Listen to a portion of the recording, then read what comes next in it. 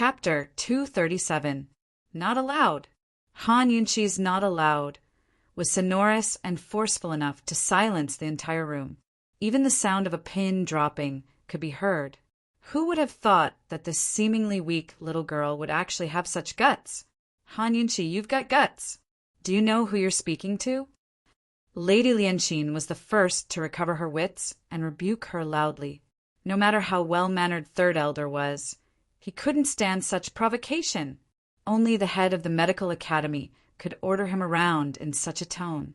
This Han Yunqi was simply unforgivable. Qin Wangfei, old man didn't bicker with you just then for the sake of the Duke of Qin. Don't reach for a yard after getting an inch.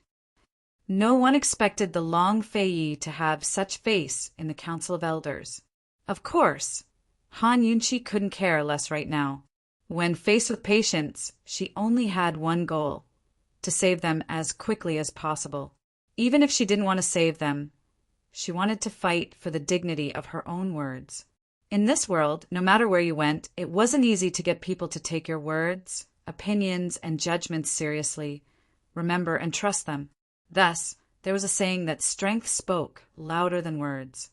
Han Yunqi raised her chin and looked coldly at Third Elder. Third Elder, you're not checking Tianning's crown prince's joints. Could it be that you're afraid?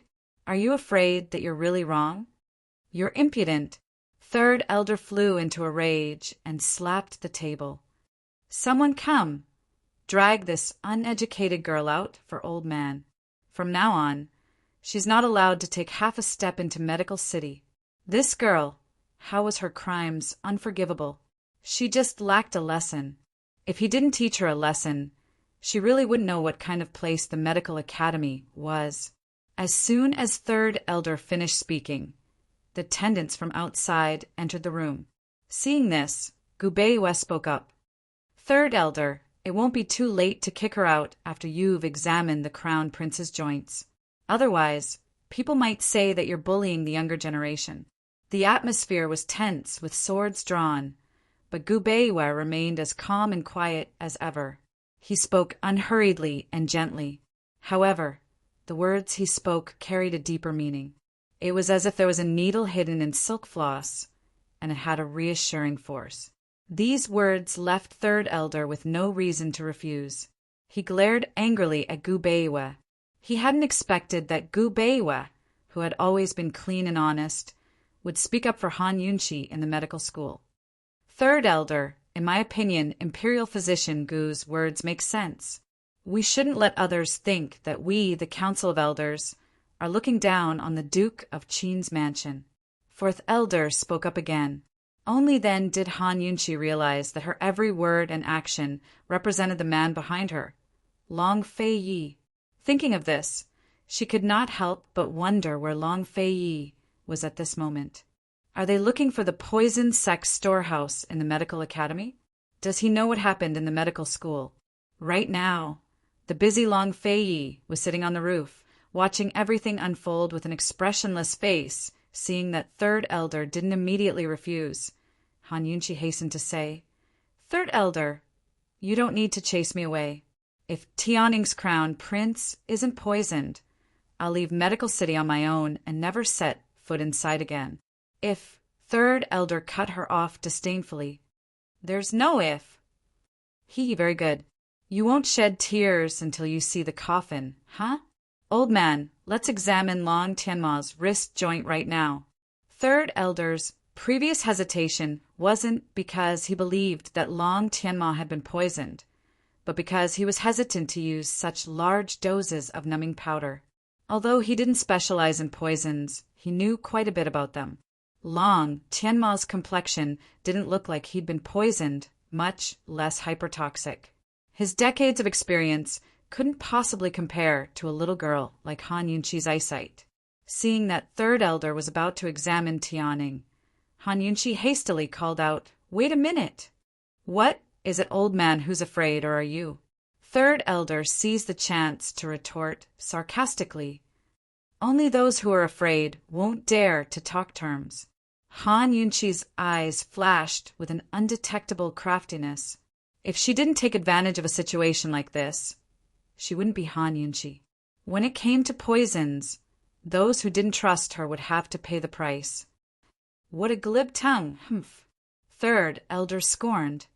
If Tianning's crown prince has been poisoned, then I'd like to ask third elder to agree to do something for this junior.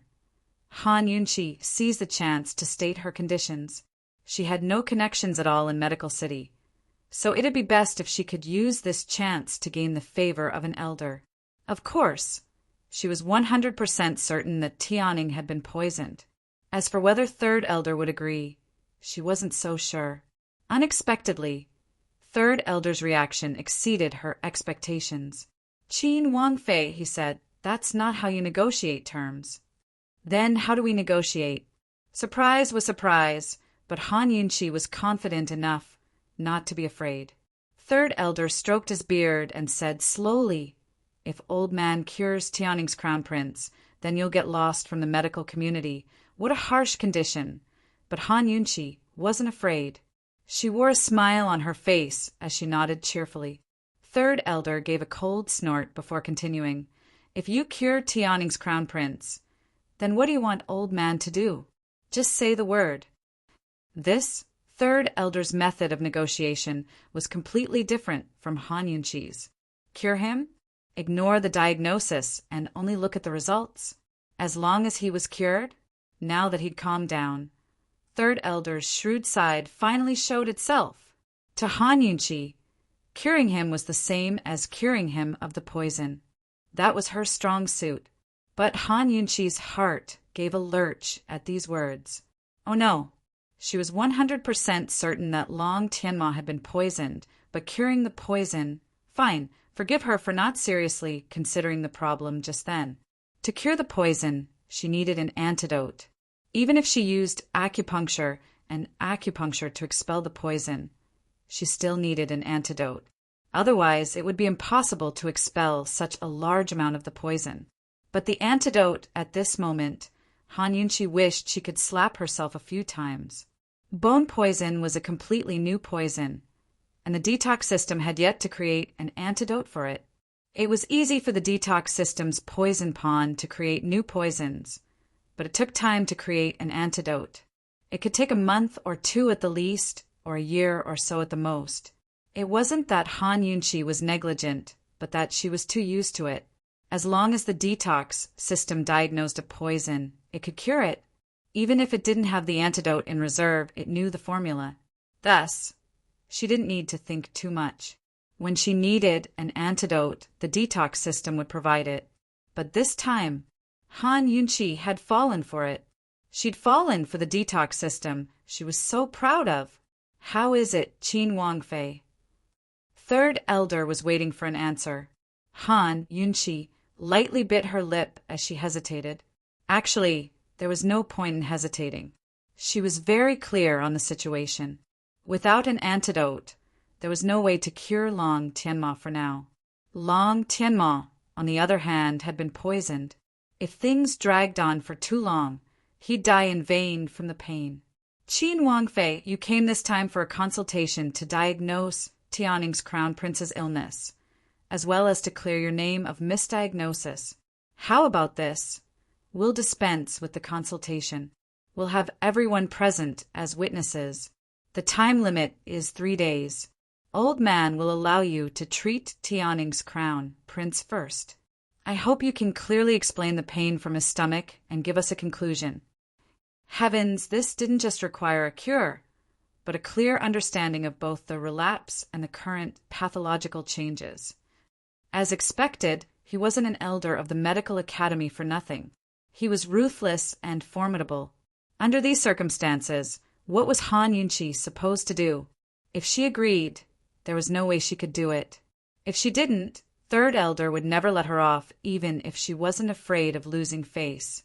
He'd never let her take a single step into Medical City. If news of this spread, she'd become the world's laughingstock. Han Yunqi was caught between a rock and a hard place. Qin Wangfei, what do you think? Third elder could tell that Han Yunqi didn't have the same confidence as before, so he pressed her step by step. It wasn't just third elder who was looking at her, but everyone else as well. Gu Beiwe immediately noticed Han Yunqi's strange behavior. Third Elder and the rest of the crowd didn't understand her, but he did. As far as he knew, there was no poison that Han Yunqi couldn't cure. Right now, she should be bursting with life and glowing with splendor. What was she hesitating for? Could it be that she was faking it so she could take advantage of the situation to trick Third Elder? Just as Third Elder was about to urge her on, Han Yunqi spoke up. Everything will be up to Third Elder, but there's one thing. Unexpectedly, Han Yunqi still agreed. If he hadn't been the one offended today, Third Elder would have admired this girl instead. A bit of what? He asked with some interest.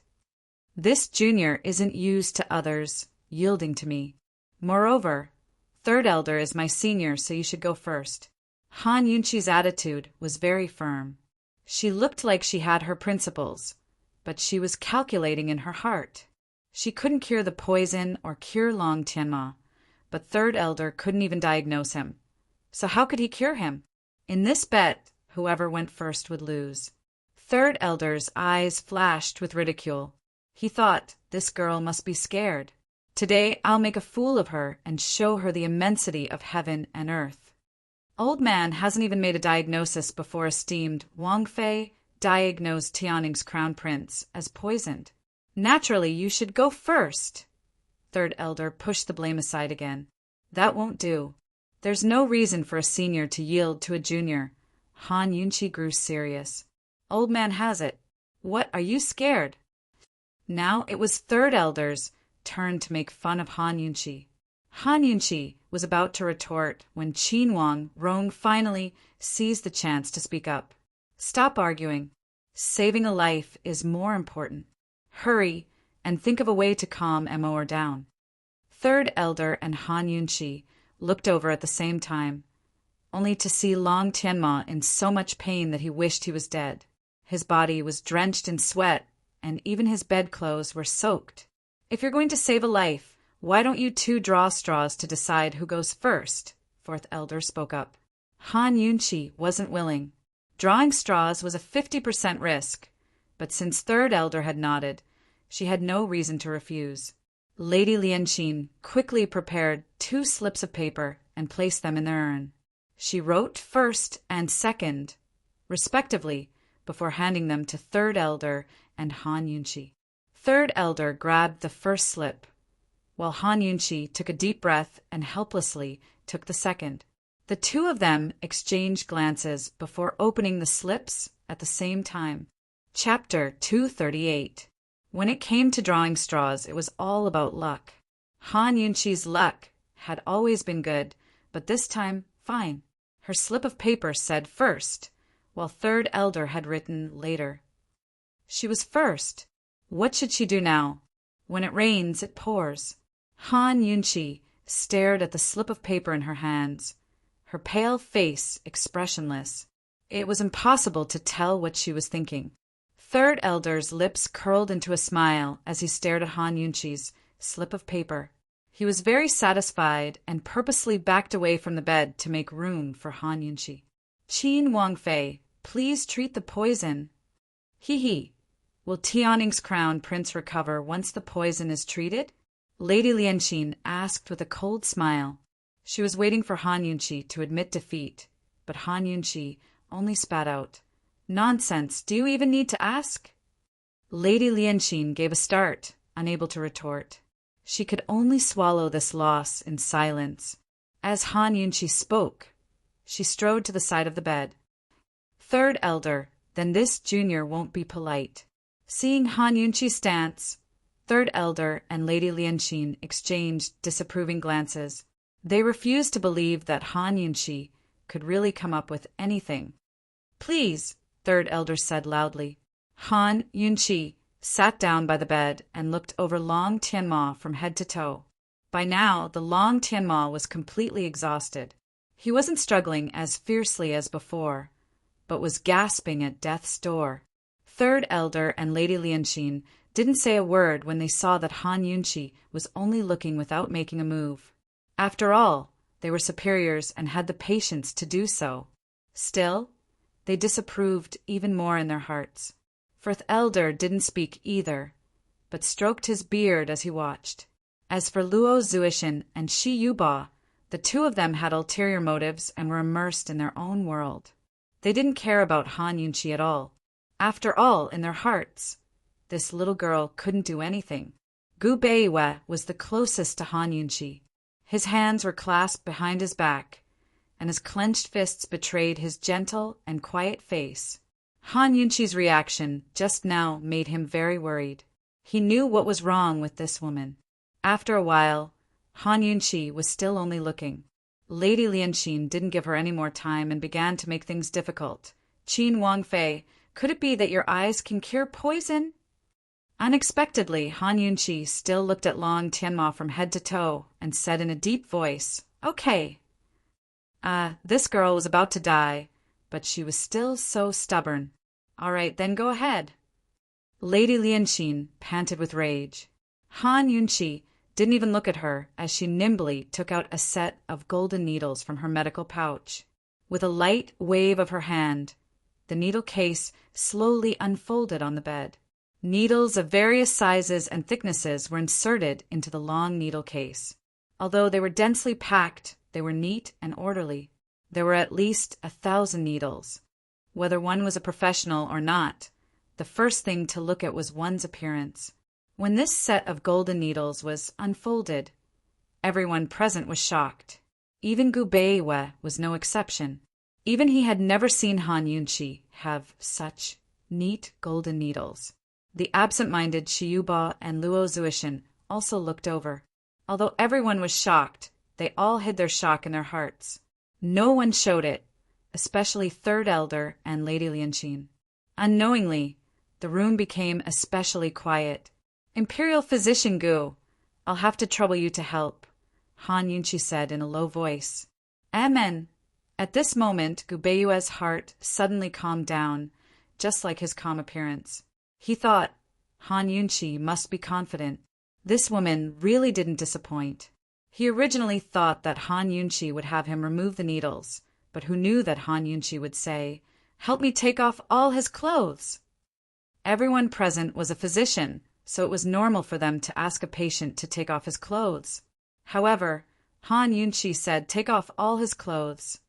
Does the detoxification need to be like this? Qin Wangfei, you're a woman. Lady Lianxin reminded in disbelief. Han Yunqi was too lazy to pay attention to her. She glanced at Gu Beiwe, hinting for him to hurry up. Gu Beiwe hesitated. This really wasn't appropriate. The 20 major joints and 210 minor joints in his body have all accumulated poison. It needs to be expelled as soon as possible. If I don't take off all his clothes, how can I expel the poison? Han Yunqi seriously asked. Once these words were said, everyone seemed to have tacitly agreed that Long Tianma was poisoned. They looked at each other in dismay. The entire room was silent and no one refuted. Gu Beiwei understood and didn't bother with etiquette. He hurriedly helped Long Tianma take off his clothes until only his underwear was left. Once his clothes were taken off, Han Yunqi began to work on the major joints, looking for acupuncture points to insert the needles. However, when she picked up the first gold needle, Third Elder couldn't help but say, "How can you directly use needles?" Third Elder wasn't an ignorant person. He had heard of acupuncture to expel poison and had seen it before. However, not to mention acupuncture to expel poison, even the most common acupuncture treatment would require the gold needle to be cleaned before inserting the needle to prevent infection. Right? In ancient times, gold needles were disinfected by boiling. This was the most basic thing that all medical apprentices who had just entered the medical school knew. However, Han Yunqi didn't know. They had just been frightened by Han Yunqi's full set of gold needles. Now, Third Elder and the others regained their senses. In this day and age, there were too many charlatans who used their appearances to scare people. Presumably, Qin Wangfei's gold needles are rare items and don't need to be boiled. Lady Lianxin's face was full of ridicule. Unexpectedly, Han Yunqi's tone was even more disdainful than hers. No need. Presumably, This is fifth elder's first time seeing this kind of disposable needle, right? What? Disposable needle? Not only was this term unfamiliar to Lady Lianqin, it was also unfamiliar to everyone present. What did this mean? We mainstream Orthodox people naturally don't understand such heretical things. Lady Lianqin hastily retorted. Han Yunqi lowered her head and didn't explain. Instead, she lightly smiled and took out the gold needles to search for the acupuncture points. In the beginning, everyone present could still understand the acupuncture points. However, after a few needles, even third elder of the medical saint couldn't understand. He didn't even know the existence of those acupuncture points. As more and more gold needles were inserted, everyone's expressions became more and more complicated. What exactly was Han Yunqi doing? How was this searching for acupuncture points? This was simply randomly inserting needles. If this continued, someone would die. Third elder couldn't help but remind her, Qin Wangfei, if you randomly insert needles, you will bear the consequences. Only then did Han Yunqi raise her head to look at third elder and lightly smile. Amen, I will take responsibility. As she spoke, she took out a long needle and actually closed her eyes, slowly inserting it into Long Tianma's acupuncture point. When this needle went in, the skin around the joint actually slowly seeped out black blood. Black blood, poisonous. Poisonous. Third elder couldn't help but exclaim. He didn't dare to believe his own eyes. However, everything in front of him was reality. Long Tianma's joint really was poisonous. Not to mention what other illnesses Long Tianma's body had. At least Han Yunqi wasn't wrong. He was wrong. Long Tianma was poisoned. The pain in his entire body's joints was caused by the poison. The room was terrifyingly silent. Lady Lianqin's face was deathly pale. Everyone else was shocked. Only Gu Beiyue's good-looking lips slowly curled into a smile. In the silence, Han Yunqi had already opened her eyes. Allowing the joint to bleed, she began to treat the second major joint. Very quickly, the second major joint's poisonous blood also slowly seeped out. The entire room became even more silent. Even Long Tianma's last gasps had disappeared. From third elder to the junior medical apprentice, everyone unconsciously drew closer. They stared dumbfoundedly at Han Yunqi, searching for acupoints to insert needles. Han Yunqi's movements were like moving clouds and flowing water, smooth and elegant. Her white hands moved with an indescribable elegance. Long Tianma's entire body had more than 200 joints. Han Yunqi didn't let go of any of them. Every joint, she earnestly used needles to expel the poison. She did her best to use acupuncture to expel the bone poison. When she reached the last joint, her forehead was already drenched in sweat. Gu Beiyue took out a handkerchief and gently wiped her sweat. Out of professional habit, Han Yunqi didn't refuse. She also wasn't disturbed. She still lowered her head, narrowed her eyes, and earnestly applied the needles. However, a certain person on the roof slowly narrowed his eyes. The coldness in his eyes was terrifying. In the silence, time passed especially quickly. An entire half a day had passed. Long Tianma's body was covered in golden needles, and the poison blood had also flowed all over the bed. Finally, after Han Yunqi inserted the last needle, she stopped. At this time, third elder was surrounding Han Yunqi. They were all stunned. Han Yunqi twisted her neck and moved her hands. She deliberately glanced at third elder. Third elder immediately avoided her gaze. Seeing this, Han Yunqi was happy. She gently smiled and began to withdraw the needles. The poison that could be expelled from Long Tianma's joints with golden needles was basically all expelled. Han Yunqi's movements were like moving clouds and flowing water. Her movements of withdrawing the needles were even smoother. It was so fast that people couldn't see it clearly. However, even though they couldn't see it clearly, everyone still tried their best to look carefully for fear of missing something. There were more than 200 acupoints. Each acupoint had at least 5 golden needles. One could imagine how many golden needles there were. There should be close to 1,000 needles. She didn't put these golden needles back into the needle case. Instead, she picked them up and threw them to the side. Not long after, she threw away a large pile. Soon, all of the golden needles were removed. Han Yunqi picked up the last golden needle and stood up. She smiled at Lady Lianxin. Ah, this isn't some unorthodox method.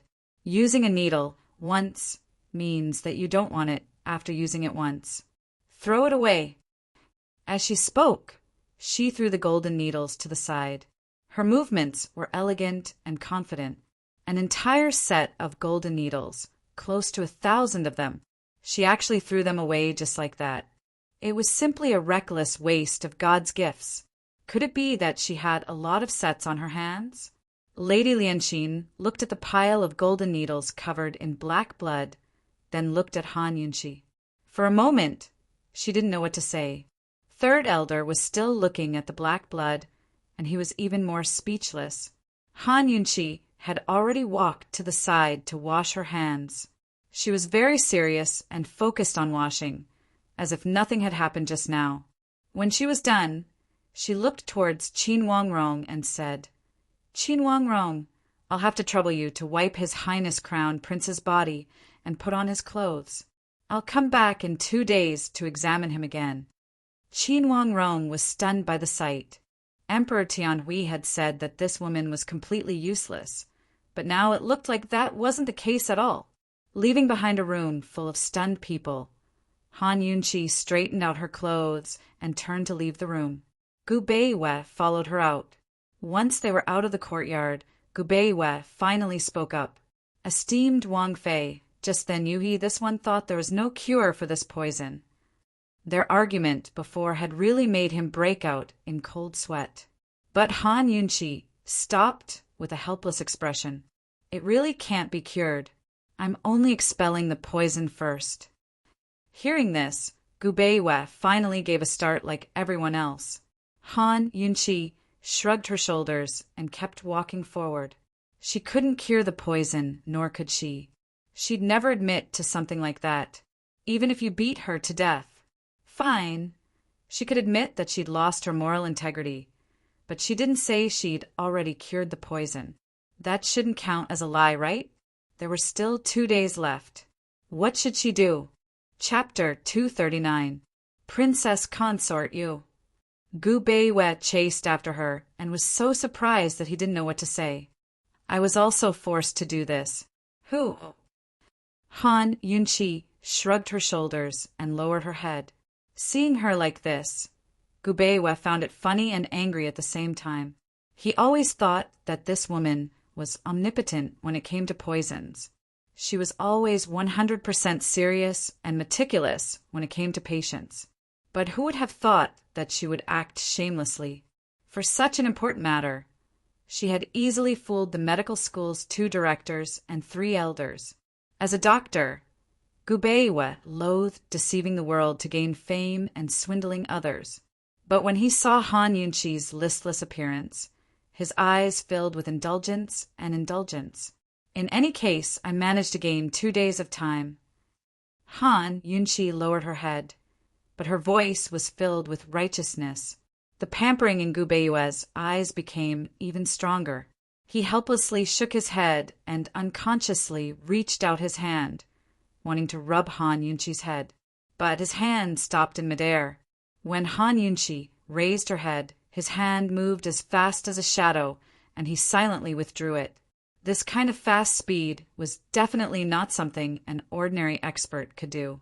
But not only was his movement fast, it was also silent, making it impossible for anyone to detect him. With his hands behind his back, Gu Beiwei secretly sighed. It was a bit heavy, and he couldn't help but feel helpless. This kind of Gu Beiwei was like a completely different person. He lacked his usual calmness and elegance, but had a heavy manly aura.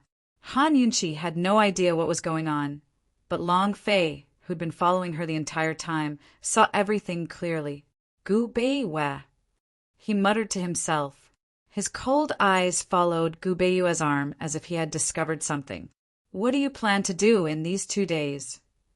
Gu Beiyue lightly asked. "Do you have a way? If we can't save the crown prince, both of us will die." Han Yunqi asked seriously, although she was deliberately putting on a show in front of Third Elder and the others. At the same time, she was trying her best to expel as much poison from Long Tianma's joints as possible. Unfortunately, the bone poison could not be expelled completely. He had to apply the antidote to dissolve the remaining poison. Without the antidote, she would definitely be expelled from Medical City in 2 days. However, this was not the most serious consequence. The most serious consequence was that Long Tianma would not live for long.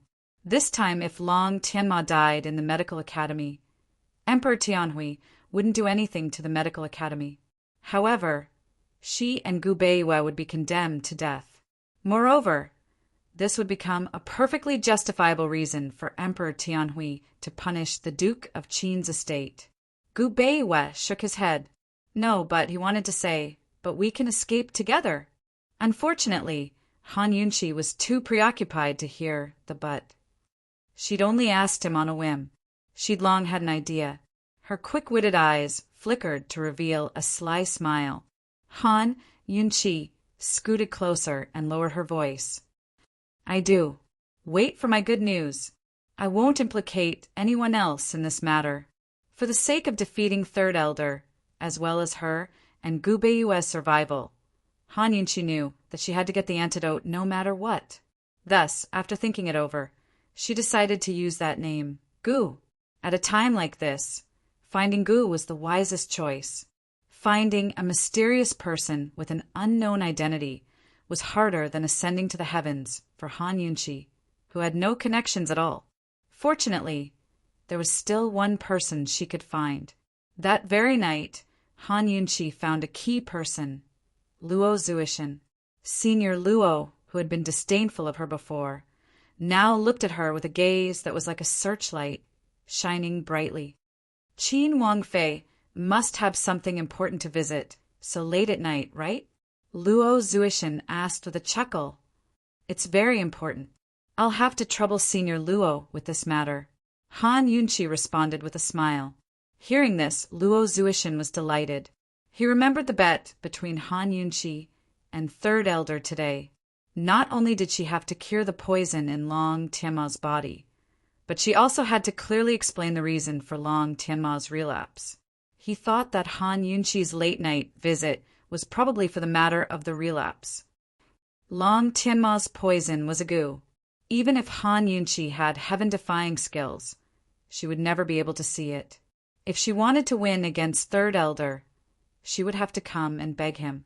As long as he had something to ask of her, he could take advantage of the situation and ask her about her acupuncture skills.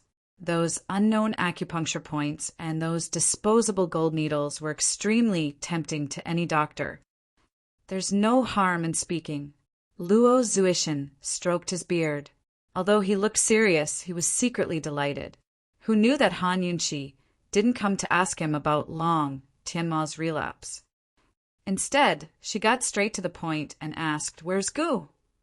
Hearing the 3 words Gu, Luo Zuishan's hand stiffened and he almost pulled out his entire beard. Gu! Han Yunqi came to him to find Gu? When did this girl find out about his relationship with Gu? They'd run into bandits on the way to Medical City. Although it was Gu Qixiao who'd saved him, he'd masked his face and kept it hidden. Moreover, Han Yunqi had been kidnapped by the time they turned back, so she wasn't present. Seeing Luo Zuishan's reaction, Han Yunqi knew she had made the right choice. She picked up her teacup and slowly sipped. Gu! Luo Zuishan endured the pain in his jaw and pretended to be a certain person. Qin Wangfei, what did you say, Gu? Imperial physician Gu? What's wrong with him? Pretending? Even if the kidnapping hadn't happened, just the fact that Gu had patted his chest and promised her that he would be released from prison was enough to prove that he had a deep relationship with Luo Zuishan. It's not Imperial physician Gu, it's Gu. 7th. Young Master. Han Yunqi deliberately dragged out her words. Gu? This old man has never heard of this person.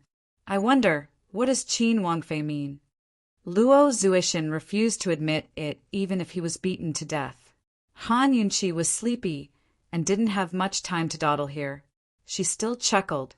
Senior Luo, I'll have to trouble you to pass on a message to Gu. Just say that I want to see him before dawn. Otherwise, Han Yunqi paused here. She didn't have anything she could use to threaten Gu Qishao with, much less tempt him. Otherwise what?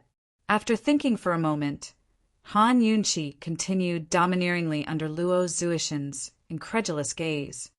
Otherwise, you'll have to bear the consequences.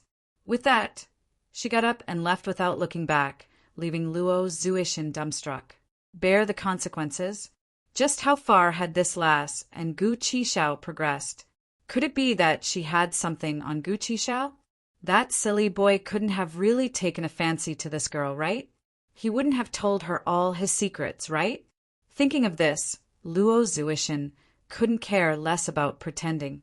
He hurriedly walked out, naturally to search for Gu in the medical academy.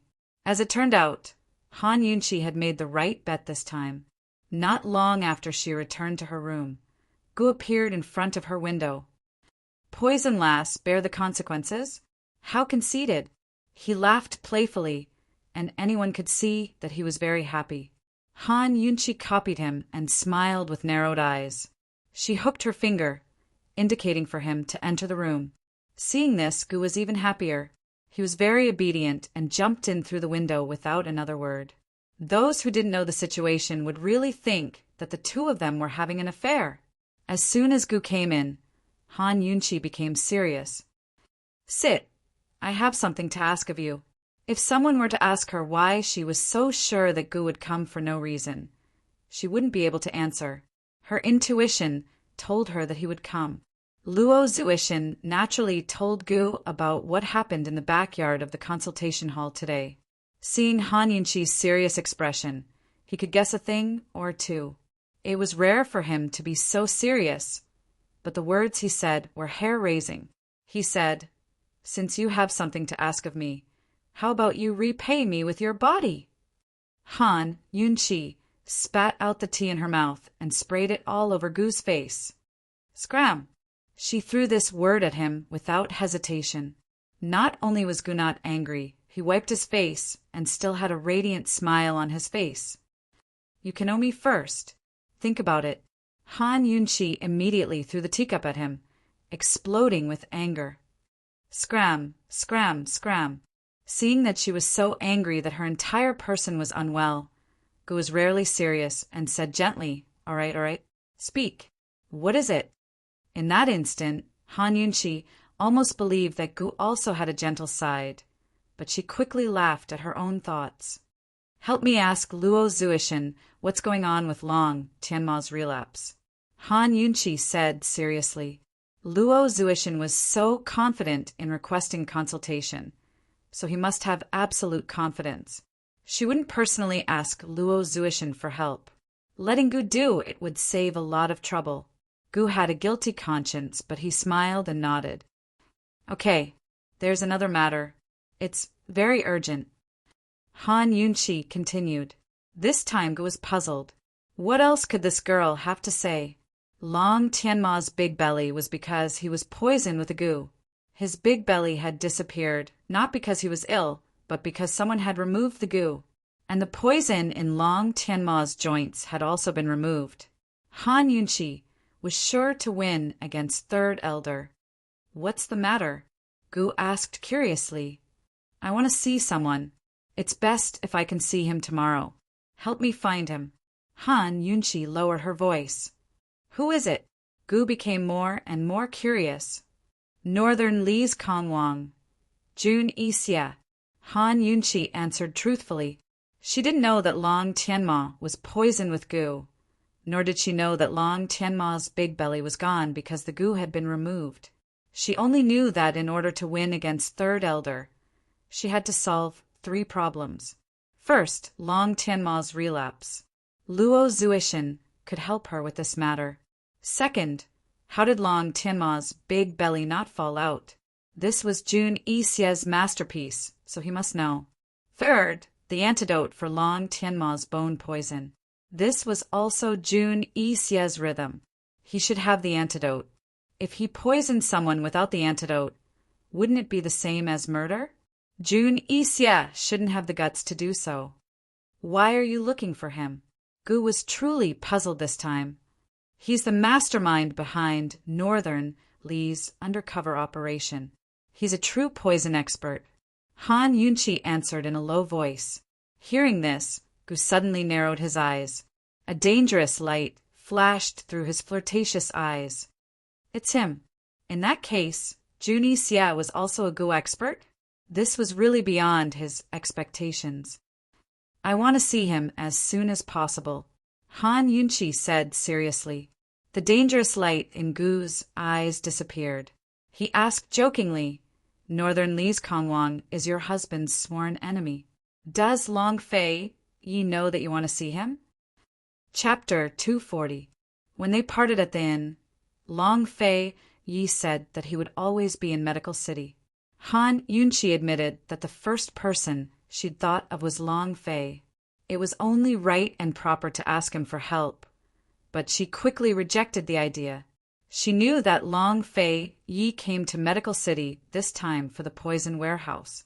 Even if he saved her from Jun Yixie, he didn't expose his identity. He must be very busy and didn't want to cause more trouble. Moreover, she could deal with Luo Zuishan by asking Gu for help, which was the most suitable choice.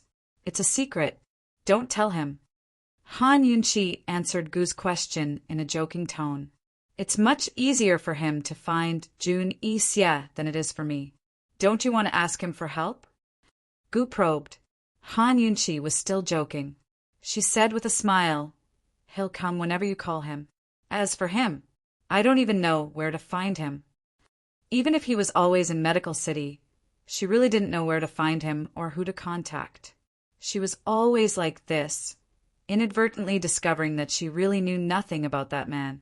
Sometimes, even though he was right next to her, she would feel that he was far away. Come whenever you call him? Gu Qishao rubbed his chin as he mulled over the words with interest. Instead of getting angry, he laughed happily. I like what you said. Still, Gu Qishao was quite reliable when it came to Han Yunqi's matters. He used a finger to poke at Han Yunqi's forehead and said, Seriously, I can help you make an appointment with Jun Yixie, but he's tried to kidnap you time and time again. You actually wanted to deliver yourself to his doorstep. You, back in the mountain behind the Heavenly Fragrance Tea House. Gu and Jun Yixie had fought. He wasn't completely sure that he could protect Han Yunqi. I have my ways to deal with him. You can just come with me. Han Yunqi was serious now. Although meeting Jun Yixie seemed ridiculous and stupid, she could only rely on Jun Yixie to cure the poison in Long Tianma's body. What is it? Let's hear it, Gu asked curiously. Why? Are you afraid of him too? Han Yunqi asked with a smile. Gu snorted and did not ask any more questions. Wait, I'll give you the news tomorrow morning, Gu said and was about to leave, but just as he reached the door, he turned back and said mysteriously, Poison lass, you were saved by Long Fei Yi, right? If the person who kidnapped Han Yunqi was Jun Yixie, then there were only a few people in the world who could save her. Long Fei Yi was the first. Han Yunqi nodded. There was no need to hide the kidnapping. Hearing this, the corners of Gu's mouth slowly rose, revealing a pair of charming dimples. Very good. Long Fei Yi also came to Medical City. Gu didn't have any special fetishes in his life, but he liked to hold grudges. Long Fei had sealed off his tea houses, as well as that time in Medicine City. He still remembered. If he didn't take revenge now, when would he? Medical City was no longer Long Fei Yi's territory. This time, he had to properly repay Long Fei Yi. Of course, revenge would have to wait until the matter with Long Tianma was settled. Then he would study it carefully. This was probably the first time Gu had left Han Yunqi so happily. He was in a good mood and looked back with a smile at the door. Poison lass, see you tomorrow. Yeah, the door closed. In the dead of night, everything quieted down. Long Fei rested his head on his arms as he reclined on Han Yunqi's roof. He stared at the vast expanse of stars, his eyes as black as midnight, growing deeper and deeper, making him more and more unfathomable. That night he didn't sleep at all. It wasn't until dawn that Tang Li arrived. "You're actually here." Tang Li was in disbelief. He had searched for Long Fei for an entire day and night. In the end, he didn't know where to find him, so he could only come to Han Yunqi's place to try his luck. They had a lot of things to do in Medical City, but this guy was actually here. How was he always in Medical City? He was always by Han Yunqi's side, all right? Long Fei Yi seemed to be in a daze the entire time, but when he saw Tang Li arrive, he quickly gathered his thoughts. Are the people from Medicine City here yet? Only the Mu clan isn't here yet. They'll probably arrive in the next 2 days. I heard the Mu clan's medicine is very important this time, Tang Li replied honestly. Although Medical City's poison sect had been destroyed many years ago, there were still remnants of it left behind. In the poison sect's forbidden grounds was a terrifying poison beast called the Gushu. No one had been able to kill it for nearly 100 years. The medical academy could only work with Medicine City to concoct medicine every 5 years and put it to sleep. Rumor had it that this poison beast was the poison sect's most legendary existence. It could distinguish and consume hundreds of poisons, and its blood could cure hundreds of poisons. Most frightening of all, the poison beast itself was highly toxic. Once bitten, it was equivalent to being poisoned by hundreds of poisons. Even an immortal wouldn't be able to save you. The poison sect had been destroyed, but the indestructible poison beast had become the object of everyone's competition. Every time the Gushu woke up, all sorts of factions would secretly gather in the peaceful Medical City. The Mu clan? Who's delivering the medicine? Long Fei Yi asked again. Mu Ling Tang Li was clearly very excited. That genius pharmacist. Long Fei Yi had heard Tang Li mention this name many times. This gifted little girl was hailed as the most talented pharmacist in Medicine City this year. It was said that she was the best candidate to become the next head of the Mu clan. Of course, Medical City's 3 great clans weren't just delivering medicine. They also needed to concoct the medicine, brew it, and cooperate with Medical City's people to drug the poison beast. The fact that the Mu clan had sent Mu Ling, this time, was enough to prove that she had the ability to take charge of a department on her own. Just wait. There'll definitely be a good show to watch this time. Tang Li was very certain that the Mu clan's medicine was very important this time. This also meant that the Mu clan's pharmacists were going to take on a big responsibility. He was very much looking forward to Mu Ling's performance. Long Fei Yi glanced at him, clearly uninterested. Tang Li thought that he was going to leave, but he didn't move from his seat. You're not leaving? Weren't they planning on exploring the poison sect's forbidden grounds for the next 2 or 3 days? Long Fei Yi shook his head and smiled cold. There's a good show today. Wanna watch? Tang Li grew suspicious and looked down. Her. Long Fei Yi didn't speak. He was clearly smiling cold just a moment ago, but now his chiseled face was terrifyingly cold. Tang Li didn't dare ask a second question. Han Yunqi had made a bet with the Council of Elders' 3rd elder that she'd cured Long Tianma's poison yesterday. If everything went smoothly in 2 days, she'd be able to defeat 3rd elder. With Han Yunqi's personality, she wouldn't let 3rd elder off if everything went smoothly. News of this had already spread through the medical academy yesterday afternoon. The real show would have to wait until the examination in 2 days. What kind of show could this woman possibly have? With no other choice, Tang Li could only sit down next to Long Fei Yi and wait with him. He didn't know when he'd started to get used to Long Fei Yi's unplanned waiting. In any case, he could see clearly that Han Yunqi was an existence outside of Long Fei Yi's plans. She was his exception The sun rose in the east and the sky was bright. Not long after Han Yunchi woke up, Gu arrived. "Did you make the appointment?" Han Yunchi asked anxiously. Gu smiled. His mood was as good as the rosy clouds in the eastern sky. He reached out his hand to Han Yunchi. "Let's go." Han Yunchi put her hand on his without saying anything. It wasn't that she was casual. Instead, it was because she was magnanimous that she didn't have so many taboos. If it were Long Fei Ye's hand, she would probably hesitate for a moment. On the contrary, Gu paused for a moment. He didn't seem to expect Han Yunchi to be so calm and straightforward. However, he quickly came back to his senses. He held Han Yunchi's hand tightly, put his other hand on her shoulder, and led her over the wall. Gu and Jun Yixia had arranged to meet at a tea house in the west of the city. When they arrived, Jun Yixia hadn't arrived yet. Gu Qishao ordered a table full of pastries and side dishes. There were at least 20 different dishes in total. All of Medical City's specialty pastries are here. Eat slowly. Jun Yixia won't be here so early. Although she wasn't afraid of meeting the person who had kidnapped her again and again, she couldn't help but feel nervous. At this time, Han Yunchi didn't have much of an appetite. However, she casually glanced at the pastries on the table and found that these pastries were more or less the same as the ones Long Fei Yi ordered at the inn that night. "You must try these when you come to Medical City. Try these. It's said that they're the favorite of you women." Gu attentively put a large plate of pastries on Han Yunchi's plate. Han Yunchi stared blankly. "Long Fei, did you prepare all the delicacies on the table that night as well?" Seeing Han Yunchi's strange expression, Gu hurriedly asked, "Are you not feeling well?"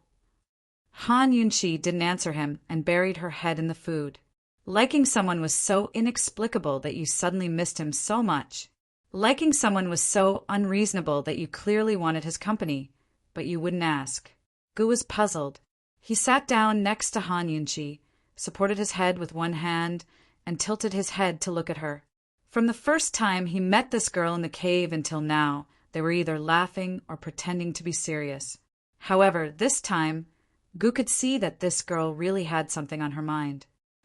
"Poison Girl, what's wrong?" he asked seriously. Han Yunchi didn't reply, but continued to eat in big bites. "Did someone bully you after I left last night?" Gu didn't realize that he was really anxious. Han Yunchi didn't answer and almost choked on her food. After drinking a few mouthfuls of water, she changed the topic. "Jun Yixia is also in Medical City?" She thought that they would have to travel a bit today, but she didn't expect that Jun Yixia was in Medical City. The kidnapping attempt was unsuccessful. Could it be that this guy was lurking in Medical City and was about to take action? "What's wrong with you?" Gu was serious. Han Yunchi took a piece of pastry and stuffed it into his mouth. No matter how you looked at it, this action was incomparably intimate. However, only Gu knew that Han Yunchi's hand was so strong that he almost choked. "Try it. This green bean sorbet is the best. I like it." Han Yunchi smiled beautifully. Gu tried hard to swallow the food in his throat. Just as he was about to speak, someone knocked on the door. Jun Yixia as promised. Chapter 241. Counting carefully, Han Yunchi had been kidnapped by Jun Yixia 3 times, and each time was extremely dangerous. At this time, this person was at the door. The more Gu looked at Han Yunchi, the more he felt that this woman was bold. He didn't know where she got the courage to ask Jun Yixia face to face for the antidote. Dong, dong, dong. The knocking on the door was neither fast nor slow, and it was orderly. It could be seen that the person knocking on the door was very calm. "I'll open the door." Gu was about to get up, but Han Yunchi stopped him. "What's the hurry? I'll go." Gu shrugged and gestured for her to open the door. Unexpectedly, Han Yunchi didn't open the door immediately. Instead, she slowly chewed and swallowed the pastry in her hand before getting up. Compared to the knocking on the door, Han Yunchi's rhythm was more calm and unhurried. Gu couldn't help but shake his head. The smile on the corner of his mouth revealed endless doting. Han Yunqi didn't hesitate and directly opened the door. Although she was fully prepared, the person outside the door still made her suck in a breath of cold air.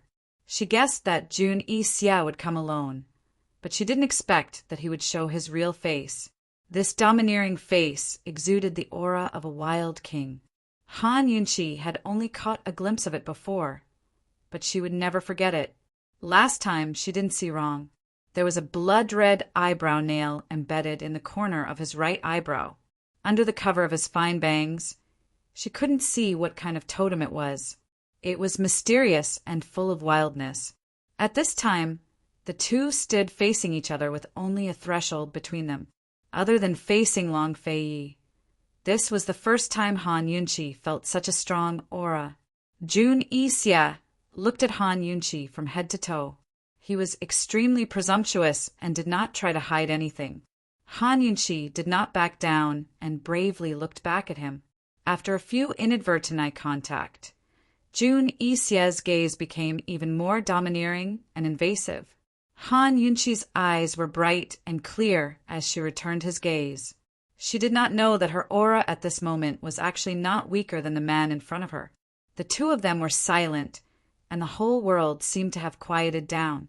The atmosphere was tense. Behind Han Yunqi, who had already grasped the hilt of his sword, danger was imminent. However, Han Yunqi suddenly smiled. "It is my honor to have your Highness, Duke Kong, grace me with his presence. It is my honor to receive Qin Wangfei's invitation."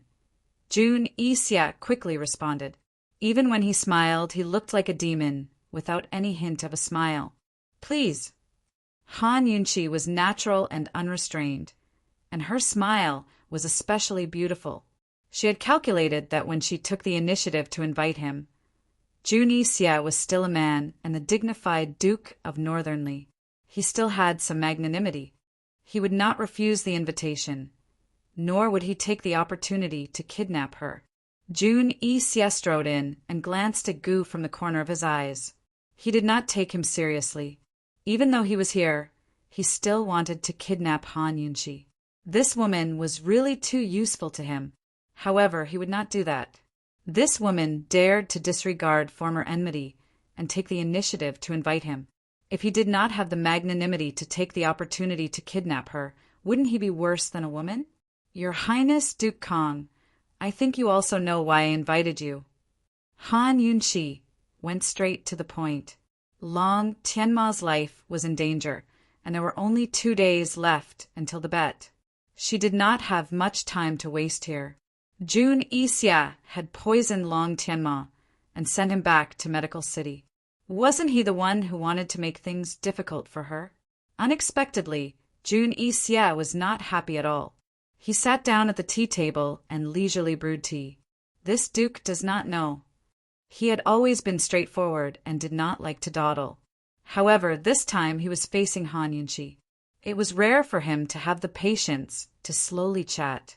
Han Yunqi hated this kind of pretense the most. Seeing that Jun Yixia was leisurely pouring tea, she pressed down on the teacup and said very directly, "Duke Kong, the poison in Long Tianma's body is concentrated in the joints of his body. This poison was cultivated in Medicine City's poison pool, correct?" As soon as she said this, a trace of surprise flashed through Jun Yixia's eyes. He knew of Han Yunqi's abilities. It was normal for this woman to be able to find out that Long Tianma's poison was concentrated in his joints. However, how could she be so sure that the poison was cultivated in Medicine City's poison pool? Although he was surprised, Jun Yixia was determined to waste time here with Han Yunqi. He frowned slightly. "Qin Wangfei, this duke does not understand what you are saying." "Does not understand?" Han Yunqi hated this kind of meaningless hypocrisy. Wasn't it boring? She slowly narrowed her eyes and directly threw out a heavy bomb. "Your Highness Duke Kong, what do you think of exchanging Long Tianma's life for a bottle of poisoned pool water?" As soon as these words came out, Jun Yixia could not hold back at all. He abruptly raised his eyes to look at her, a sharp light shooting out from his eyes. It was clear that he was shocked. But speaking of which, anyone who knew about the poison pool in Medicine City's Medicine Forest would be shocked to hear Han Yunqi's words. It had to be known that even now, the three great clans of Medicine City still did not understand how such a large pool of poison water had disappeared. That night, although Junie Xia was injured and left first, the Mu clan was still present.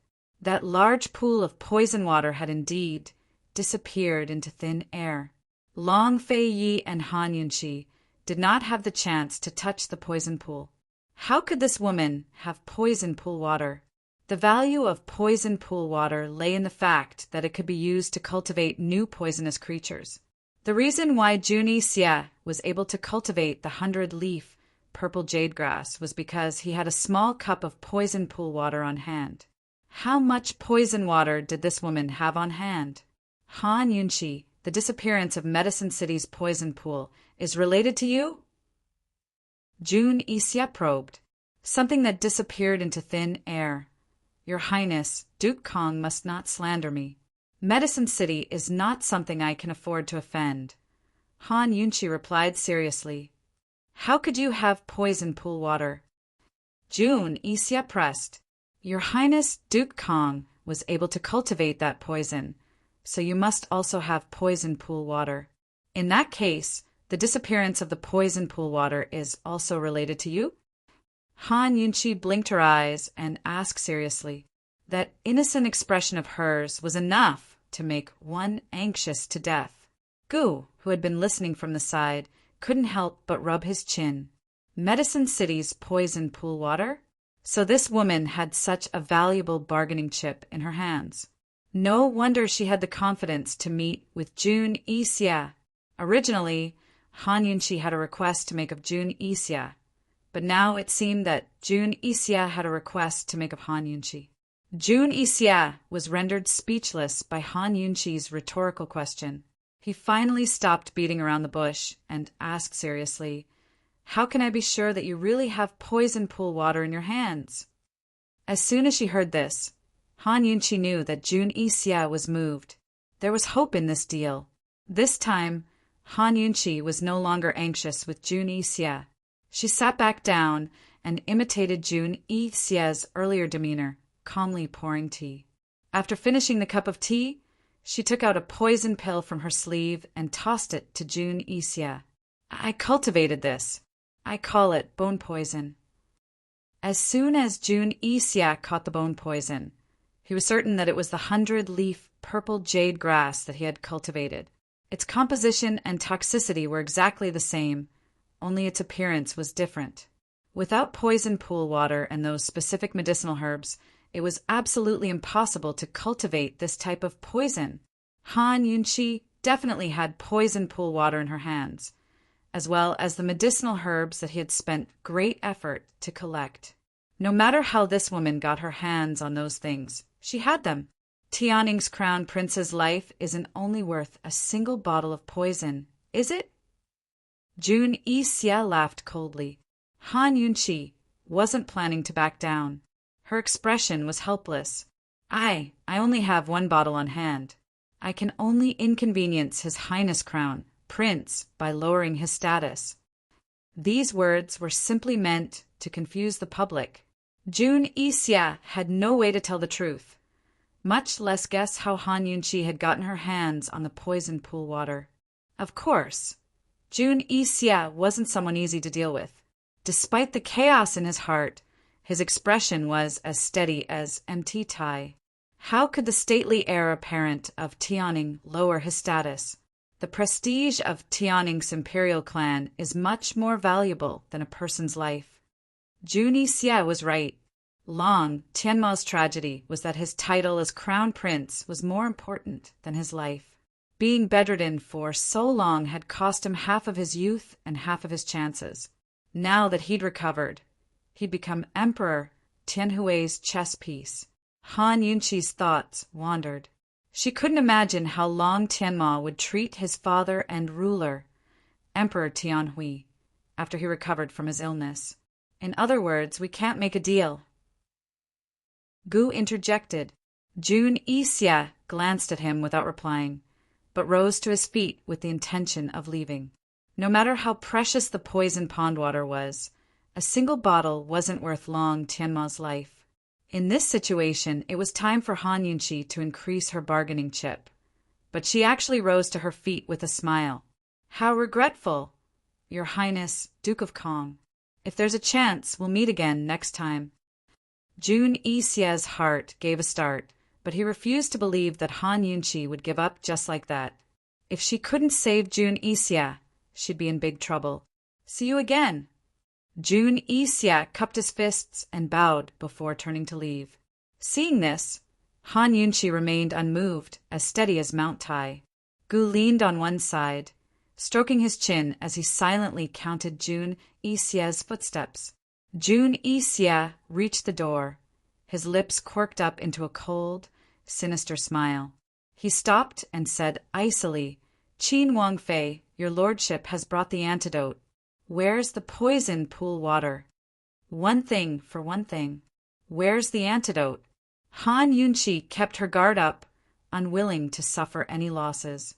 Jun Isya finally turned around and took out an antidote pill from his sleeve. At the same time, Han Yunqi took out a bottle of poison pool water as well. Seeing this, Gu quickly murmured, Wait, let's get him half of it first to see if it's real or fake before exchanging. However, Han Yunqi didn't seem to hear him. She stared at the antidote in Jun Isya's hand, her brows slightly furrowed as she concentrated on it. Qin Wangfei, can we exchange now? Jun Isya held the antidote and walked over step by step. Han Yunqi suddenly retreated and shouted angrily, Jun Isya, your antidote is fake. That's the antidote for the 1,000 osmanthus grass. You're shameless. With these words, Jun Isya stopped in his tracks.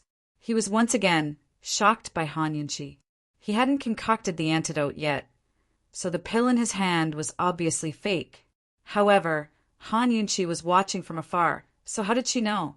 She could actually accurately identify the antidote for the poison. This woman was too scary. Gu was also shocked by Han Yunqi's ability. However, he quickly regained his senses and stepped forward to protect Han Yunqi behind him, distancing herself from Jun Isya. Kong Wang, are you still a man for deceiving a woman like this? Gu mocked disdainfully. Jun Isya's face alternated between red and white. However, he quickly ignored the last trace of awkwardness in his heart and coldly said, Han Yunqi, tell this prince where this poison pond water came from.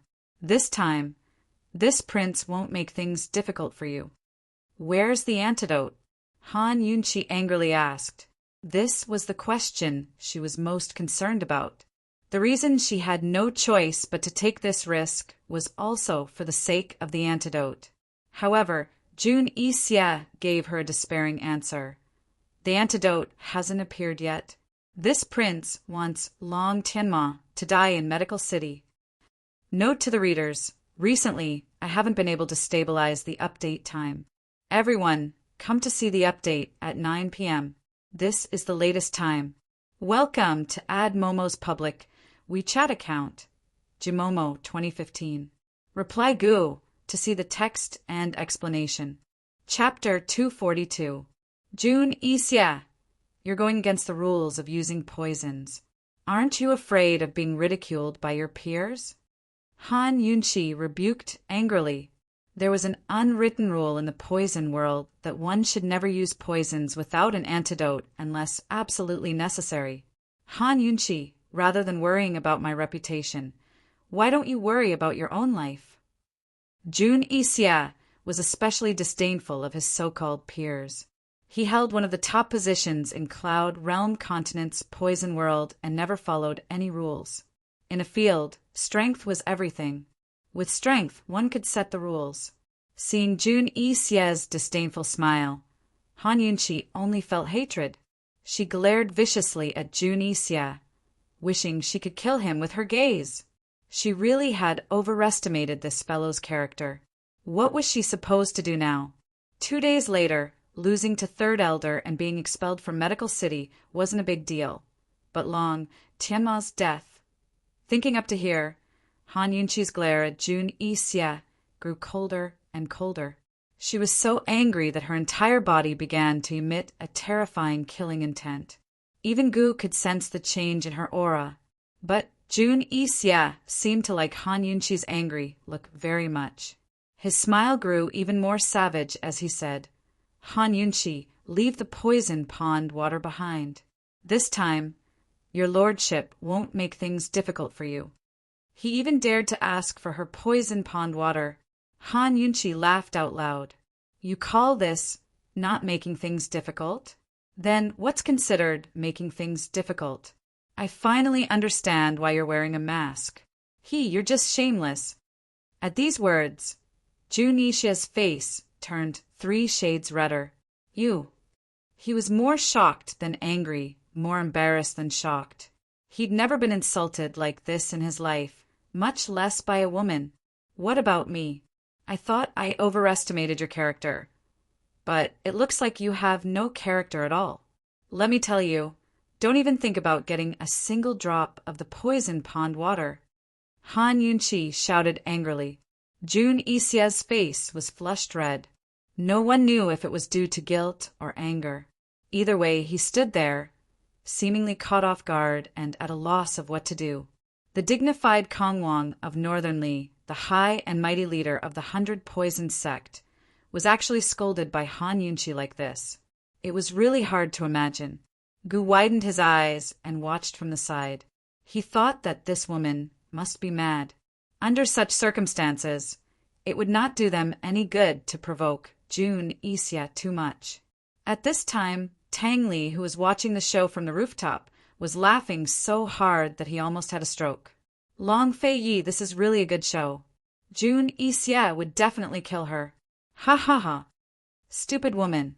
Long Fei Ye's face was as gloomy as the sky before a storm.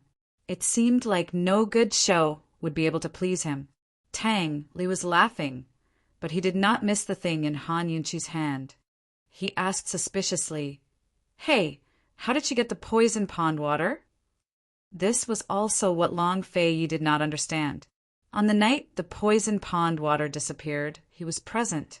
Han Yunqi fainted in his arms, so that woman did not have the chance to come into contact with the poison pond water. At this time, Jun Yixia had already recovered from Han Yunqi's scolding. He ignored the hesitation in his heart, and with a cold face, he walked towards Han Yunqi step by step. Han Yunqi, you don't have the qualifications to be impudent in front of this prince. Hand over the poison pond water. Otherwise, don't blame this prince for being impolite. Gu was protecting Han Yunqi, but who knew that Han Yunqi would suddenly push him away with one hand and raise the poison pond water up high with the other. She stood up and faced Jun Yixia, coldly snorting. You want this thing, right? I won't give it to you. The moment her voice fell, she fiercely threw the poison pond water in her hand onto the ground. No one expected Han Yunqi to do this. This woman was so fierce. You dare! Jun Yixia was the first to react. He did not even think as he leaned forward to protect the poison pond water. Who knew that at this moment Han Yunqi would suddenly raise her hand and fiercely shoot out several poison needles, striking first to gain the initiative. Unfortunately, the strength and speed of the torrential pear blossom tears was just a small trick in front of an expert like Jun Yixia. Even if Jun Yixia was wholeheartedly protecting the poison pond water, he still easily dodged it. Jun Yixia pressed one hand on the ground, and the other hand held onto the poison pond water. Almost at the same time, all the poison needles that Han Yunqi shot out fell to the ground beside him. At this moment, Jun Yixia suddenly raised his head, and his eyes were as fierce as the king of hell, cold as he looked at Han Yunqi. This woman had already crossed his bottom line. Today he would not take her away, but he would definitely make her pay the price. Han Yunqi, this prince has already said that you don't have the qualifications to be impudent in front of this prince. After Jun Yixia's cold voice, He fiercely slapped the ground with his hand, causing all the poison needles in the surroundings to shoot back at Han Yunqi at lightning speed. His speed was so fast that it was hard to deal with. Careful! In the nick of time, Gu Qixiao wrapped an arm around Han Yunqi's waist and pulled her into his embrace. With a turn of his body, his scarlet robes billowed in the air, creating a gust of wind that knocked the poison needles flying towards them to the ground. Jun Yixia, this is the first time this young master has seen you make a move against a woman, he. Gu's lips curled into a mocking smile. She asked for it. Jun Yixia was currently in a rage, so how could he care about whether he was a gentleman or not? You're a man, so be a bit gentlemanly and give in to her. Gu was still smiling. It looked like he was joking, but it was actually a mocking smile. As he spoke, he pulled Han Yunqi back and glanced at the window to the side. If they couldn't win, then the best strategy was to run. Gu, you invited this prince out, so it's not that easy to break up. Jun Yixia saw through Gu's intentions at a glance. He casually put the poison pond water into his sleeve and approached in a flash. Gu immediately dodged, but at this time, Han Yunqi was well behaved. She nestled in Gu's embrace and silently looked at Jun Yixia's sleeve, as if waiting for something. Jun Yixia chased after him while Gu Qixiao dodged. Although Gu Qixiao's overall strength wasn't inferior to Jun Yixia's, he wasn't weak either. Without a direct confrontation, it was easy for him to protect Han Yunqi while dodging and dodging. As he dodged, he teased Jun Yixia with a few words. Of course, during this chase, Jun Yixia had already used poison several times, and Gu had also neutralized it several times. During the entire process, Han Yunqi was unusually quiet, so quiet that she was almost ignored. Suddenly, Jun Yixia stopped abruptly, one hand on his sword. Seeing this, Gu's eyes darkened and he became alert. Jun Yixia did not speak any more nonsense. Gu also didn't know that it was useless to say anything at this time. The room became especially quiet, and the air was filled with tension. But who knew that in this silence, Jun Yixia, who was about to draw his sword, suddenly groaned. His right hand dropped, and his sword fell to the ground with a clang. This before anyone could understand what had happened. Jun Yixia immediately took out the bottle of poison pond water from his sleeve. Poison! The poison pond water had been tampered with, and his hand was poisoned. What a treacherous Han Yunqi! It turned out that her provocative insults weren't because she was stupid or arrogant, but because she had a motive.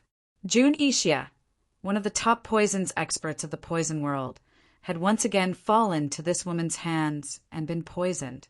His right hand suddenly lost all strength. His wrist, elbow, and all 3 joints were in pain. It was similar to the 100 Leaves, Purple Jade, but it wasn't completely the same. Damn it, he couldn't determine what kind of poison it was and whether the poison would spread to other parts of his body. Han Yunqi, you're despicable. Jun Yixia clenched the bottle of poison pond water and was about to throw it at Han Yunqi. But who knew that before it left his hand, the porcelain bottle suddenly exploded with a bang, spraying out a poisonous mist. This was Han Yunqi's real motive. Who would have thought that she still had this trick up her sleeve? Jun Yixia didn't even have time to throw the porcelain bottle away, and the poisonous mist sprayed onto his face. Damn it, it was another poison that he couldn't identify immediately. Jun Yixia could only dodge and disperse the poisonous mist. Jun Yixia, this princess consort, dared to come see you, not because she believes in you, but because she believes in herself. This time, this princess consort will kidnap you. The current Han Yunqi was the same as before, confident and calm. However, there was an additional charm that no one could ignore, as if she was the focus of the entire world. Gu, what are you in a daze for? Why aren't you making a move? She said in a low voice. Before Gu could move, Jun Yixia blew a whistle, and 20 over-black, robed poison men suddenly flew in from the surrounding windows, surrounding him tightly. Following that, another 20 over-black, robed poison men rushed in and attacked Gu together. In the midst of the chaos, Junisia was the first to jump out of the window. No one noticed that just as Junisia was about to jump out of the window, a white figure appeared out of thin air and a pair of blossom rain needles viciously pierced into Junisia's shoulder.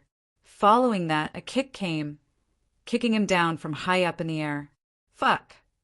Who is he guarding against? He brought so many people here. Gu cursed.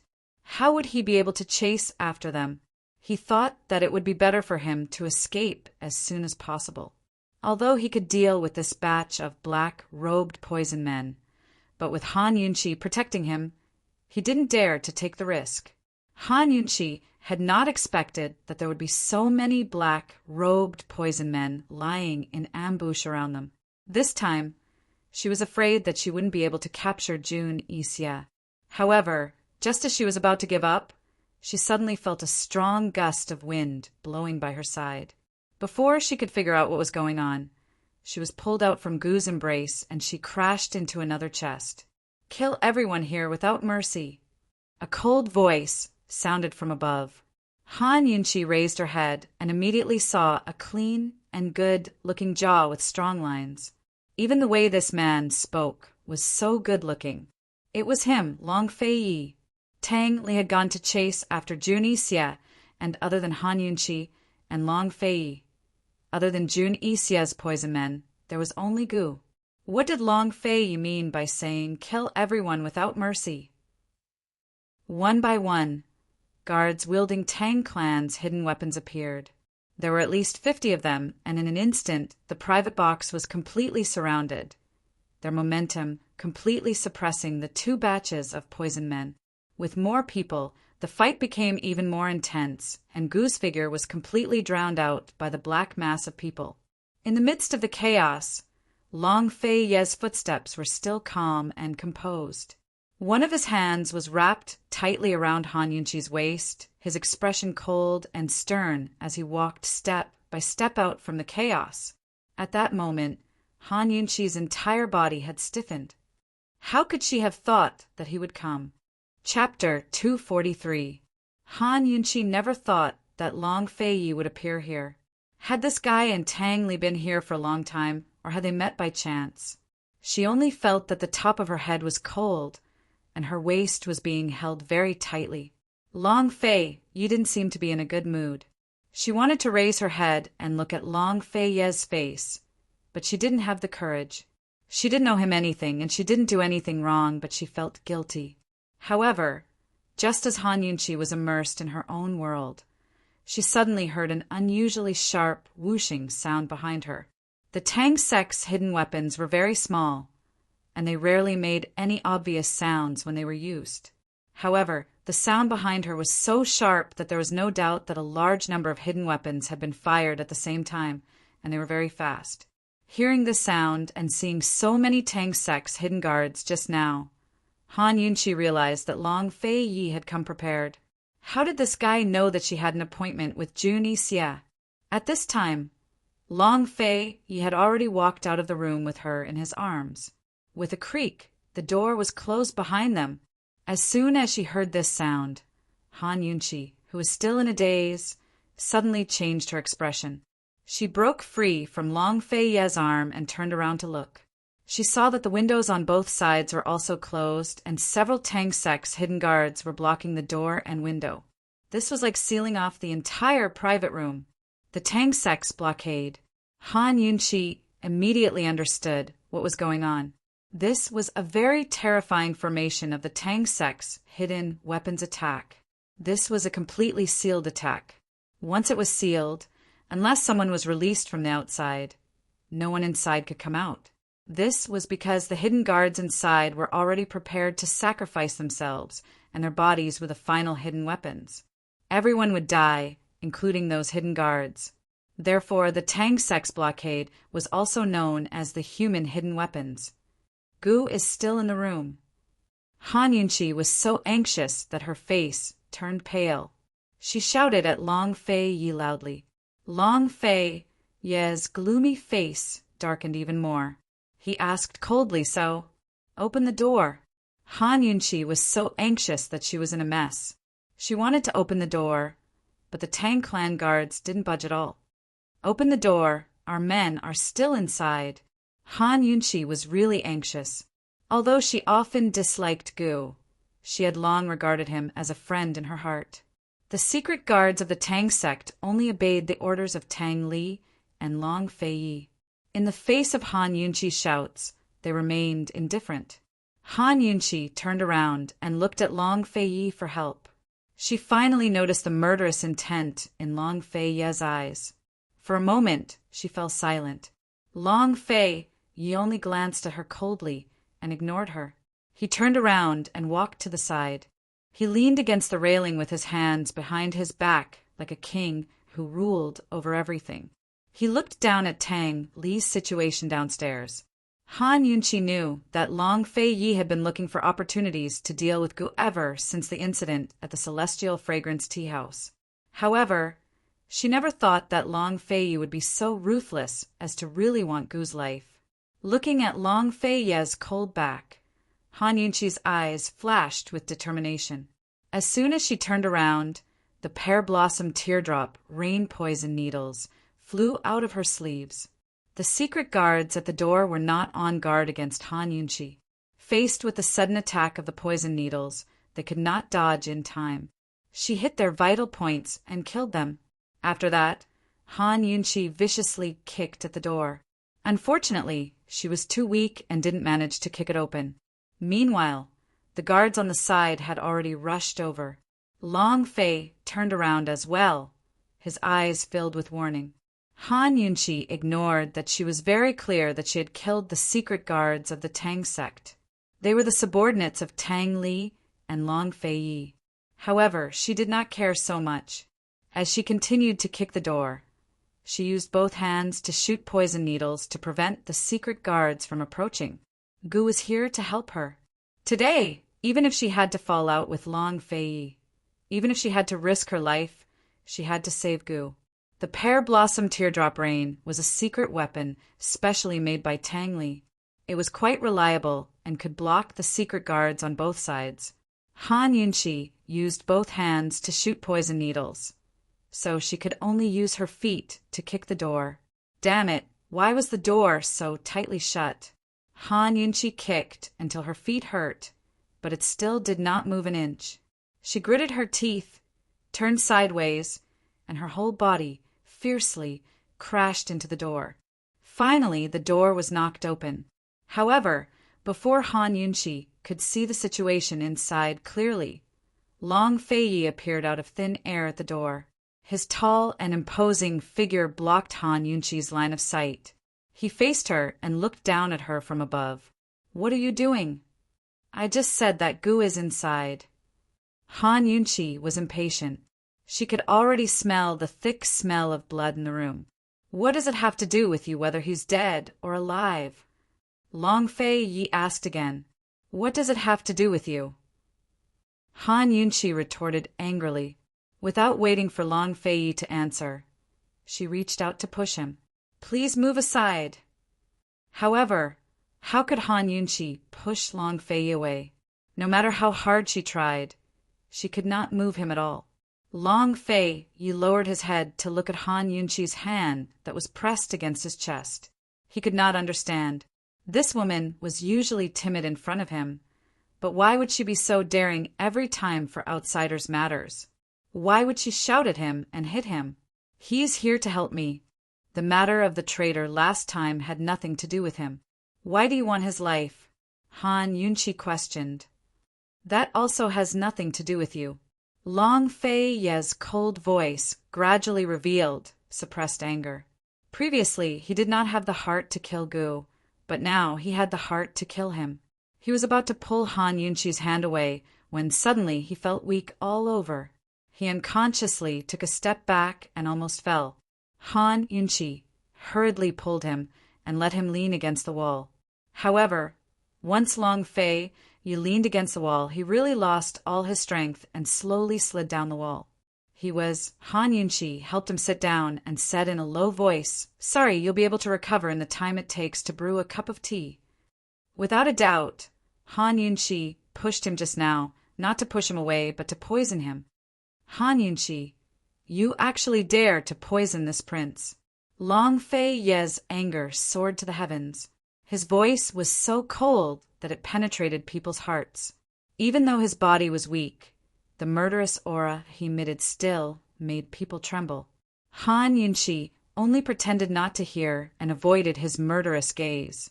She turned and rushed into the room. Seeing this, the surrounding hidden guards were all stunned. They never thought that there would be someone in this world who could so easily injure the Duke of Qin. The leader of the hidden guards hurried forward and respectfully knelt by Long Fei Ye's side.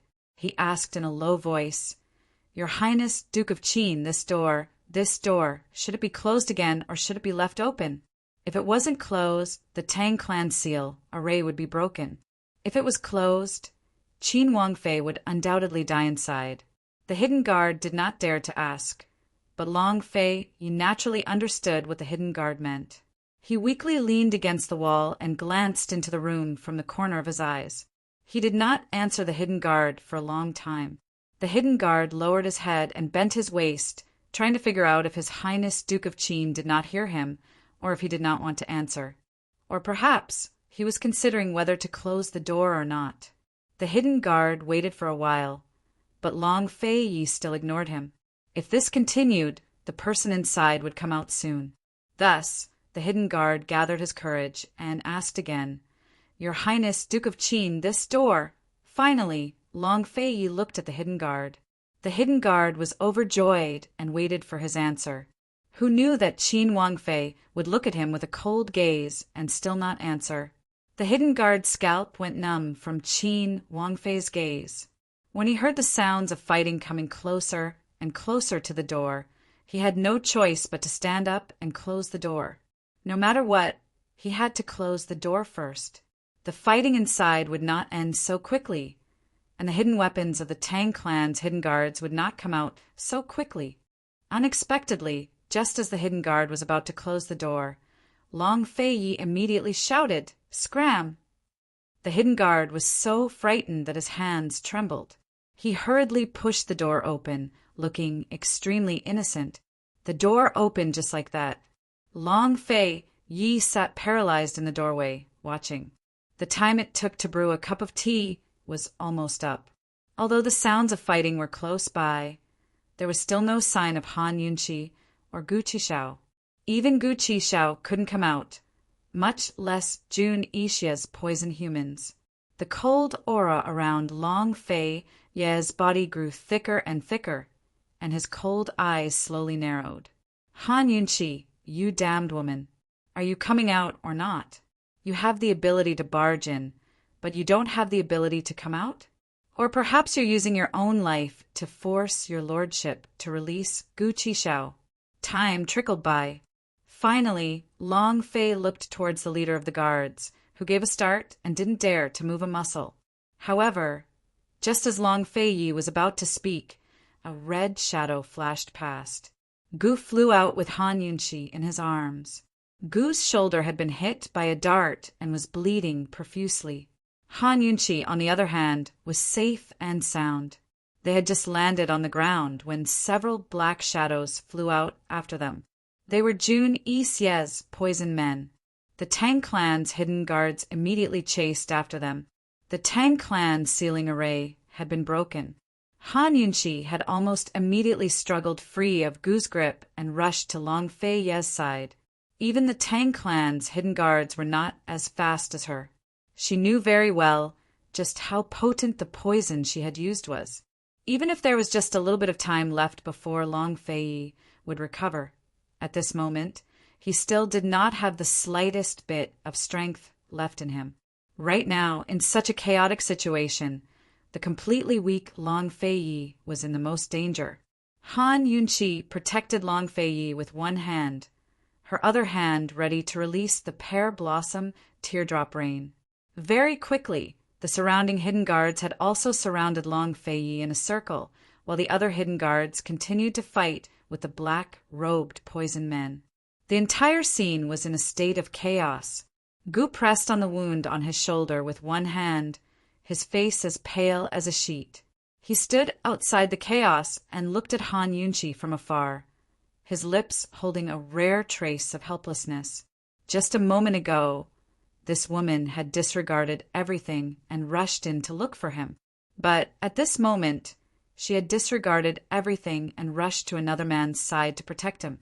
Han Yunqi, what should this young master do with you? At the same time, Long Fei Yi was in the center of the circle of protection and was also outside the chaos. His cold gaze pierced through the chaotic killing and killing, directly towards Gu. Seeing this, Gu retracted the trace of helplessness from the corners of his mouth, and replacing it was still that frivolous yet devastatingly beautiful smile. He laughed loudly. "Poison lass, you've already risked your life to save me. Why aren't you leaving with me? You should consider it carefully. I'll look for you again 3 days later." After he finished speaking, he turned around and fled. Han Yunqi was already sick of hearing these words and treated it as Gu being frivolous and joking around. She didn't take it to heart, as her attention was still on the surrounding danger. It was her who had caused Long Fei Yi to be so weak. If by any chance something happened to Long Fei Yi, she wouldn't be able to atone for her crime even if she died. Who knew that Long Fei Yi would instead ask cold, "Qin Wangfei, are you two intending to elope?" Han Yunqi instantly quivered as she realized that she was Long Fei Ye's official consort, and Gu had just taken liberties with her in front of Long Fei. Chapter 244. Elope? How could that be possible? Gu, that damned bastard. So be it if he escaped, but he actually framed her like this. Han Yunqi, who had been extremely daring just a moment ago, wilted at this moment. She smiled and said, "Your Highness misunderstands. Gu is just joking." "Joking? Can you get physical with a joke?" Long Fei Yi questioned coldly. "Get physical with a joke?" Han Yunqi pondered for a long time, but she just couldn't figure out where Long Fei Yi had come up with such a phrase. "Your Highness, is there some misunderstanding? Joking? Can you feed him pastries if you're joking?" Long Fei Yi asked again. This time, Han Yunqi finally understood and exclaimed, "You've been following us all this time." No wonder he came in such a timely manner and was so well prepared. It turned out that he had been hiding in the shadows all this time. He knew everything. "Answer this prince's question." Long Fei Ye's anger soared to the heavens. Even though there was killing all around him, he didn't take it to heart. "Why are you following us?" Han Yunqi didn't answer, but asked instead. She was also angry. "Han Yunqi, you actually dared to poison this Prince for Gu. You're so capable." Long Fei Yi sneered. The trace of contempt in his eyes was especially irritating to Han Yunqi. She hurriedly explained, "There's really nothing going on between me and Gu. I was just asking him for help." Before she could finish speaking, Long Fei Yi interrupted. "Whether or not there's anything going on between you and him has nothing to do with this prince." For a moment, Han Yunqi was stunned and confused. If it had nothing to do with him, then why was he throwing a tantrum here? Han Yunqi suddenly quieted down and stared at Long Fei Yi. This guy, could it be that he's jealous? Han Yunqi looked and guessed. Suddenly, she wasn't so angry anymore. After hesitating for a moment, she said, "Long Fei Yi, what do you mind?" Unexpectedly, Long Fei Yi also spoke at the same time. "Han Yunqi, since you're Qin Wangfei now, I'll have to trouble you to behave properly. Otherwise, you'll bear the consequences." The two spoke at the same time. After speaking, they both fell into silence. The two of them did not speak again. Their eyes met, and they allowed the killing to rage around them. Hidden weapons flew around them, and they formed a quiet world of their own. But very soon, Han Yunqi broke the silence. She thought that she was overthinking things. Of course Long Fei minded. He'd always treated her as a woman under his name, but that was all. His domineering attitude, his mind, his kiss, his words, "I won't exchange it for anything," were all because she was under his name. Just like the things under his name. She was his. He could do whatever he wanted and absolutely wouldn't allow anyone else to possess her. That was all. "Your Highness, you've misunderstood. There's nothing between me and Gu. I just happened to run into him when I was in trouble, so I asked him for help. Your Highness should also know that without the antidote, the crown prince will die, and it will be difficult for this concubine to survive. Han Yunqi explained frankly. In fact, she had ample reasons to look for Gu. Luo Zuishan needed Gu to deal with, didn't he? However, she wouldn't say it. This was related to Gu's secret. Although Gu had never asked her to keep anything secret, she knew that it would be tantamount to betraying him. Long Fei, Yi didn't speak for a long time. Instead, it was Han Yunqi who said something shocking. If your Highness feels that this concubine is incompetent as a Wang Fei in name, you can divorce this concubine. She really couldn't bear to be called a woman who didn't abide by her virtue. Back then, the Empress Dowager had decreed their marriage, so he could divorce her.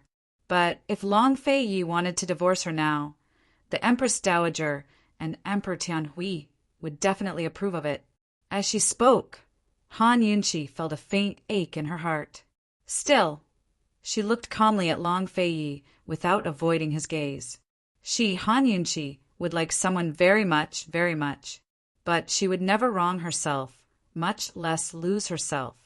Now that she'd said this, she waited for Long Fei Yi to give her a straightforward answer.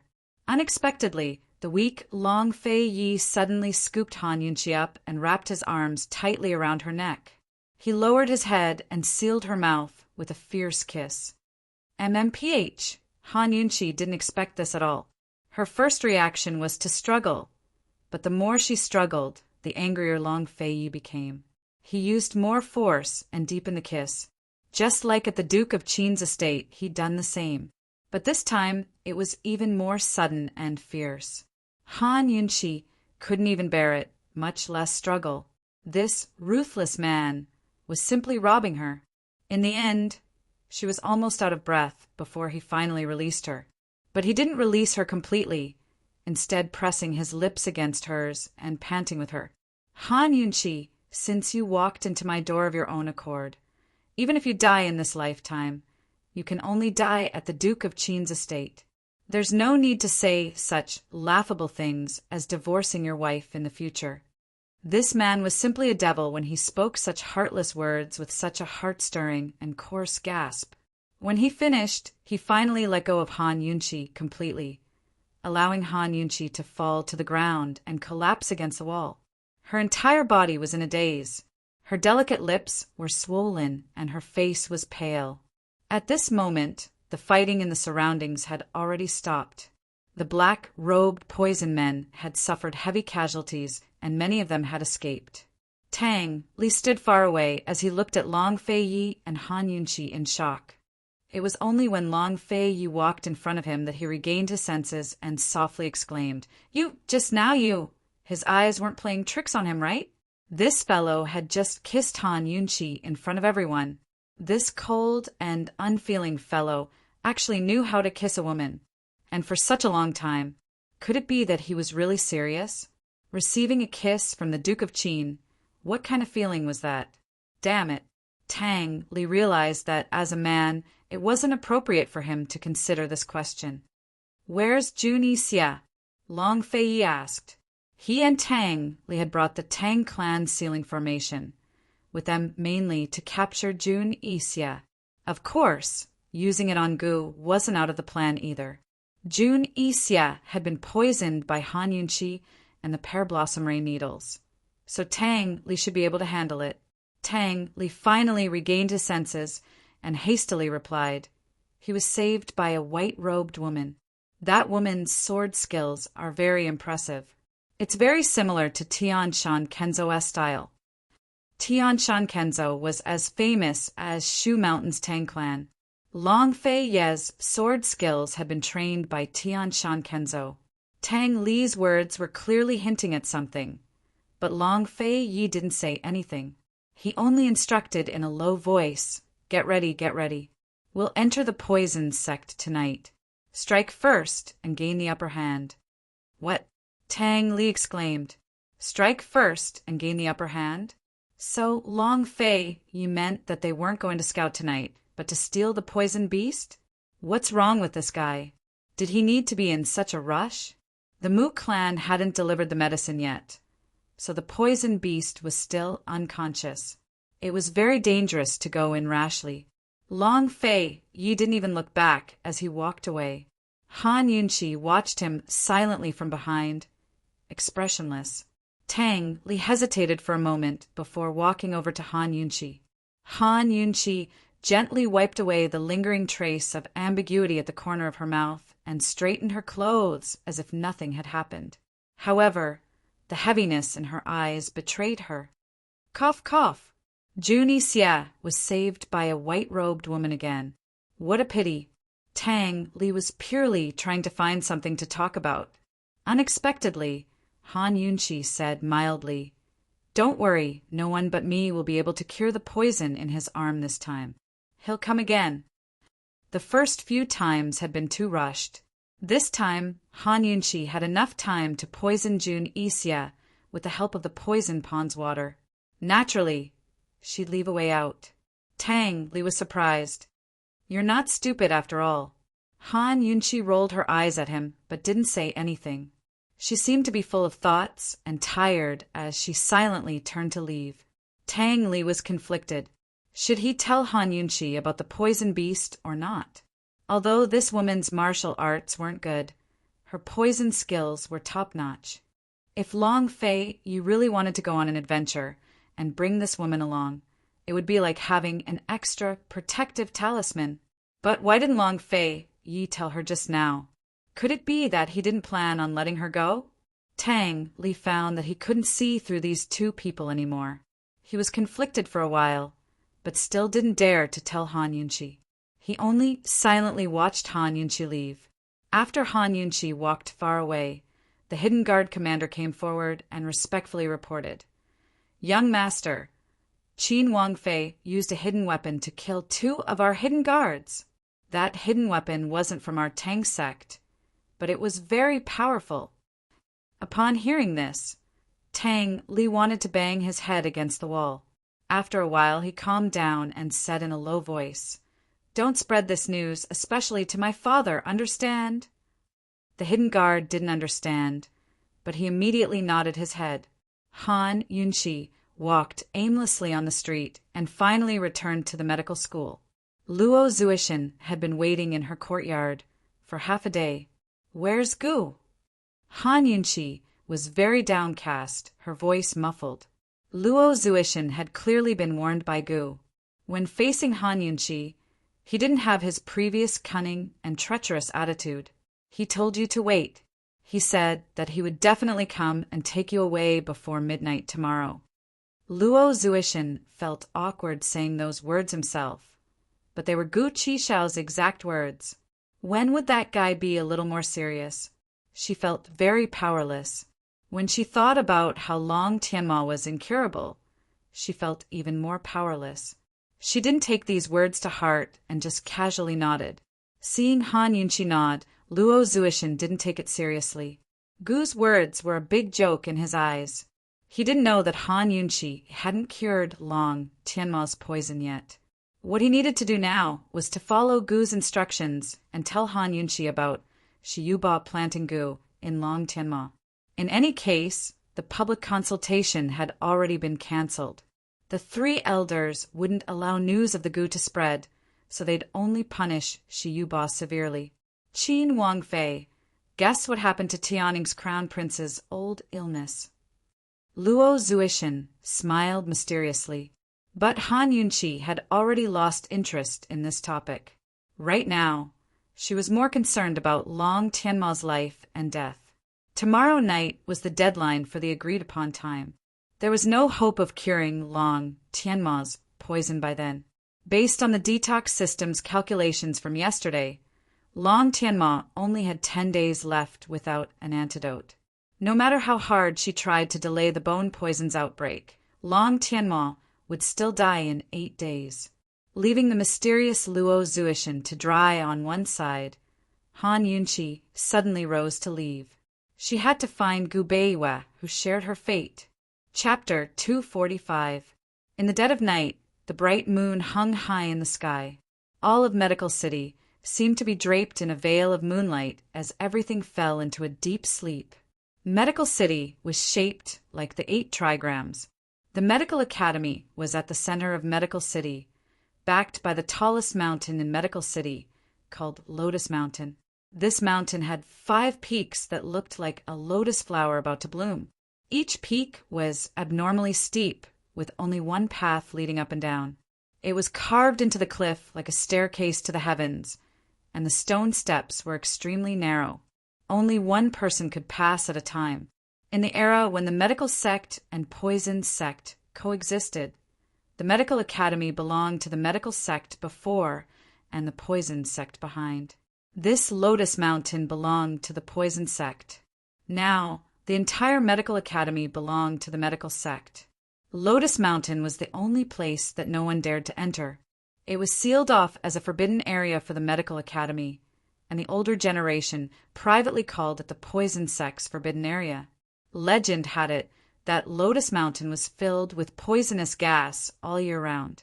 Birds, beasts, and even plants were all exterminated. It was a dead mountain. Legend had it that Lotus Mountain was filled with the vengeful spirits of the poison sect.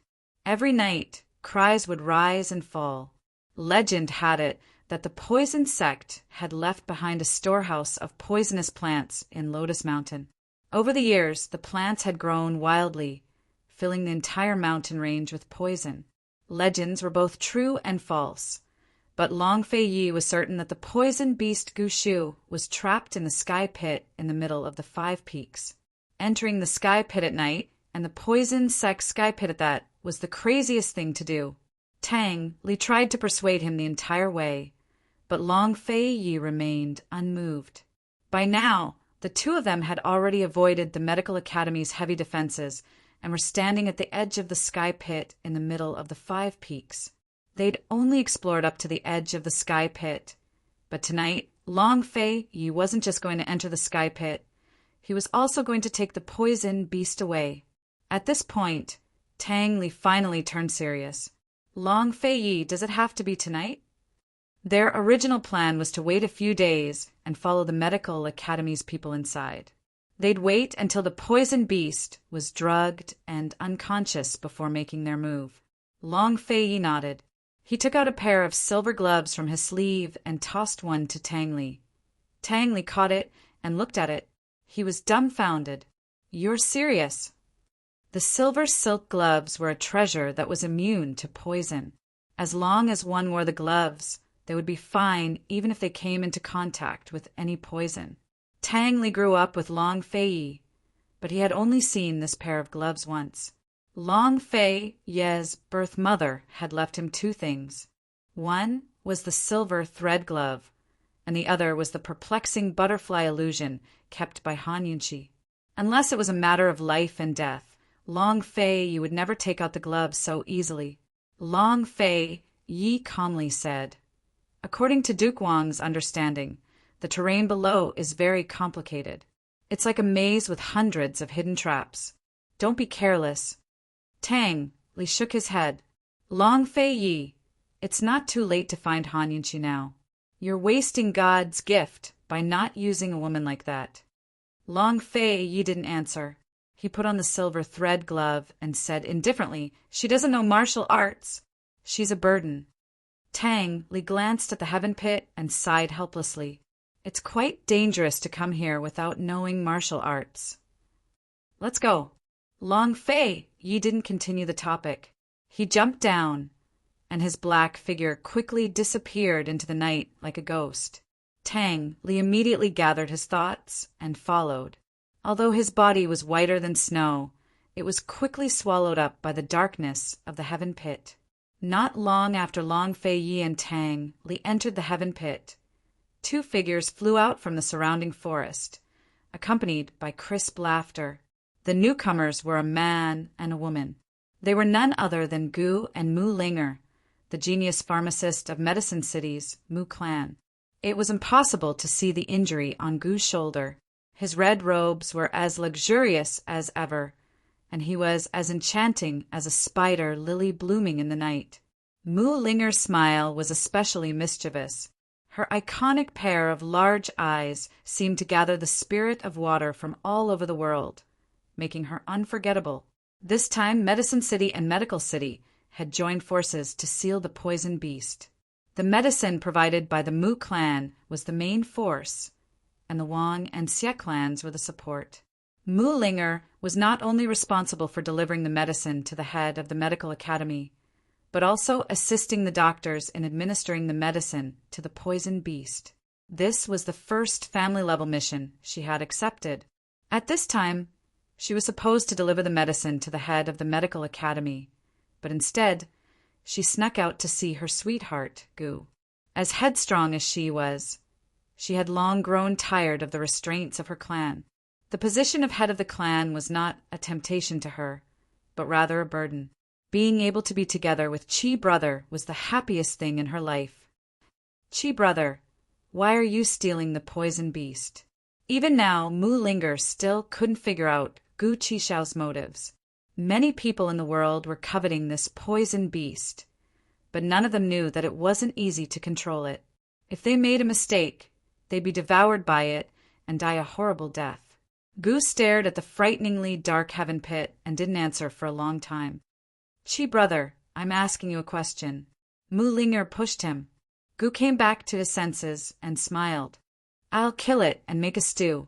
You can have a sip. Just a sip? Stingy. Mu Linger pouted. Her delicate appearance was cute and charming. Unfortunately, Gu was absent-minded. He took out a map from his sleeve and carefully studied it under the moonlight. Mu Linger blinked her big eyes, smiled slyly, and asked jokingly, I heard that your sweetheart is also in the medical city. How much do you plan to give her? Last time at the inn, Chi brother looked at Han Yunqi differently. He also said that he had someone in his heart. Mu Linger was still brooding about it. She really hoped that Chi brother was joking. She thought that Chi brother wouldn't answer her boring question, but Gu immediately looked back and smiled like a devil. Give her as much as she wants. As soon as these words came out, Mu Linger's good mood instantly became gloomy. Her unhappiness was written all over her face. Unfortunately, Gu didn't pay much attention to it. He was thinking about the map and muttering something to himself. Mu Linger sulked for a long time and stamped her feet several times. Seeing that Gu still ignored her, she was about to cry. However, even so, she didn't throw a tantrum and took the initiative to approach him. Anyway, even if she threw a tantrum, Chi brother never coaxed her. She would feel embarrassed if she didn't have a way out. Seeing the map in Gu's hand, Mu Linger was shocked. How did you get this? I stole it. Gu admitted frankly. According to Mu Linger's knowledge, there were hundreds of poisonous traps in the sinkhole. These traps were not set by the medical school, but were originally there. If someone accidentally touched them, they wouldn't even know how they died. However, the dean of the medical school had a map of the sinkhole. According to the map, they could smoothly reach the secret room at the bottom. Are you serious? How did you steal it? Mu Linger leaned closer. However, she had never seen the map before and couldn't tell whether it was real or fake. Is there anything in the world that Chi brother can't do? Gu asked cheerfully. No. Mu Linger also smiled. In fact, she didn't know much about Chi brother. However, in her opinion, there wasn't so much to know about a person. It was fine as long as they were happy together. Gu seemed to be in a good mood. He stretched out his hand and put it around Mu Linger's shoulder. Let's go. I'll give you a mouthful of soup when we catch the poisonous beast. Judging from Gu Qishao's expression, they looked like brother and sister with their arms around each other's shoulders. Mu Linger felt as sweet as if she'd eaten honey. She thought if Chi Gij was willing to take me to wander the Jianghu freely and unfettered, even if I had to abandon the Mu clan and change my name, I'd be willing. Soon, Gu and Mu Linger's figures also disappeared into the darkness of the sinkhole. The seemingly peaceful sinkhole had already been filled with crises. At this time, the medical school was also in a state of chaos. Han Yunqi looked for Gu Beiwa for the whole afternoon, but couldn't find him. Someone said that they saw him go out, but no one knew where he went. In the evening, Han Yunchi looked for him again, but still couldn't find him. When she returned to her room, she saw Luo Zuishin pacing back and forth at the door, as if there was something urgent.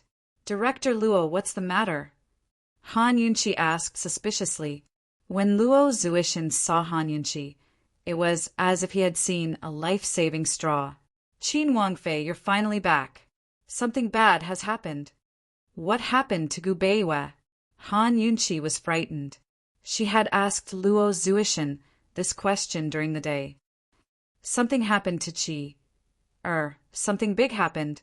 Luo Zuishin was so anxious that his face was deathly pale. "Chia? Gu?" Han Yunchi was even more puzzled. Alas. You." Luo Zuishin was anxious, but he didn't know what to say. The dean's map of the sinkhole had been lost, and the medical school's higher-ups were holding an emergency meeting. Although the news hadn't spread, Luo Zuishin was still able to find out with his connections. Others didn't know how the map had been lost, but Luo Zuishin didn't need to think with his toes to know that Gu had stolen it. He was 100% sure that Gu was in the sinkhole right now. If Gu wasn't in Medical City, then someone else could have stolen it. But as long as he was in Medical City, it had to be him. There was no mistaking it. He knew that the brat wouldn't come back for anything good, but he didn't expect him to come for the poison beast. Seeing Luo Zuishin's incoherent speech, Han Yunchi grew anxious. What happened? Gu stole the dean's map and went to the poison sect sinkhole to steal the poison beast. Luo Zuishin could only speak frankly. Before he met Han Yunchi, no one in the world could persuade Gu. He thought that the only person who could stop him now was Han Yunchi. He had to stop Gu before he got the poison beast out. That brat was filled with hatred for Medical City. It was fine if he didn't come back, but once he did, who knew what earth-shattering things he would do? Besides, even if he had the map, it was still very dangerous to steal the poison beast. Without the 3 great clans of Medicine City working together, even the dean and the others would have a hard time subduing the poison beast. That brat was practically throwing his life away. Sinkhole poison beast? Han Yunchi was clueless about this, but after Luo Zuishin's concise explanation, Han Yunchi instantly understood what Gu's joke meant. He told her to wait for him until tomorrow night. Tomorrow night was the deadline for her bet with Third Elder. He knew that she hadn't cured Long Tianma's bone poison, so he went to steal the poison beast. Its blood could cure 100 poisons. That damned guy, why didn't he bring me along? Although Han Yunchi cursed him, her heart felt warm. How could she not know how well Gu Qishao treated her? How could she not remember it in her heart? "Let's go. Take me to the sinkhole." Han Yunchi made a prompt decision. Hurry, we might be able to stop him." Luo Zuishin clung to his last hope. He hoped that Gu wouldn't have entered the sinkhole by the time they arrived. If Gu went down, then everything would be over. Sneaking into the poison sect's forbidden grounds was already a last resort. As for the sinkhole, he didn't dare, nor did he have the ability. "Let's go." Han Yunchi's eyes flashed with determination. The poison beast's blood was Long Tianma's only hope, as well as her and Gu Beiwei's last hope. She was determined to get it. Chapter 246. Thanks to his good relationship with Gu, Luo Zuishin was quite familiar with the poison sect's forbidden grounds. He led Han Yunchi along a small path as they hurried towards the sky pit. They ran into a few guards along the way, but fortunately they made it through safely. By the time they reached the sky pit, it was almost dawn. In the meager light of dawn, the sky pit looked like a giant volcanic crater. It was filled with lush green vines. It didn't look like much from a distance, but Han Yunchi couldn't help but suck in a cold breath when she poked her head over the edge. The sky pit was so deep that she couldn't see the bottom. Even light couldn't penetrate it. After looking at it for a long time, one would think that it was a black hole that could suck everything in. Han Yunchi's attention was on the sky pit, but Luo Zuishin couldn't find Gu anywhere. He sent out a few strange signals, but there was no response. It's already this time. He should have gone down, Han Yunchi said mildly. This, Luo Zuishin panicked and hurried forward to send signals into the sky pit. Unfortunately, there wasn't even an echo, much less a response. Luo Zuishin was anxious, but he was still rational. He looked around and said without hesitation, "Let's go, quickly." Since they couldn't stop Gu in time, they could only take things one step at a time. Now that they'd lost the map, the Medical Academy's higher-ups would definitely tighten their defenses after the meeting. There hadn't been so many guards on the small path before, but there were clearly more now. Who knew what other precautions the Medical Academy's higher-ups would take after the meeting? The entire sky pit might be surrounded. If they didn't leave now and were caught red-handed, they wouldn't be able to clear their names, even if they jumped into the Yellow River. Leave. Han Yunchi didn't want to leave. But the situation here was much worse than she'd imagined. There was no way down from such a big sky pit. If they wanted to go down, they'd have to leap through the air. For someone who didn't know martial arts, this situation was very dangerous. Han Yunchi really hated this body. She couldn't cultivate internal energy, so she couldn't even learn Qigong. What a piece of trash. Qin Wangfei, don't look anymore. Let's hurry up and think of another way, Luo Zuishin urged. Han Yunchi was reluctant to leave, but she had to go. It was impossible for her to go down with her own strength. This damned Gu. Why didn't he bring her along when there was such a wonderful thing? Let's go. Of course. Han Yunchi was also very decisive. She decided to ask Tang Li for help. As for that domineering and unreasonable guy, she did not even want to see him for the time being. Han Yunchi and Luo Zuishin were just about to leave when a white figure suddenly appeared in front of them out of thin air. The two of them were startled, but when they focused, they realized it was a masked man. His entire body was covered in only one color: snow-white robes, a white mask, and a white jade hairpin that held up his hair. Other than that, there were no other decorations. The first rays of dawn appeared on the horizon and shone from behind the white-robed man, coating him in a faint layer of gold. In that moment, Han Yunchi seemed to see an archangel descending from the heavens. But she quickly recovered her senses and marveled at the white-robed man's speed. It felt like he'd appeared out of thin air. Their surroundings were so empty, but she really hadn't seen where he'd come from. White and black masks were the same. They came with ill intentions, but Han Yunchi couldn't sense any malice from this man. It wasn't until Luo Zuishin spoke that she recovered her senses. "Who are you? How dare you trespass on my poison sect's forbidden grounds?"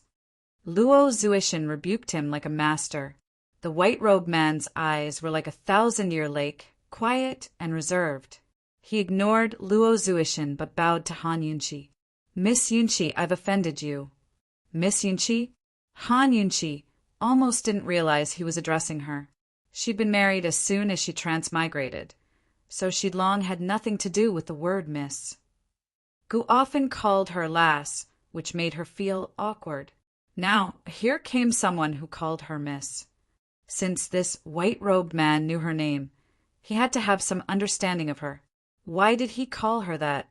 But Han Yunchi had no time to consider this question, because the white-robed man had appeared behind Han Yunchi as soon as he finished speaking. He grabbed her by the shoulders. 1 second, he was clearly in front of her, but the next he was behind her. How powerful did his lightness skills have to be to achieve this kind of speed? "What do you want to do?" Han Yunchi didn't even have time to use her poison needles before the man's feet tapped the ground. In a flash, he'd retreated with Han Yunchi to the air above the sky pit. This was great. Han Yunchi was about to make her move, but had no choice but to withdraw the needle she'd hidden on her finger. Right now, the two of them were high above the sky pit. If anything happened to this white-robed man and he accidentally let go, she'd definitely fall to her death. Since she couldn't break free, Han Yunchi was too lazy to waste any more energy. She calmly asked, "Are you going to take me down there?" Since this man knew her and had kidnapped her here, he had to have a favor to ask of her. He was aiming for her poison skills. I'll have to trouble Miss Yunchi to open a path for this one. If I've offended you in any way, I hope you can forgive me. The white-robed man was still very polite. How can I forgive you? You'll give me half of the poison beast you catch? Han Yunchi smiled, but the white-robed man didn't even think, but simply replied, All right. Then how can I trust you? Han Yunchi asked again. This time, the white-robed man's answer exceeded Han Yunchi's expectations. He smiled as well. Even if Miss Yunchi doesn't believe me, you have to believe me. So speaking, he tightened his grip on Han Yunchi's shoulder and moved as fast as lightning. His figure flashed by like a shadow as he disappeared into the darkness of the sky pit. Qin Wangfei. Luo Zuishan cried out anxiously. He wanted to take another look, but he couldn't. It was over. If Gu found out that he'd brought Han Yunchi here to be kidnapped, Gu would probably beat his old bones to death. Luo Zuishan was so anxious that he didn't know what to do. Without a choice, he could only return to the medical academy first. As Luo Zuishan predicted, it wasn't long before the entire sky pit was surrounded by guards, both to prevent trespassers and those who'd already entered from leaving. The people who'd entered the sky pit were already scattered throughout the maze-like underground caverns filled with hundreds of poison traps. Right now, they had no time to worry about the situation above the sky pit. Han Yunchi was brought all the way to the caverns by the white-robed man. As soon as they touched down, Han Yunchi viciously stomped at the man's foot. She felt that her speed was already very fast, but who knew that the white-robed man was even faster than her? He actually dodged her foot. Han Yunchi turned to look with a fake smile. The white-robed man looked at her, but didn't get angry. Miss Yunchi, let's go. Han Yunchi nodded. She pretended to be careless as she reached out to brush back her scattered hair. It was this movement that sent a poison needle flying towards the white-robed man's face. But the white-robed man actually caught the needle with his hand. Although they were very close, his movements were so fast that Han Yunchi didn't even see the process, only the result. Despite being ambushed a second time, the white-robed man didn't get angry. He even gave the needle back to Han Yunchi. Back to you. Han Yunchi curled her lips. She didn't even spare a glance. This was simply an insult to her assassination weapon. Just how much did this white-robed man understand about her? Why did he seem to know her every move so well? Just who was he? And why did he call her Miss Yunchi? Miss Yunchi, let's go this way. There were 3 paths in front of them that led into the unknown darkness. The white-robed man chose the rightmost path and took out a night pearl to illuminate the way. Didn't they say they'd let her lead the way? He'd chosen his own path. Why are we taking this path? Han Yunchi asked seriously. She'd long activated the detox system and hadn't detected any traces of poison. Perhaps there were no poison traps at the entrance, or perhaps there were poisons here that the detox system couldn't resolve. She cherished her life, so she was very cautious. Intuition, the white-robed man smiled warmly. Let's go, we won't be wrong. Han Yunchi assumed that he'd push her to the front to be in danger, but he actually walked in front and shielded her behind him. Wasn't this the best chance to launch a sneak attack? Han Yunchi had already taken out her poison needles, but hesitated before putting them away. Forget it. Let's see what this fellow wants to do first. She was certain that he hadn't brought her down here simply to lead the way. They hadn't walked far into the rightmost cave when Han Yunchi's detox system gave off its first warning. There was snake venom 300 meters ahead of them. Judging from the nature of the snake venom, it was a living poison. In other words, there were poisonous snakes 300 meters ahead of them, and there were quite a few of them. Han Yunchi was about to warn the white-robed man when he suddenly stopped and groped around on the wall. It wasn't clear what secret button he'd touched, but a stone door suddenly opened up in the wall beside them.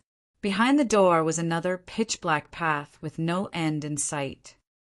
Hey, you know the way, Han Yunchi exclaimed, her tone filled with anger. The white-robed man was as gentle as ever. Even through the veil, she could feel his faint smile as he said, "Miss Yunchi, you can choose to walk on your own or follow me. Just why did you bring me down here? You're lying to me," Han Yunchi demanded. Didn't he say he wanted her to lead the way? Wasn't he aiming for her poison skills? "Come with me, you'll understand," the white-robed man said again. "You." Han Yunchi fumed. This fellow was simply playing word games with her. He was certain she wouldn't leave, but still gave her a choice. The white-robed man walked through the stone door first, then walked further and further away without looking back. He really didn't wait for Han Yunchi. What exactly did this guy want from her? Han Yunchi narrowed her eyes. She hesitated before quickly chasing after him. "Fine, I'll go with him. Who's afraid of who?" The white-robed man glanced back at her without any wariness. Chapter 247. Han Yunchi followed behind the white-robed man. Along the way, her detox system detected quite a few poisons, but the white-robed man avoided them in advance, turning here and there as he opened countless hidden doors. She was certain that this white-robed man knew the way. Who the hell is this guy? Was he someone from the medical academy? Or was he a remnant of the poison sect? There were rumors that there were still remnants of the poison sect in Medical City. What was his motive for bringing her down to the sky pit? Han Yunchi's side was going smoothly, but Gu's side wasn't going so well at all since he had the map. They had been careless because they thought they had the map. If not for Gu's superb poison skills and Muling, or as many drugs that could subdue the poisonous insects, they would have lost their lives long ago. They had just escaped from the densely packed cave of king cobras. Gu's right arm had been bitten to the point that it was covered in cuts and bruises. His originally bright red robes were soaked in blood, looking gory and terrifying. Muling wasn't much better off. Her back had been bitten several times, and her entire back was soaked in blood. It was impossible to tell the original color of her robes. Her martial arts were too weak, so she couldn't protect herself. Even if Gu did his best to protect her, he was powerless against such a terrifying poison trap. After all, the hundreds of poison traps here had been set up by the poison sect. All the poisons in the world originated from the poison sect, so it was obvious how dangerous they were. The snake cave had been densely packed with king cobras. There were so many of them that even Gu and Muling didn't have enough time to deal with them all, even with their drugs. There wasn't even a place to stand or a handrail in the snake cave. Not only did they have to avoid the king cobra's attacks, they also had to find a way out of the snake-filled walls. For a moment, Muling had almost given up. She thought that if she wasn't with Seventh Brother, she would definitely give up. The only fortunate thing was that the king cobra in the snake cave was a very common species, and Mulinger had enough antidotes to detoxify it. By now, they'd already taken the antidote. Gu Qishao was as tired as a corpse and had no energy left in him as he lay on the ground. Mulinger was exhausted as well and wished she could just fall asleep and never wake up. After some time, Mulinger finally spoke. "Qi brother, where did you get the map in your hand? Were you cheated?" If this map was real, they should have already successfully passed through the cave maze and avoided the hundreds of poison traps. They should have seen the poisonous beast by now. However, they were trapped in the snake cave for half a day. Gu suddenly opened his eyes. His long and narrow eyes flashed with hostility. It was as if he had changed into a different person. He did not speak for a long time. Mulinger panicked and hurriedly crawled over. "Qi brother, what's wrong with you?" Gu took out the map and threw it away without even looking at it. There was no doubt that this map was fake. As for whether the real map had been stolen by someone else in advance, or if the director himself had made a fake map to lure the enemy, this was not known. In short, Gu was in a bad mood. Mulinger looked at the map and frowned. What should we do now? How terrifying would it be to enter the crater without a map? Gu stood up, completely ignoring the bruises on his back. He helped Mu Lingyi up. There's not much time left. Let's continue forward. There's not much time left?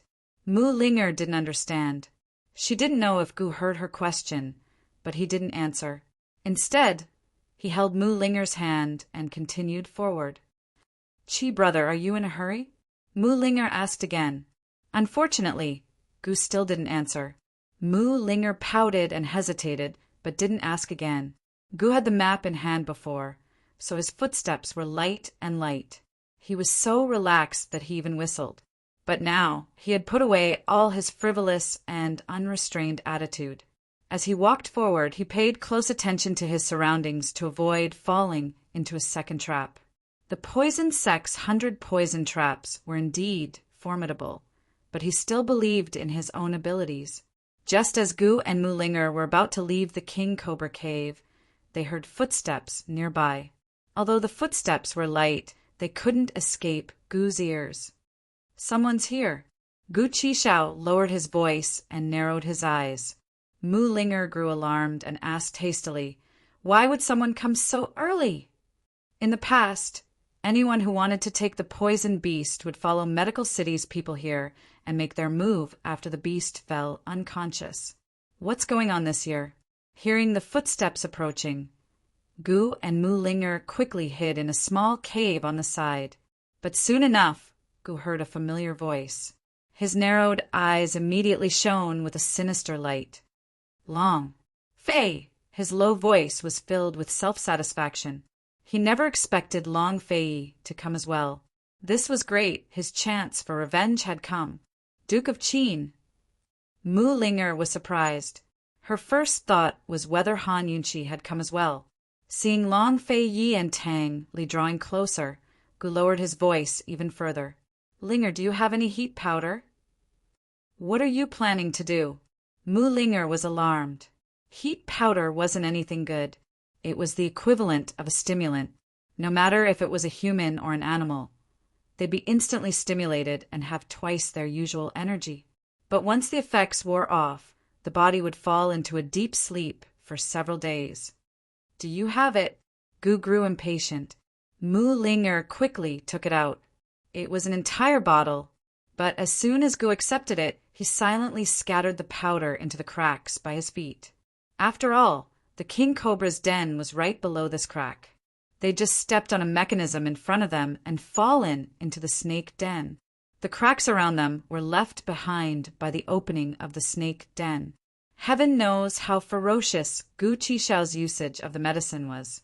As soon as the heat powder entered the densely packed vipers all stood up on their feet, gasping for breath as they flicked out their scarlet tongues.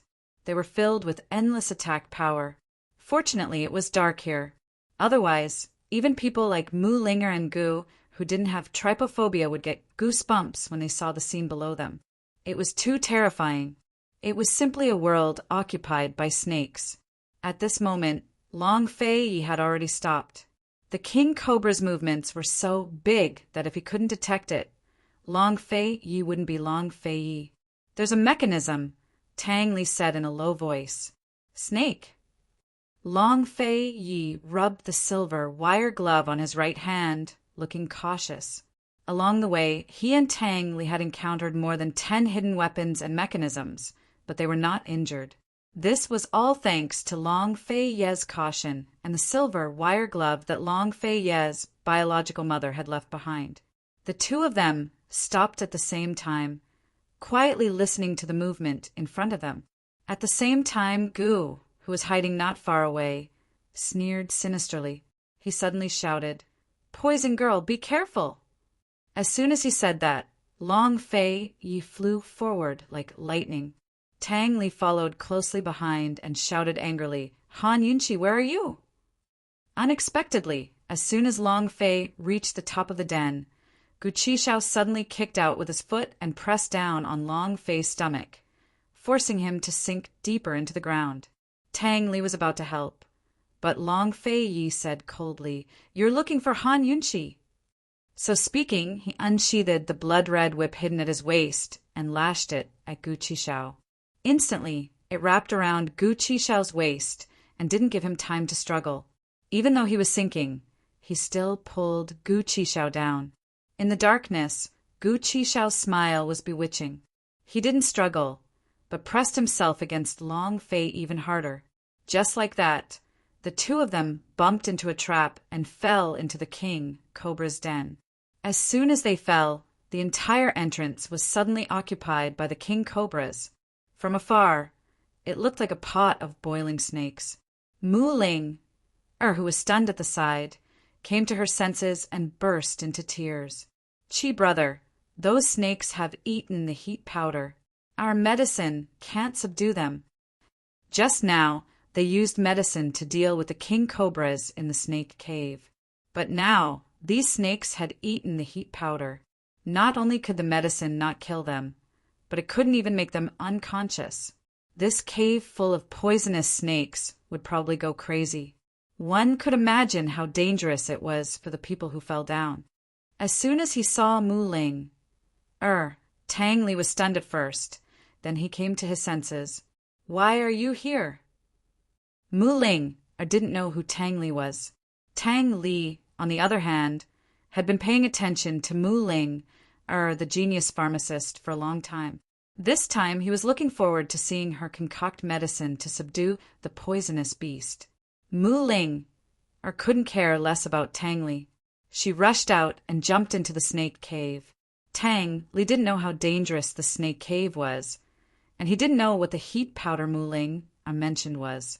He couldn't find Han Yunqi around, so he hurriedly chased after her.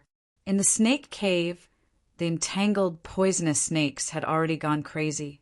Like man-eating ants, they swallowed all the people who fell down at lightning speed.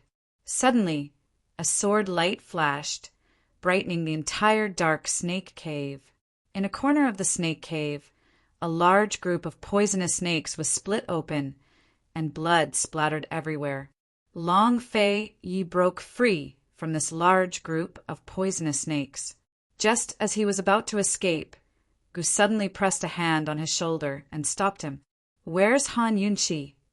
Long Fei Yi asked coldly. This guy still cared about that woman at a time like this? A complicated look flashed past Gu's eyes, but it quickly disappeared and was replaced by a ruthless ice. He said coldly, right here. Long Fei Yi, this young master doesn't care about integrity anymore. It's time for us to settle old scores. Kill without mercy. This young master knows how to do it too. Long Fei Yi, who was always suspicious, didn't doubt Gu's words. He suddenly shook. Not only did he shake off the poisonous snakes that pounced on him, he also shook off Gu at the same time. Han Yunqi, where are you? His voice was terrifyingly cold, but it revealed a rare anxiety. Gu was shaken far away. The poisonous snakes quickly pounced on him, but he ignored them. Instead, he grabbed a large group of poisonous snakes and threw them at Long Fei Yi. Chapter 248. Han Yunqi was here, but where was she? Why wasn't there any sound? If the person in front of him wasn't Gu, but someone else, Long Fei Yi might have been suspicious. Although there were many king cobras around, they were a very common species. This kind of poisonous snake shouldn't be a problem for Han Yunqi. She shouldn't be in danger. However, the person in front of him was Gu. This made Long Fei Yi anxious without thinking too much. Han Yunqi and Gu went to the crater to find the poisonous beast's blood. This was completely possible. Long Fei Yi's back shook. His internal energy burst out and fiercely shook off Gu's hand that was pressing on his shoulder. He was so irritable that he didn't even notice it. Where is she? Unexpectedly, Gu laughed. She's still in the medical school. Gu, you dare to deceive this prince. Long Fei Yi said angrily. The number of times he was deceived in his life could be counted on one hand. This was considered the first time. It's this young master's honor. Gu was in a very good mood. Long Fei Yi, quickly leave. These snakes have been drugged. Tang Li immediately shouted when he heard that Han Yunqi wasn't here. He fell to the side, a little away from Long Fei Yi and Gu. Facing the densely packed poisonous snakes, He couldn't use any of the hidden weapons he had secretly hidden. Fortunately, he had the silver thread gloves that Long Fei Yi gave him. He could still deal with these poisonous snakes with his bare hands. However, there were too many poisonous snakes and they were too fierce. If this continued, he wouldn't be able to hold on. Han Yunqi wasn't here. Of course, they had to leave immediately. Gu had only seen Tang Li once. He didn't know who he was. He only thought that he was Long Fei Ye's personal bodyguard. He completely ignored Tang Li's existence. Long Fei Yi, I'll let you have a taste of death. As Gu spoke, he suddenly ignored the poisonous snakes around him and allowed them to bite him. He used his hands to scatter 2 handfuls of white powder on Long Fei Ye's body. It wasn't that Long Fei Yi couldn't dodge it, but he didn't expect Gu to cut off all means of retreat. He didn't care about being bitten by the venomous snake and used both hands. How much hatred did this guy have for him? Was it worth taking such a big risk? Although the king cobra's venom would not take effect so quickly, once the venom exceeded a certain range, it would be too late even if there was an antidote. Of course, Long Fei Yi didn't have the energy to think so much at this moment. Although he immediately dodged, he was still stained with quite a bit of the white powder. God knows what this white powder was. Once he was stained with it, his body emitted a strange fragrance that he could not get rid of. Long Fei Ye's only weakness was the venom. In this environment, he couldn't gain the upper hand at all. As soon as the scent wafted through the air, the irascible king cobras swarmed towards Long Fei like a swarm of bees. They even ignored Gu Qishao and Tang Li, who were also in the den. Long Fei Ye's reaction was also fast. He immediately jumped into the air to ensure the safety of his feet.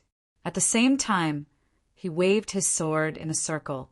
The sword light immediately repelled a circle of venomous snakes around him. But soon, the venomous snakes behind him pounced. Above his head, the venomous snakes hung down.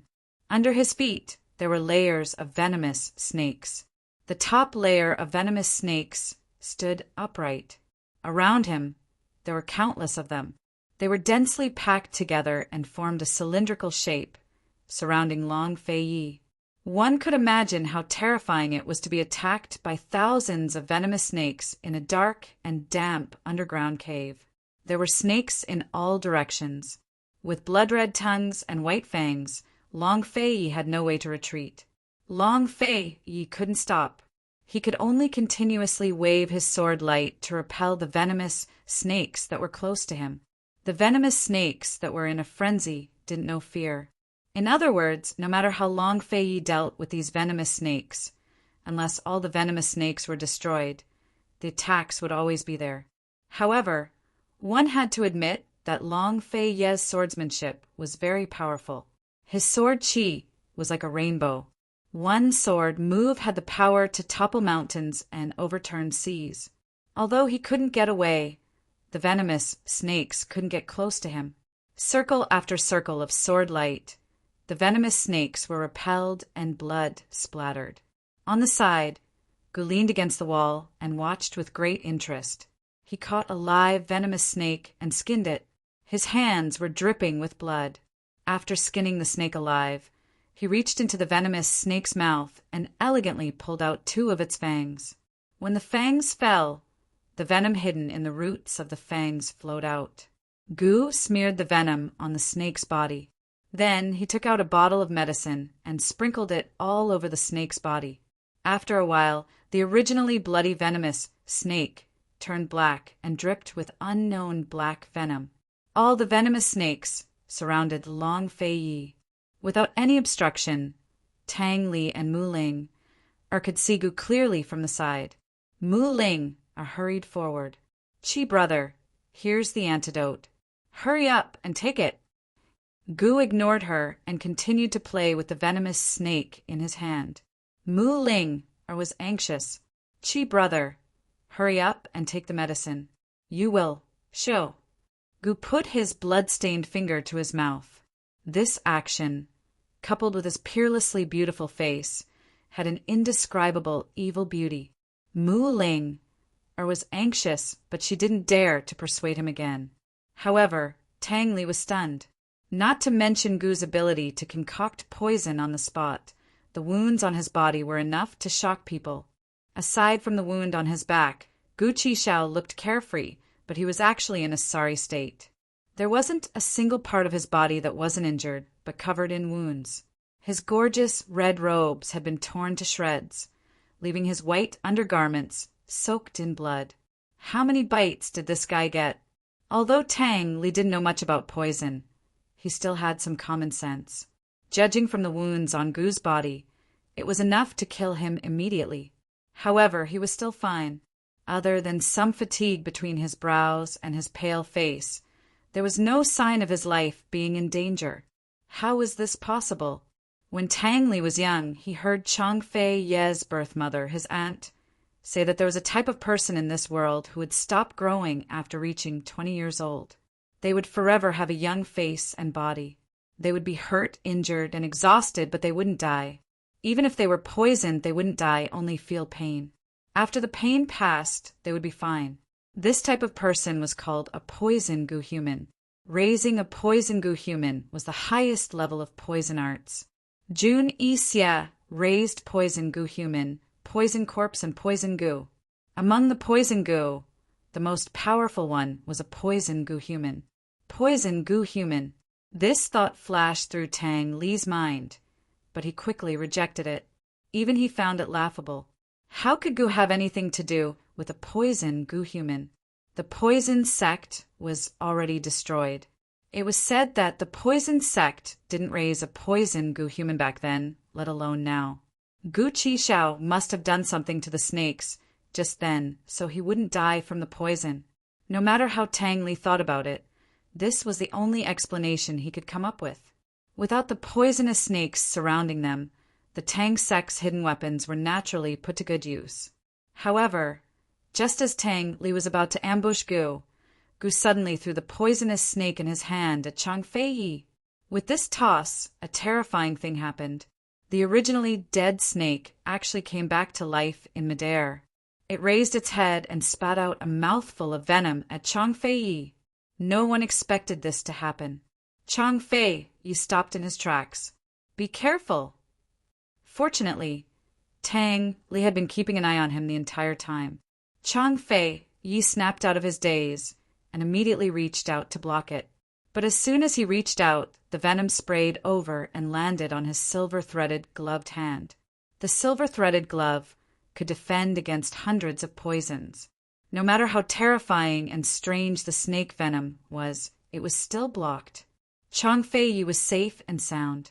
He made a prompt decision and swept his long sword. For a moment, the sword light shone brightly, and the sword qi rippled out in circles. Not only did it shake off the surrounding poisonous snakes, but it also shook off the resurrected poisonous snake. The poisonous snake fell to the ground, dead at Gu's feet. Gu ignored it. All of his attention was on the silver-threaded glove on Chang Fei Yi's hand. Chang Fei Yi had been wearing it all this time, but he only noticed it now. "This belongs to the Tang sect's poison sect. Did you give Han Yunqi those hidden weapons?" Gu narrowed his eyes, very certain. It looked like he'd misunderstood Han Yunqi. She had nothing to do with the Tang sect. Chang Fei Yi was the one who had ties to the Tang sect. The silver-threaded glove was a treasure that caused a sensation in the poison world.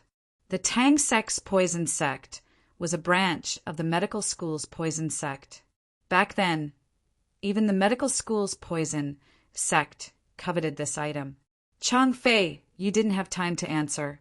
The fragrance on his body hadn't dissipated, so he could only continue to fight against the poisonous snakes. It was worth mentioning that even though he was surrounded, he was still unharmed. The one who answered Gu was Tang Li. He stood behind Gu and aimed the pear-flower storm needles at him. "Since you found out, then I'm sorry." As soon as Tang Li finished speaking, he immediately threw the needles. Gu dodged to the side. The snake venom cave was too dark, so Tang Li couldn't see clearly whether the pear-flower storm needles hit Gu or not. However, based on his assessment of Gu's martial arts, A sneak attack in this situation should have hit. The Pearflower Storm Needle's reputation wasn't just for show. Still, Gu Qixiao was safe and sound. He finally met Tang Li's gaze.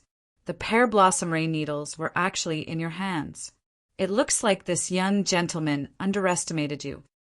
Those who possessed the Pearflower Storm Needles were either the Tang Sec's Sect Master or the Tang Sec's Young Sect Master.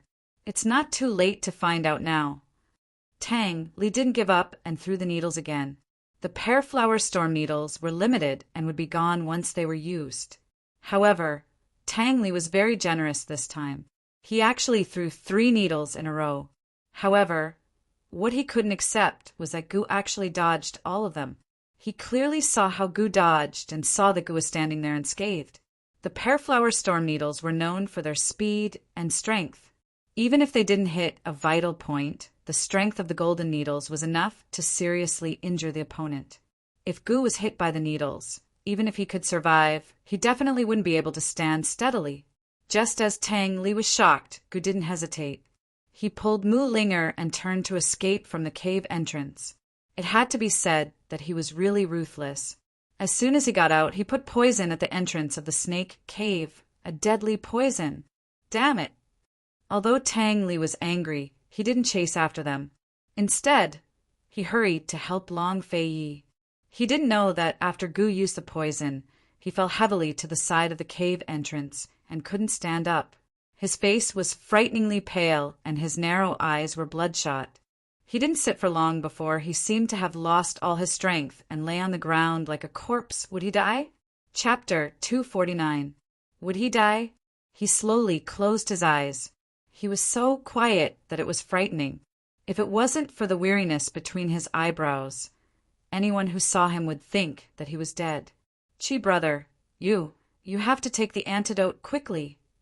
Mu Ling cried. As she cried, she hurriedly stuffed handfuls of antidote into Gu's mouth. She knew that Chi brother wouldn't be able to hold on. After being bitten by so many poisonous snakes, it was really lucky that he didn't die down there. Why did Chi brother want to be enemies with the Emperor of Qin? What a stupid thing to do. Was it because of Han Yunqi? A trace of resentment flashed through Mu Ling's tearful eyes.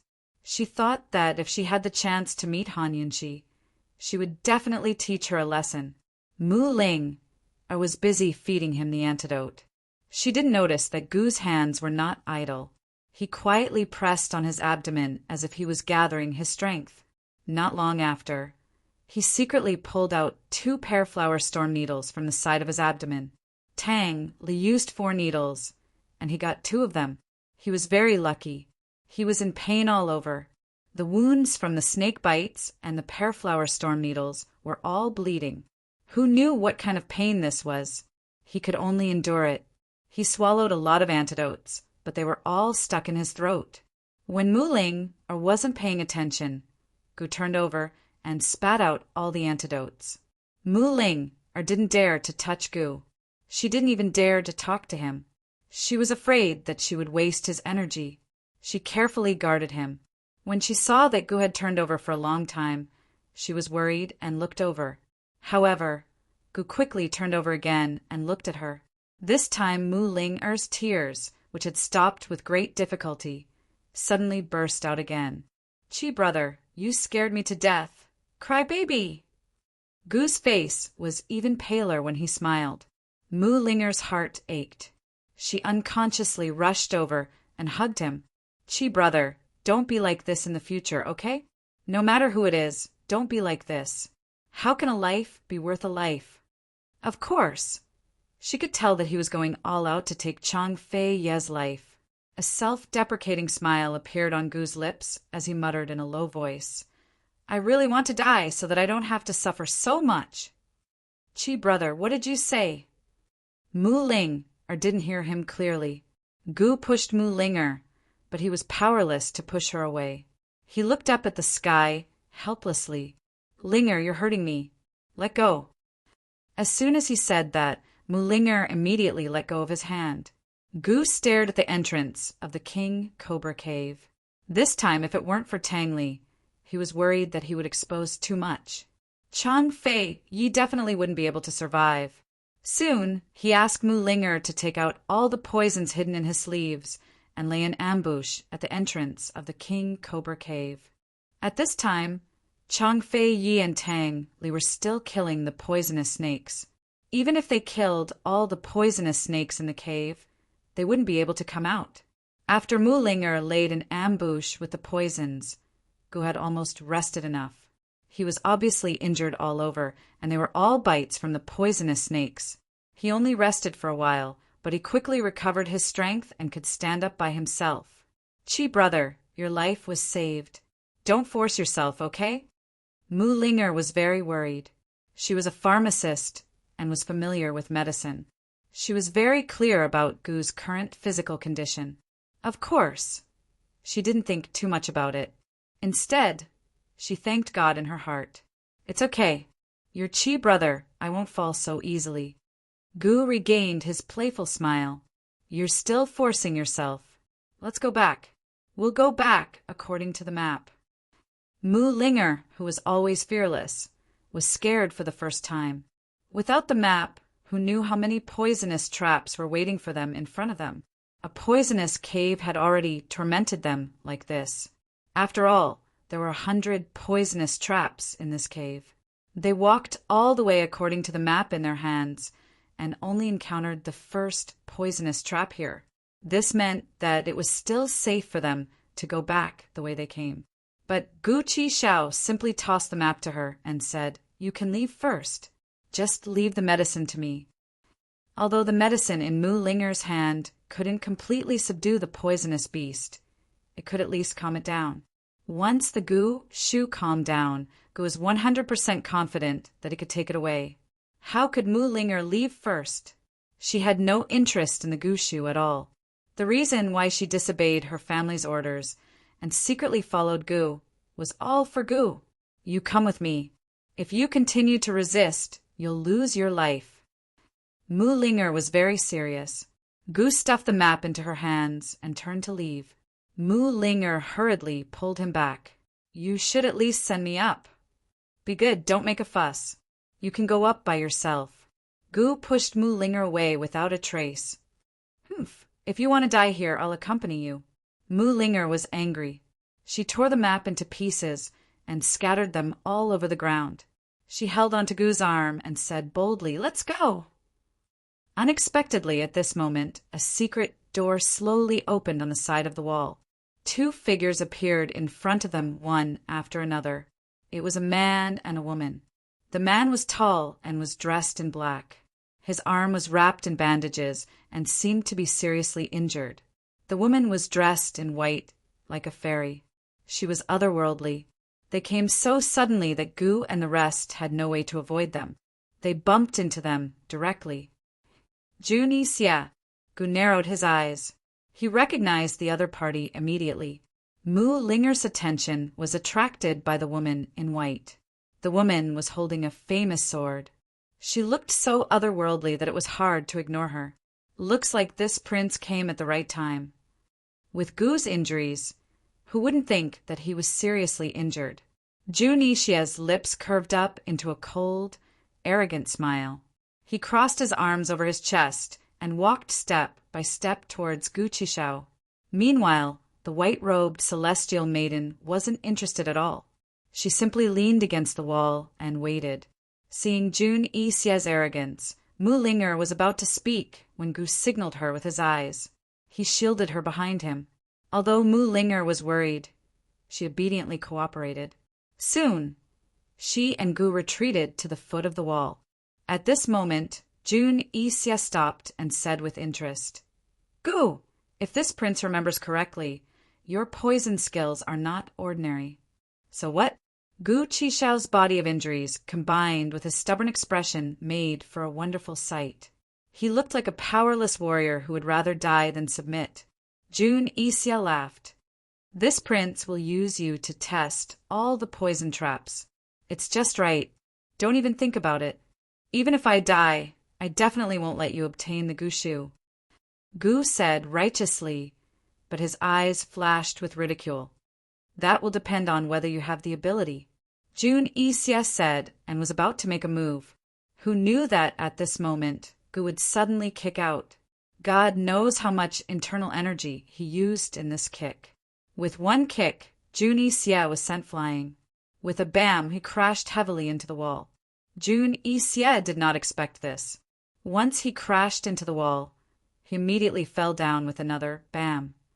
He knelt on one knee, one hand on the ground and the other on his chest. When he raised his head, he spat out a mouthful of black blood. Poison! Aya! Since His Highness Duke Kong praised this young master's poison skills, of course I should let him have a taste, right? Gu turned around and looked at Mu Ling, with a brilliant smile. Mu Ling, was stunned. She could not believe that Chi brother could deliver such a heavy kick. He did not seem to be injured or poisoned. Jun Yixia suffered a great loss, but he would not admit it. He stood up and spat out a few more mouthfuls of black blood. Coldly he said, "It's indeed not ordinary. It's good that I'll use you to pave the way." With that, he pulled out the treasured saber on his back. The saber's cold light was comparable to the light of the cold moon. The poisonous saber cold moon blade. Mu Ling blurted out. This was an ancient treasured saber. It got its name because the saber's light was comparable to the cold moon. Not to mention the blade, just the saber's light was enough to kill people and beasts. It seemed that Jun Yixia came to steal the Gushu in advance with sufficient preparations. He even brought such a powerful weapon. Only then did Jun Yixia notice Mu Ling. You're quite knowledgeable. However, he did not stop his actions. He raised the cold moon blade high and immediately slashed at Gu. The saber's light shone brightly, causing the air around them to change. Gu pushed Mu Ling away, but he did not dodge. The saber's light cut off a large piece of flesh from his shoulder. Pain! Gu was a man, but he was afraid of pain. Unfortunately, no one knew. He grinned and narrowed his eyes. He also took out a weapon. It was a black folding fan. It looked ordinary, but when he opened it, he saw that the fan's leaves were all sabers. This was a blade fan. He originally planned to use it to deal with the poisonous beast, but now he had to let Jun Yixia have a taste of it. At this moment, Jun Yixia's second slash came. Gu opened the blade fan and raised it above his head to block. When the blade fan and the cold moon blade collided, there was a crisp sound of collision. Those who did not know would think that the two masterpieces were broken. In fact, the two masterpieces were as good as new. However, Jun Yixia and Gu's arms were torn and blood kept flowing out. At first, the two of them continued to exert their strength. However, as time passed, the wounds on their arms became bigger because of the force exerted. More and more blood flowed out. If this continued, it was very likely that they would die from excessive blood loss. At this moment, the masked woman in white, who had been watching from the side, suddenly stabbed at them with her sword. Despicable, taking advantage of people's difficulties. Mu Ling scolded and pulled out her sword. However, before she could see the masked woman's swordsmanship clearly, her sword was cut in half. The masked woman in white did not care about Mu Ling at all. She did not even look at her and turned to help Jun Yixia. Jun Yixia and Gu were in a deadlock. At this moment, even if there was only a little bit of external force, the winner would be decided immediately. The masked woman in white did not say anything and slashed her sword at Gu's blade fan. Gu could not withstand it. The blade fan was pressed to his head in an instant. The blades of the blade were almost touching his scalp. The consequences would be unimaginable if he blocked it. "Let go of my chi, brother." Bullying him with numbers. "You are shameless. Let go of him." Mu Ling brandished her broken sword and wanted to fight the masked woman in white. Unfortunately, the woman in white dealt with her with one hand and pushed her far away, not letting her get close to Gu. However, Gu suddenly let go of the blade fan and let Jun Yixia's blade and the masked woman in white's sword come at him. No, Mu Ling could not stop them in time. She covered her eyes and screamed. Gu's eyes flashed with a touch of coldness. He would only feel pain, but not death. At this point, he could only let these two know the secret of his identity, and then kill them. The blades of the blade and the eyes of the masked woman in white approached. However, at this moment, several sharp needles flew out from the darkness not far away and rushed at the arms of Jun Ixia and the masked woman in white. The two of them hurriedly dodged and heard a familiar voice. Jun Ixia, Duanmu Yao, stop! Who came? Chapter 250. Other than Mu Linger. Everyone present recognized this voice, but no one expected that this person would enter the sinkhole. Gu's eyes lit up, and he immediately looked towards the dark path beside him. He muttered to himself suspiciously, "Poison Girl is here too." Even if they successfully passed through the hundreds of traps, it wouldn't be easy to catch the poison beast. The last stage was the most dangerous, so he didn't ask Han Yunqi to come down with him. This girl doesn't know any martial arts, so who did she come with? Thinking of this, Gu unconsciously looked down at his feet. Long Fei Yi and Tang Li were still trapped down there. Who else could Han Yunqi, who had no relatives or friends in Medical City, have come with? As soon as she heard the words, "Poison Girl," Mu Linger pouted, her displeasure written all over her face. Unfortunately, no one paid any attention to her. Han Yunqi emerged from the shadows, followed by a white-robed, masked man. One in front and one in back, Han Yunqi walked calmly and unhurriedly, while the white-robed man's steps were light and slow. His entire being emanated the warmth of an April spring breeze. No one would have guessed that Han Yunqi had been kidnapped, but assumed that this white-robed man was her personal guard. Actually, Han Yunqi hadn't encountered any difficulties while following the white-robed man. Their journey was very smooth. Originally, the man in white wanted to turn to the other side, but her detoxification system detected hundreds of poisons here. Many of them were from ancient times, and the detoxification system only recorded them, not collected them. She said that she wanted to come over and take a look, and the man in white actually agreed, so she didn't hold back. Who knew that she would see Gu about to be split in half as soon as she arrived? When she saw Han Yunqi walk out, Duanmu Yao wanted to hold back, but she couldn't help it. "Cold," she said. "Han Yunqi, enemies really do meet on a narrow road." Duanmu Yao had kept track of everything from Pill Fiend Valley's teasing and humiliation in Tianning's capital city. She was the closed-door disciple of the Celestial Mountain Sword Sect and the princess of the first wife of Western Zhou, but she'd been belittled time and time again by this lowly woman. Even her marriage alliance had been rejected because of this woman. Now that she'd come all the way here without Long Fei around, how could she leave the matter at that? When did Western Zhou's princess get together with Northern Li's Duke of Kong? Does Western Zhou's emperor know? Han Yunqi was very surprised. She recalled how Tang Li had said that Jun Ixia had been rescued by a white-robed woman with formidable swordsmanship. After all, Western Zhou and Tianning were allied by marriage. Western Zhou and Tianning had always been enemies of Northern Li. Even if Duanmu Yao couldn't marry Long Fei, Western Zhou and Tianning had already signed an agreement to defend their borders together. Was Duanmu Yao's way of doing things on her own, or was there some shady business going on between Western Zhou and Northern Li? "If I silence you, that old man will never know."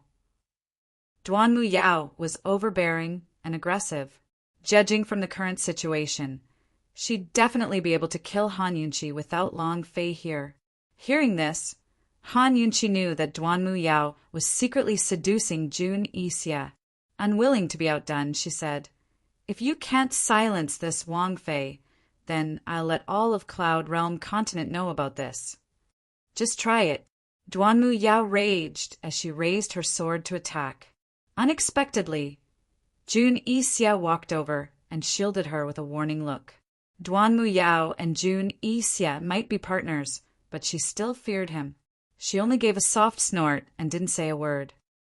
"Han Yunqi, just what kind of poison did you use on your lordship?" Jun Ixia asked cold. Just like bone poison, there's no antidote. Han Yunqi's serious expression made Jun Yixia feel unwell all over. Jun Yixia had come to Medical City for the poison beast as well. He'd come early because he couldn't cure the poison in his arm, nor could he deal with Han Yunqi. Thus, he could only take the risk to find the poison beast's blood. Since that's the case, then your lordship has no need to keep you alive. Jun Yixia was truly ruthless this time. He'd been like this ever since he was a child. If he couldn't get his hands on something no matter how hard he tried, he'd rather destroy it. Once again, he raised his frost moon saber, its light flickering with a frightening chill. Seeing this, Duanmu Yao impatiently unsheathed her sword as well. Duke of Kong, leave this woman to me. Although she'd been far away from Tianning's capital for the past few months, she'd still been keeping an eye on the Long Fei Yi and Han Yunqi's movements. She knew of Han Yunqi's poison skills and assassination weapons, but she'd never taken them seriously. She was certain that as long as she didn't give Han Yunqi a chance to ambush her, this woman would be no match for her. No, your lordship will kill her with his own hands. Jun Yixia's eyes reflected Han Yunqi's figure as if he wanted to swallow her whole. Han Yunqi realized that Jun Yixia's killing intent was real.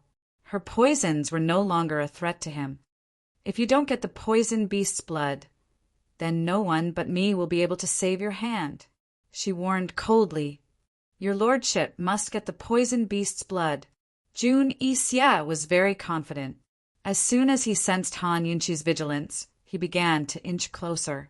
As soon as he did, Gu reached out to grab Han Yunqi. Gu was about to grab Han Yunqi's hand when Han Yunqi suddenly vanished from his sight. Where did she go? Gu reflexively turned back, only to see Han Yunqi being pulled behind his back by the masked man. What incredible speed! Gu exclaimed in his heart. Jun Yixia abruptly stopped in his tracks.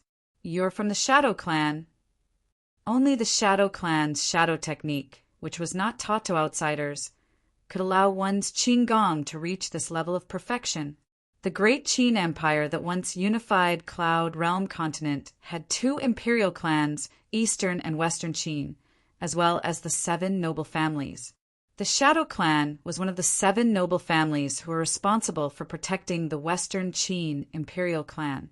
Rumors said that the Shadow Clan protected their clan with their lives and had never failed to fulfill their duties, much less betray them. Following the fall of the great Qin Empire and its imperial clan, the 7 noble families gradually disappeared without a trace. He never expected to see the shadow arts again today. As soon as he heard the name, Gu realized that the speed just then had been due to the shadow arts.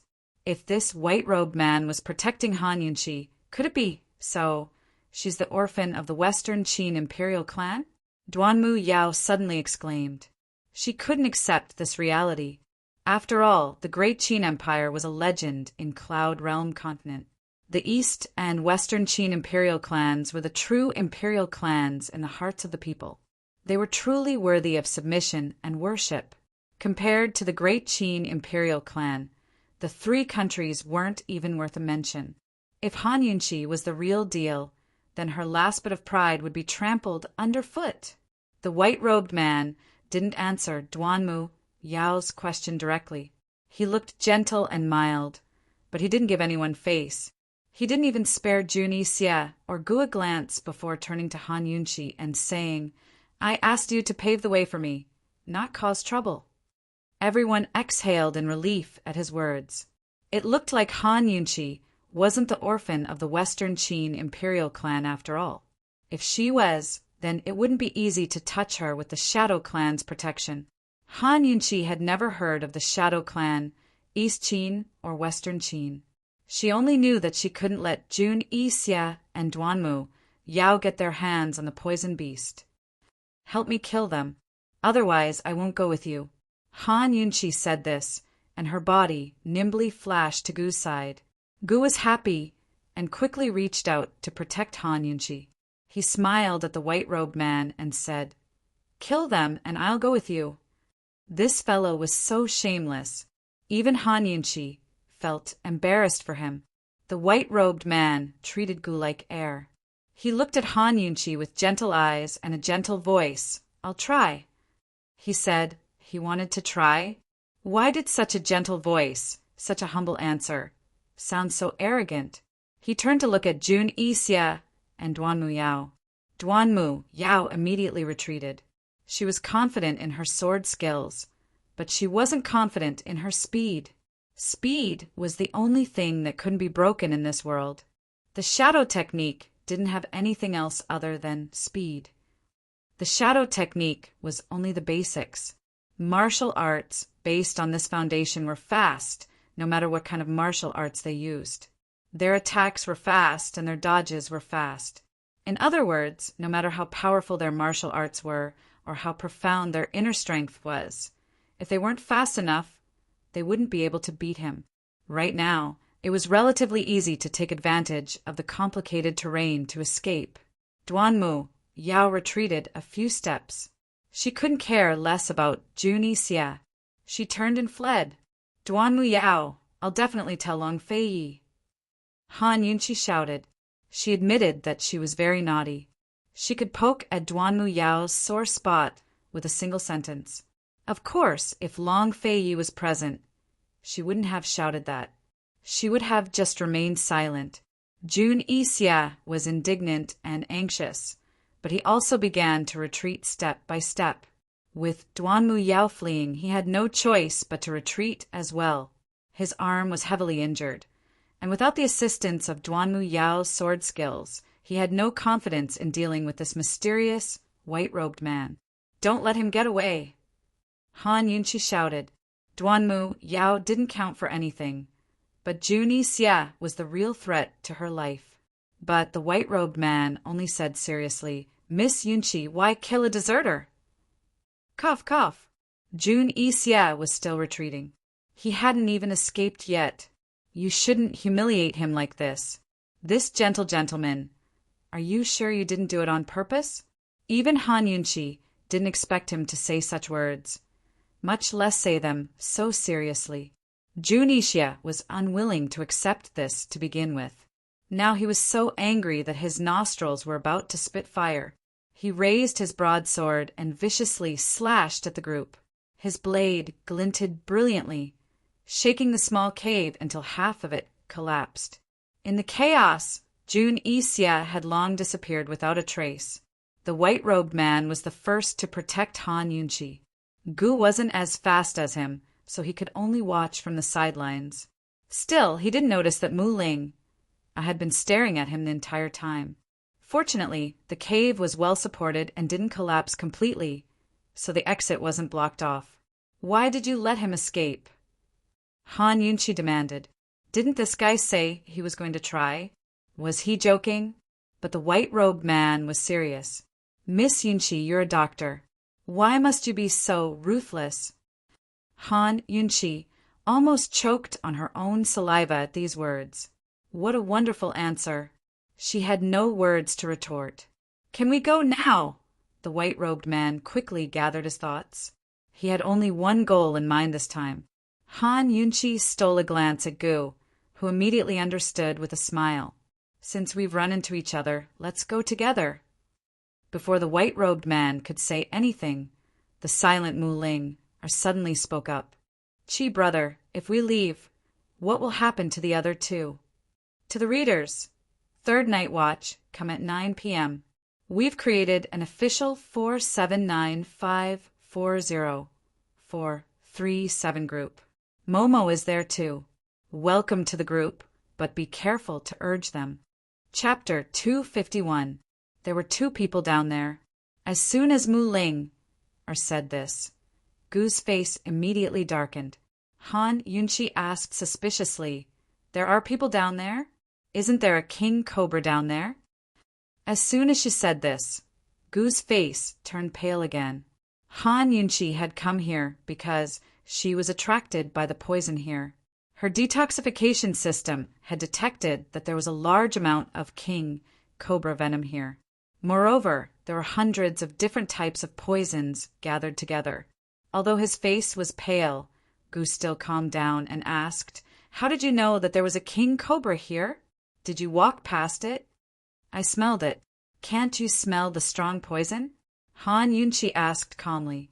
If the man in white hadn't been there, she would have panicked and said that she had walked past it. How could it smell so good? The man in white looked at Han Yunchi, his gentle eyes scrutinizing her. However, Gu had no time to be suspicious. He changed the topic. He brought you down? He wants to help you find the poisonous beast? Unfortunately, Han Yunchi wasn't so easily fooled. She walked around and stomped hard, trying to find the entrance. There's someone down there. Who is it? Mu Ling. I still wanted to say more, but she was stunned when she met Gu's fierce, warning gaze. She had known Chi brother for so many years, but he had never been fierce to her before. He was actually fierce to her because of Han Yunchi. Mu Ling, felt so wrong that her eyes turned red again. She clenched her fists tightly, but no matter how hard she clenched them, she didn't dare to. She was so afraid that Chi brother would ignore her from now on. No one answered for a long time. Han Yunchi looked at Mu Ling, young lady who's trapped down there. Mu Ling, didn't know how to hide her emotions. She glared at Han Yunchi fiercely and turned her head away. Han Yunchi was confused by his stare. She asked Gu casually she is Mu Ling, the genius pharmacist of the Mu family. Gu was eager to have a topic to talk about. Of course, Han Yunchi knows about the genius pharmacist of the Mu family and the important person who drugged the poisonous beast this time. Do you know each other? Han Yunchi asked. Mu Linger replied hurriedly, Brother Chi and I, all right, she had been with me for a long time, but she couldn't come up with anything. She didn't want to say that they were like siblings, but they were more than friends. In the end, she said, Anyway, Chi brother knew me before he knew you. Han Yunchi didn't care about their relationship at all. She activated the detox system and had it automatically search for poisons around them as she asked Gu Qishao, just what's going on down there? The people who came to steal the poisonous beast. I don't know them.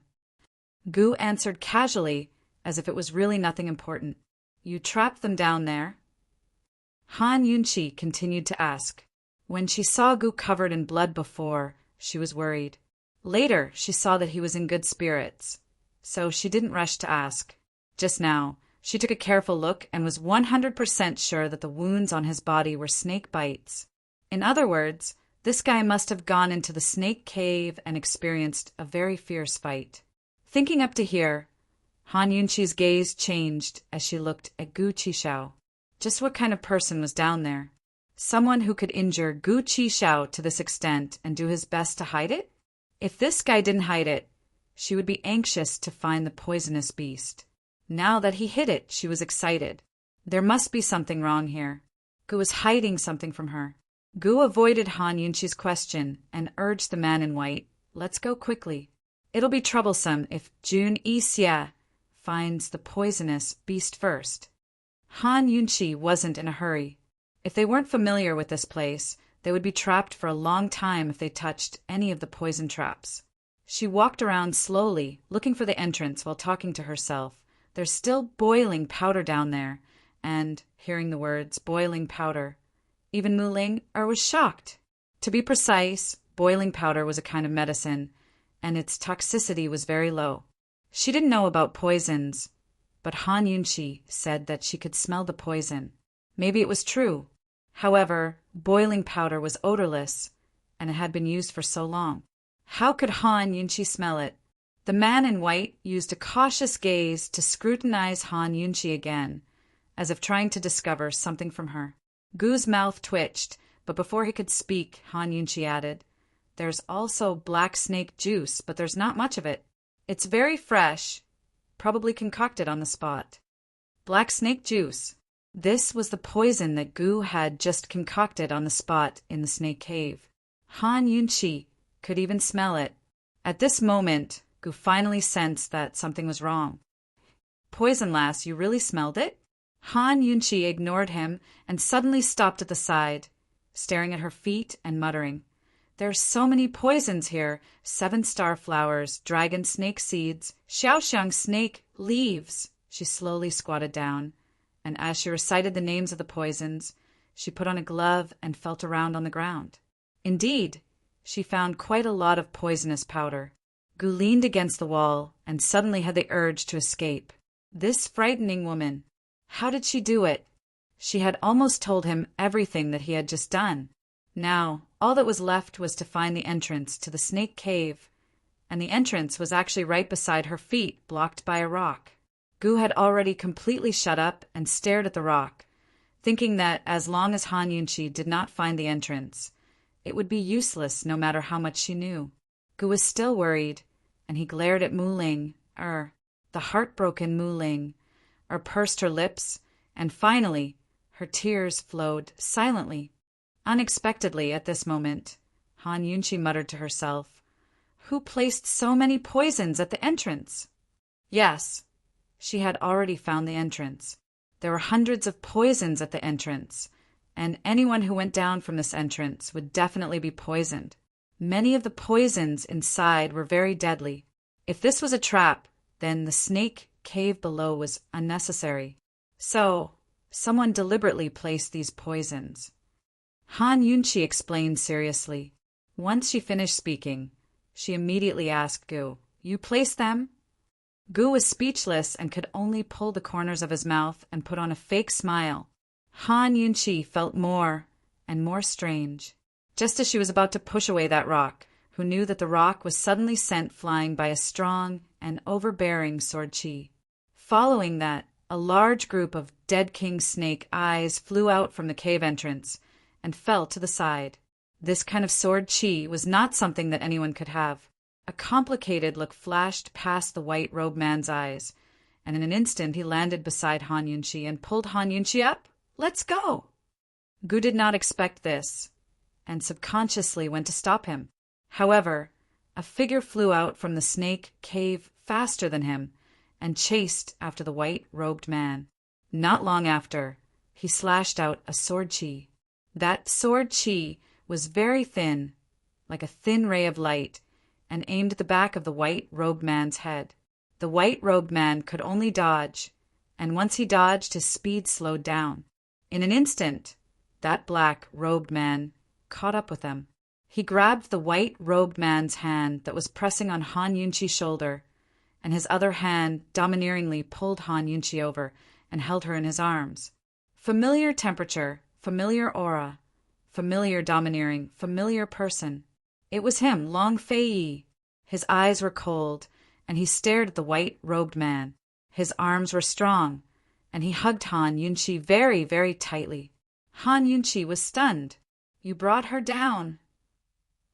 Long Fei Yi was dealing with the poisonous snakes below, and he heard all the fighting and arguments above. "I just happened to meet her at the cave entrance, so I gave her a ride," the white-robed man said very simply. "Since when did the Shadow Clan like to meddle in other people's business?" Long Fei Yi asked again. The Shadow Clan was the protector of the Western Qin imperial family. Other than protecting the Western Qin imperial family, they generally did not care about other things. "You're too idle," the white-robed man said jokingly. "You can go." Long Fei Yi's domineering and noble nature were innate as he ordered. She agreed to go with me. The white-robed man was as gentle as before. "She's going back on her word now," Long Fei Yi directly replied, not giving Han Yunqi a chance to speak. The white-robed man did not reply, and suddenly attacked with a palm. The palm wind was as sharp as a blade. Long Fei Yi protected Han Yunqi and dodged. Just as he was about to attack, who knew that Tang Li would suddenly rush out of the cave and shout, "Long Fei Yi, your leg! Hurry and detoxify it! Hurry!"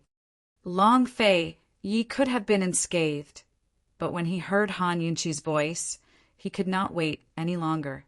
He stood on one leg to increase the power of his sword chi, and just like that, his leg was bitten by the poisonous snakes. Han Yunqi subconsciously looked down and saw that Long Fei Yi's right leg of his trousers had already been torn to shreds. It was filled with deep snake bites, and each of them was dripping with black blood. In an instant, Han Yunchi sucked in a breath of cold air, and goosebumps appeared all over her body. She was a poison doctor, and she had seen many wounds more serious than this. Gu's back and limbs were all covered in wounds, but she did not feel this way when she saw them. However, the more than 10 wounds on Long Fei Ye's leg made her feel afraid. The white-robed man ignored Tang Li, and Long Fei Ye did not get distracted.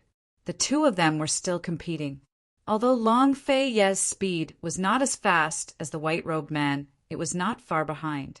In addition, his martial arts were good, so the two of them were basically on par. "Stop!" Han Yunchi suddenly shouted. She struggled out of Long Fei Ye's arms and stood in front of him. The white-robed man was about to attack, but he immediately retracted his palm when he saw this. Long Fei Ye also stopped. He frowned and looked at Han Yunchi. He said in a low voice, "Don't make a fuss." Unexpectedly, Han Yunchi was especially fierce and serious. She said sternly, "Detoxify. Sit down immediately." There were so many wounds. How deep was the poison? If he did not detoxify immediately, he would die. Looking at Han Yunchi's angry and serious expression, Long Fei Ye felt an indescribable feeling in his heart. He really left the white-robed man aside and sat down obediently as Han Yunchi said. Han Yunchi did not care about the people around her. She hurriedly took out the needles and antidote from the treatment bag. Her serious expression made Mu Linger, who was watching from the side, scared. She remembered a saying, "Some women are very scary when they get serious."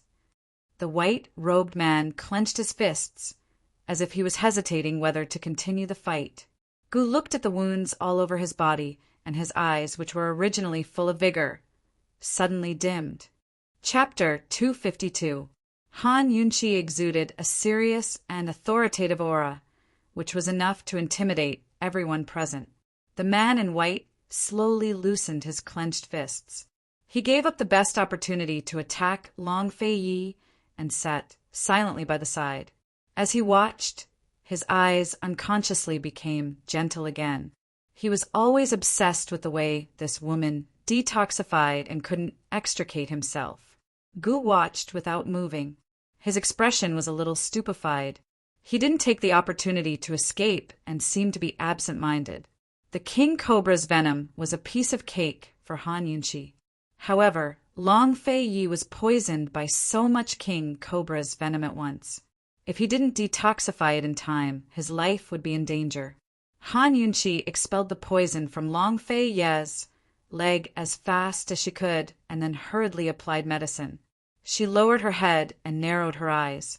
The movements of her hands were professional, quick and clean. She was completely immersed in this urgency, as if even if the sky fell, it had nothing to do with her. She didn't realize that she was nervous. She also didn't notice that Long Fei Ye had been staring at her with his head lowered. There were traces of joy in his deep eyes. He was very, very close to her. His forehead was almost touching her head. This scene in the dark and cold cave was particularly warm. Although she was very fast, Han Yunchi still treated every wound seriously and neatly. Even the bandages were very meticulous. One more layer of gauze would be too thick, and one less layer wouldn't be enough. The bandages were just right. They wouldn't hinder Long Fei Ye from walking, and wouldn't be too ugly. After a while, more than 10 wounds were all treated. Han Yunchi exhaled and looked up. "It's safe." Unexpectedly, when she raised her head, she bumped into Long Fei Ye's chin. Long Fei Ye immediately raised his head to avoid it. Han Yunchi also subconsciously stepped back a little. "It hurts. Why is this guy's jaw so hard?" This bump finally pulled her back from her nervousness. She looked to the side, obviously deliberately avoiding Long Fei Ye. The expression on her elegant little face was especially silent and forbearing, as if the serious, strong, and intimidating woman just now was not her. This was the first time they met since he had forcefully kissed her in the tea house. She really didn't know how to face him, or rather, She really didn't know what to do with this man. She had always been a person who could let go of things easily. She was also a person with strong self-control. However, after meeting him, everything changed. She couldn't even control herself. The surroundings were silent, and the two of them were even more silent. Han Yunqi looked to the side. But damn it! She wanted to know what Long Fei was doing and what kind of expression he had. She hated this silence. She hated being in such a dilemma. Sit properly. There's still poison in your body that hasn't been cured. She spoke first, cold and even a little fierce, as if she was facing a disobedient patient. Long Fei had just flown out of the cave filled with poison, and he had also been ambushed by a lot of poisons around the cave entrance. If it weren't for Tang Li's shout, she wouldn't have realized this problem. Han Yunqi activated the detoxification system's detection function instead of the scanning function. But unexpectedly, Long Fei suddenly reached over and gently rubbed her forehead with his big hand. Han Yunqi didn't expect this and subconsciously raised her head to look at him. She saw Long Fei looking down at her with a silent expression. Even his usually cold and emotionless eyes were silent. He gently rubbed the pain on her forehead without saying anything. His hand was very big and rough because he had been holding a sword for many years. Her skin was delicate and sensitive. His palm was full of masculine heat, and her forehead was cold. The coarseness and the gentleness, the heat and the coolness blended together. As he rubbed her forehead, she felt an indescribable sense of comfort. At this moment, Han Yunqi forgot all the previous entanglement and hurt. Once again, she subconsciously indulged in his eyes that were as deep as the sea. Long Fei, it turns out that you also have such a quiet and peaceful side. In this life, can I have the luxury of being as gentle as water for once? The scene of detoxification just now was shocking, but now this warm and peaceful scene was simply a public display of affection. Cough, cough. Goose suddenly coughed loudly. Cough, cough, cough. He coughed so hard that he couldn't catch his breath. Han Yunqi regained her senses and turned her head away. Long Fei's hand was empty, so he immediately retracted it. He didn't look at Gu, but gave Tang Li a look. Tang Li was about to make a move, but who knew that Han Yunqi would get it? She narrowed her eyes at Gu and said in a bad mood, "Where's the antidote?" Gu Qishao feigned ignorance and kept coughing lightly a few more times. 5-colored lotus, Luo wintry parting grass, and beauty's worry. These are the antidotes for these 3 poisons. The detoxification system had already analyzed that Long Fei had only been poisoned by 3 types of poisons because he was so fast. Unfortunately, these 3 poisons were all ancient poisons. The detoxification system had recorded the antidote formula, but unfortunately, there were no ready-made antidotes. Actually, it wasn't easy to get those antidotes now, let alone the detoxification system. Gu's coughing stopped abruptly. He smiled at Han Yunqi and turned to leave without saying anything. "Stop right there." Han Yunqi and Tang Li shouted at the same time. Tang Li chased after him. Gu ignored Han Yunqi and looked at Tang Li. He smiled lightly, enchanting and cold. "Young Master Tang, the pearflower storm needles aren't something you can make. Don't waste them." Tang Li didn't know the truth. He only thought that Gu had successfully dodged 4 of his pearflower storm needles. Tang Li thought that they had underestimated this guy. It would be a waste to use the pearflower storm needles now. Hence, he really didn't use them. "Even without the pearflower storm needles, I can still take care of you." "I'm so scared." Gu's lips curled into a sarcastic smile. He got into a fighting stance. Without the pearflower storm needles, he was happy to play with this young master of the Tang sect. However, before Tang Li could make a move, Han Yunqi shouted angrily, "You with the surname Gu, don't think that I don't know that you're stalling for time. Give me the antidote now. This poison can't be delayed." There were 3 types of poison in Long Fei's body. Among them, the Luo Shang parting grass poison acted up very quickly. If it wasn't detoxified in time, even if Han Yunqi could expel part of the poison, the remaining poison would quickly invade the brain. By then, even if there was an antidote, there would be repercussions. If one didn't understand this poison, no one would be able to tell that Gu was stalling for time. However, Han Yunqi saw through it. At Han Yunqi's words, Tang Li grew anxious. "You despicable villain." But the person in question, Long Fei Yi, didn't take it to heart. All of his attention was on Han Yunqi. This woman looked the best when she was serious, especially now. Tianning's Duke of Qin had never been protected by anyone in his life. It wasn't that no one wanted to protect him, but that he wasn't used to it and didn't need it. But right now, there was a woman protecting him. Gu Qixiao's eyes flashed with bitterness, but it quickly disappeared. In the end, he ignored the angry Han Yunqi and beckoned with his finger to signal Tang Li to let the horse pass. "Give me both the antidote and your life." Tang Li drew a short sword and stabbed forward, but Gu only dodged without making a move. That's right, he was stalling for time. Finally, Han Yunqi grew angry. She stood up and said, "Gu, if you don't give me the antidote now, we'll break off our friendship." At her words, Gu's movements came to an abrupt halt.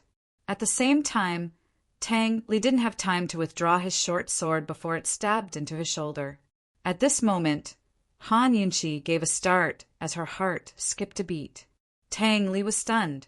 He never expected Gu to stop just like that. Mu Ling burst into tears. "Qi brother."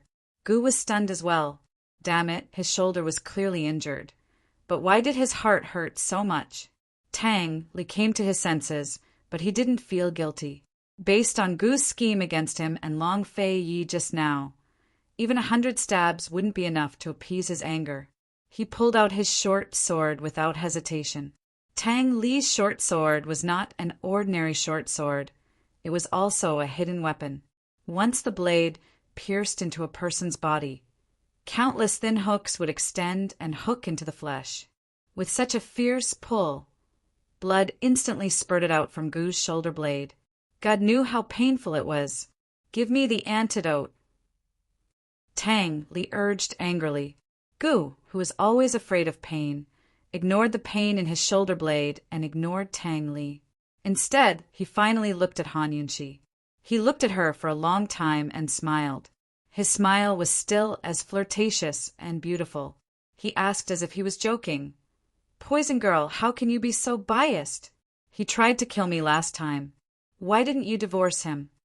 Although he sounded like he was joking, his gaze was stubborn. He was as stubborn as a child who was determined to get an answer. Han Yunqi looked at the wound on Gu's shoulder, then looked at the flesh and blood in Tang Li's hand that mimicked the blade. Her breathing quickened. She really felt sorry for Gu. However, even though she couldn't bear it, she still had to get the antidote. "Long Fei, you couldn't wait any longer. I saved you last time, didn't I?" Han Yunqi retorted. "Poison lass, you saving me and divorcing him are two different things." Gu Qixiao was still smiling, his smile carefree and heartless. "You." Han Yunqi was so angry that she didn't know how to refute. Gu had no intention of leaving either. They were in a stalemate. "What will it take for you to give me the antidote?" Han Yunqi was anxious. The poison in Long Fei Ye's body couldn't be depleted.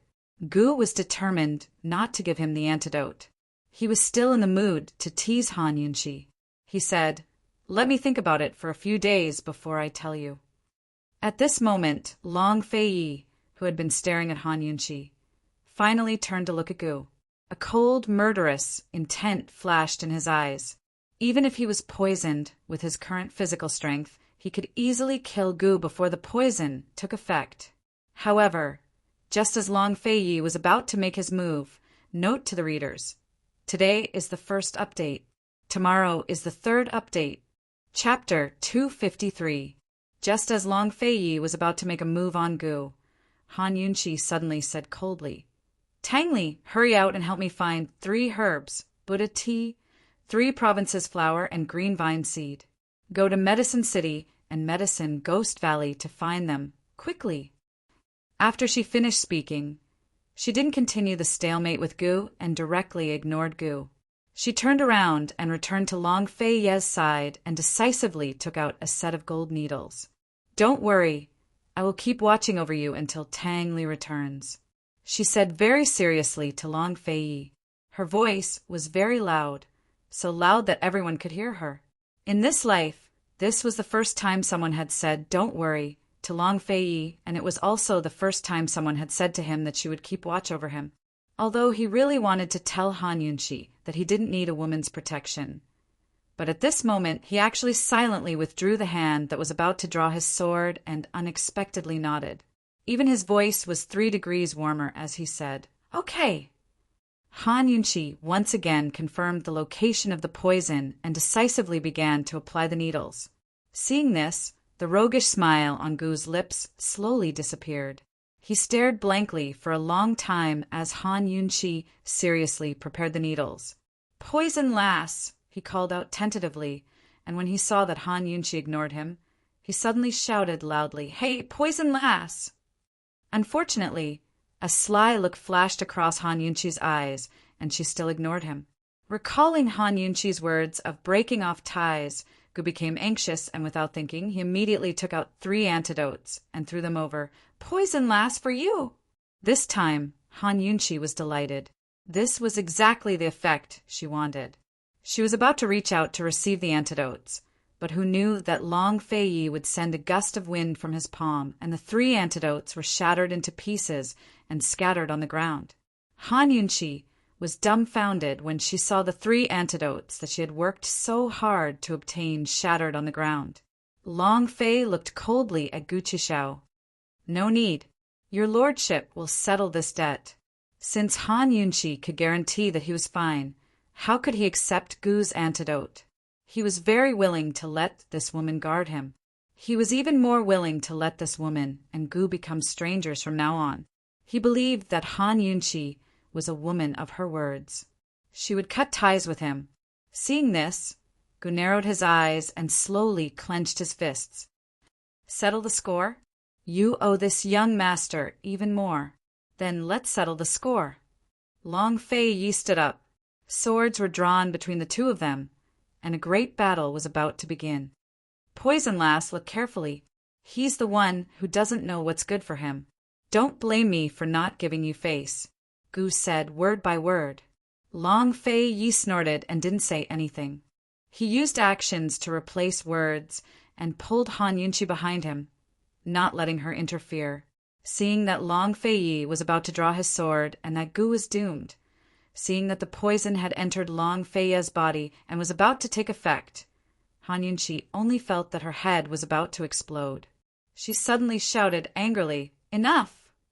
Gu was still frightened by Han Yunqi. He pursed his lips and calmed down a little. However, how could Long Fei Yi be intimidated by Han Yunqi's words? With a clang, he pulled out his long sword. "Long Fei Yi!"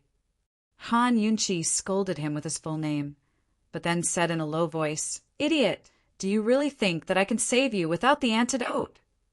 Long Fei Yi didn't expect this at all. What did she mean by that? She couldn't save him without the antidote. So, she was lying to him just now and also to Gu? Long Fei Yi suddenly felt a sense of helplessness that he had never felt before. This woman who had just reassured him was now calling him an idiot. It was another first. The first time someone dared to call him an idiot, but he really couldn't do anything about it. And he was indeed as easily fooled as an idiot. Take it that I'm begging you, cooperate with me. I can't fool him, okay? The longer the poison in your body is dragged out, the more harmful it will be to your body. Han Yunqi said very seriously, as if she wasn't trying to save Long Fei Ye's life, but her own. Seeing her anxious look, Long Fei Ye's heart was filled with warmth. He couldn't get angry, even if he wanted to. Once again, he obeyed this woman and obediently kept his sword. Once again, he allowed her to protect him. Seeing this, Gu Chishao finally let down his guard. "Hey, are you still giving me the antidote?" Han Yunqi asked casually. Gu didn't move and didn't respond for a long time. If he gave the antidote, he couldn't accept Long Fei Ye's arrogance. If he didn't give the antidote, he couldn't bear to do it to Han Yunqi. Gu really didn't know what to do with this girl. After struggling for a while, when he saw the impatient expression on Han Yunqi's face, Gu didn't think any more.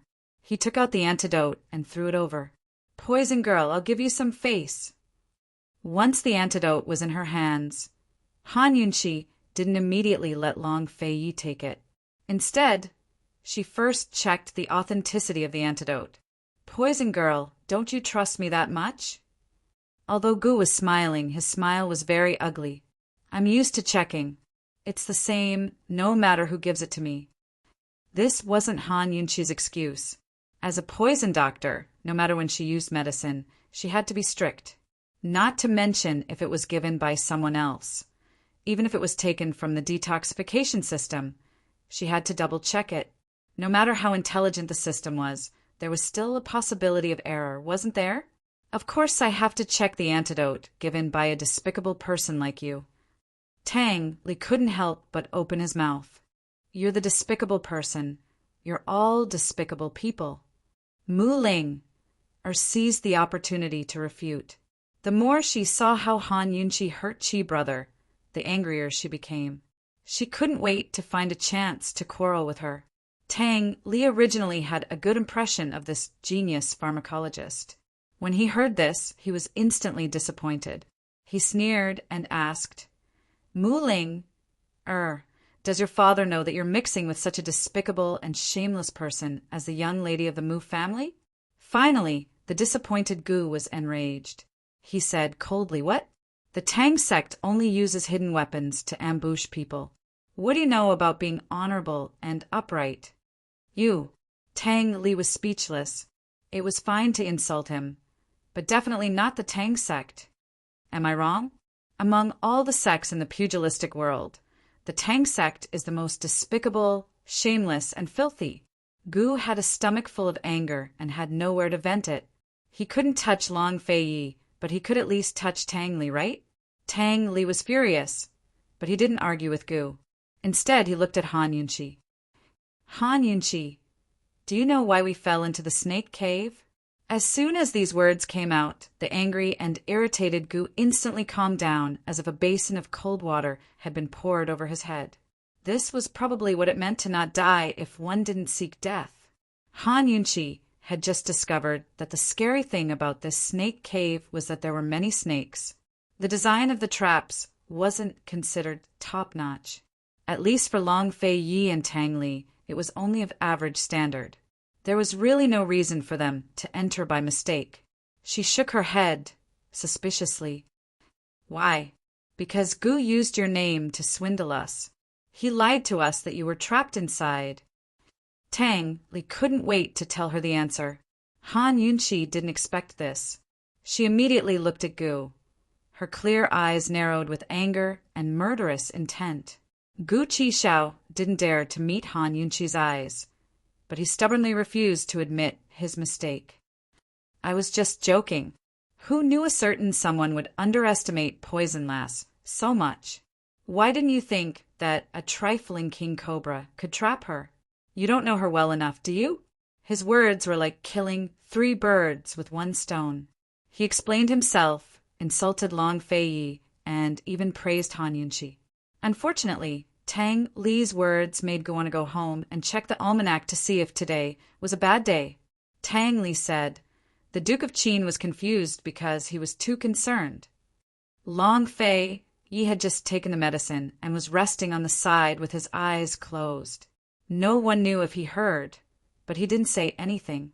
Han Yunqi was actually sitting next to Long Fei Yi. She was waiting for the antidote to take effect so that she could examine Long Fei Yi's body. She couldn't help but sneak a glance at Long Fei Yi. Unexpectedly, Long Fei Yi suddenly opened his eyes and looked at her. Han Yunqi immediately dodged. Long Fei Yi didn't say anything and continued to close his eyes. If he didn't say anything and didn't explain, did that mean he was admitting it? So it seems that His Highness Duke of Qin is also looking for the poison beast for Poison Girl. Gu's face was full of sarcasm, based on his understanding of Long Fei. This guy wouldn't wake up early if there were no benefits. He definitely didn't come to Medical City just for Han Yunqi. If he remembered correctly, Long Fei had come to the sinkhole once 5 years ago. Of course. Tang Li answered without hesitation. In fact, if Gu hadn't said so, he really wouldn't have thought that the poison beast's blood could cure Long Tianma's bone poison. He and Long Fei had indeed come to Medical City for the poison beast, but they hadn't planned to enter the sinkhole in advance. Now it seemed that Long Fei had come down early for Han Yunqi. You know very well whether or not it's true. Gu looked meaningfully at Long Fei. Han Yunqi stole another glance at him, but unfortunately he didn't say anything. Han, the poison should be gone, she said indifferently. Unexpectedly, Long Fei reached out and asked casually, "Tomorrow night is the deadline, right?" "Deadline? What deadline?" Han Yunqi didn't understand. "Don't worry, there's still time," Long Fei said indifferently as he held Han Yunqi's hand and stood up. At this moment, Han Yunqi finally understood that tomorrow night was the deadline for her bet with Third Elder. Long Fei really came for her. He admitted it, but it wasn't a tacit admission. How could he be so overjoyed? Their future was obviously uncertain, and the poison beast was hard to find. But after hearing Long Fei's words of "don't worry," Han Yunqi felt inexplicably at ease. "Okay." She nodded without hesitation. Just like when Long Fei said the word "okay," she was especially firm. Long Fei, you didn't pay much attention to Gu, and he also ignored the silent man in white at the side. He held Han Yunqi's hand and was about to leave. A trace of calculation flashed across Gu's eyes, and he smiled generously. "Since you're all here for poison, lass, let's go together." Unexpectedly, the man in white suddenly said, "I'll take you with me." Chapter 254. Although the white-robed man hadn't said a word, Long Fei and Gu didn't overlook him. The appearance of a Shadow Clan member here was worth pondering over.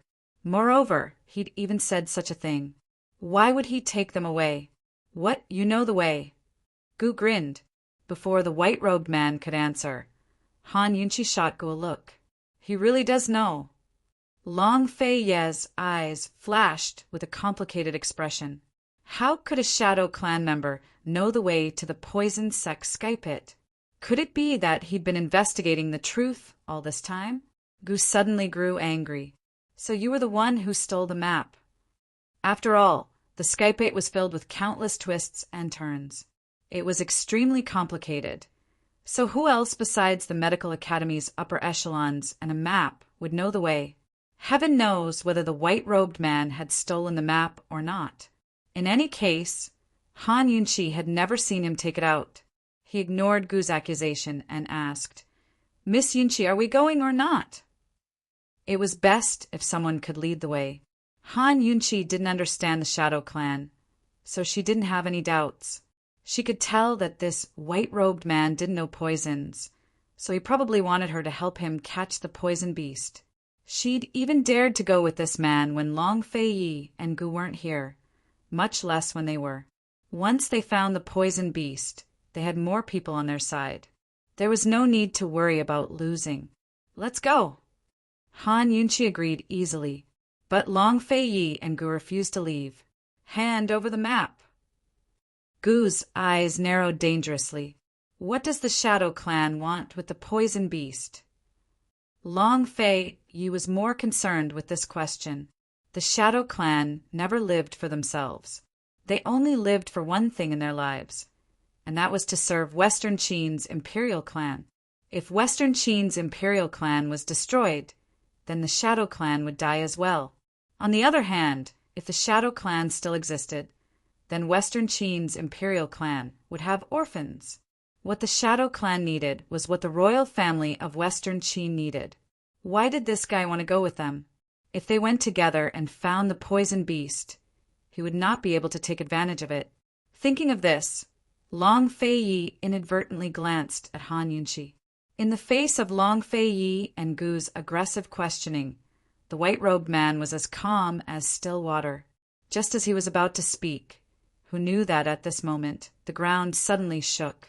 The entire cave was shaking as if it was about to collapse. Long Fei Yi immediately grabbed Han Yunqi's hand and asked, "What happened?" "Someone has touched the Tianking's Achilles heel. Before noon, the Tianking will definitely collapse. We must leave as soon as possible," the white-clothed man said seriously. "You also know about the Tianking death acupoint?" Gu was very surprised. The Sky Pit death point was the poison sect's most important secret in the Sky Pit. It wasn't drawn on the map, so only the medical academy's upper echelons knew about it. Even he had eavesdropped on it when he was young.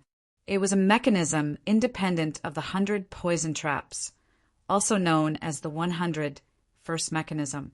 Once that mechanism was triggered, it would cause the entire underground cave to collapse. Everything here would be buried underground, and even the poisonous beast would not be spared. For many years, the medical academy's upper echelons had been searching for this mechanism, wanting to destroy the Sky Pit and trap the poison beast forever. Unfortunately, they hadn't been able to find it. Damn it, who was the blind cat that chanced upon a dead mouse and touched this mechanism? As they spoke, large rocks began to fall. Long Fei Yi shielded Han Yunqi as they hid in another cave. Seeing this, the white-robed man was the first to chase after them, even faster than Gu. "There's not much time left. Are you leaving or not?" the white-robed man asked again. As soon as he spoke, rocks began to fall from the cave they were in as well. The entire ceiling looked like it was about to collapse. Long Fei Yi and Gu didn't hesitate as they said in unison, "Go, lead the way." Leave. Should they quickly escape for their lives, or hurry forward to find the poison beast? No one explained, but the white-robed man, Long Fei Yi, and Gu had a tacit understanding. They weren't people who admitted defeat easily. They wouldn't run away. Since they were here, they wouldn't leave empty-handed. When they said leave, they only meant one thing, and that was to continue moving forward. The white-robed man immediately activated the mechanism on the stone wall on the right, opening a secret door to lead the way. The white-robed man was in front. Long Fei Yi and Han Yunqi were behind. Gu and Mu Ling were behind them, and Tang Li was at the back. Long Fei Yi was tightly protecting Han Yunqi, never letting go of his hand. Everyone was flying using qigong. Han Yunqi didn't know how to fly, but she was the most relaxed one. Her face was pressed against Long Fei Yi's chest, and she could clearly hear his strong heartbeat. Only at this moment did she feel that she was very close to him. Behind them, rocks kept falling, and the cave shook more and more violently. It was as if the whole world was about to collapse. However, Han Yunqi, who was nestled in Long Fei Yi's arms, had the illusion that the whole world was silent. Amidst the turbulence, the alternation of light and darkness, and the rapid rush, he hugged her so tightly that her breathing was a little irregular. However, even so, he still wanted her to get closer. "Hold on tight," he said in a completely commanding tone. Hold on tight? She couldn't hold on tight to him no matter how hard she tried, so she could only wrap her arms around his waist. She hesitated, but he urged again, "Hold on tight." The speed was too fast. If this woman fell, she would be half dead even if she didn't fall to her death. "I can't hold on," Han Yunqi said in a low voice. She hesitated for a moment, then carefully wrapped her arms around him. This time, her whole body was really pressed against his body. The masculine scent of a man suddenly filled her senses. Han Yunqi found that her heart was beating so fast that it couldn't stop. Hug him? Feeling the slight movement of her little hand around his waist, Long Fei Ye's lips unconsciously curved into a smile, and he acquiesced. And this scene was clearly seen by Gu, who was behind them. From his point of view, it was Han Yunqi who took the initiative to hug Long Fei Yi. He looked and looked, then suddenly stopped in his tracks as if in a daze. Mu Ling bumped into him from behind. Fortunately, Tang Li reacted quickly and stopped in time. "Gu, what are you doing?" Tang, Li shouted angrily. Gu didn't react at all and continued to move forward. Mu Ling looked at his lonely back full of wounds as he chased after Long Fei Yi and Han Yunqi. Her heart almost broke. Qi brother, I definitely won't allow Han Yunqi to hurt you like this. I definitely won't allow it. As the karst cave collapsed more and more, the man in white also became faster and faster, forcing the people behind to speed up to keep up. The group of people quickly shuttled through the karst cave, breaking through secret doors and rushing through secret passages. Unknowingly, they kept going down. Finally, the man in white stopped in front of a huge stone door. They had arrived. Behind this door is the lowest point of the crater. It's also the secret room where the poisonous beast is imprisoned, the man in white said lightly. Everyone thought that the man in white would find a mechanism to open the door. However, the man in white said, "We have to find a way to open this door. I don't know where the mechanism is either."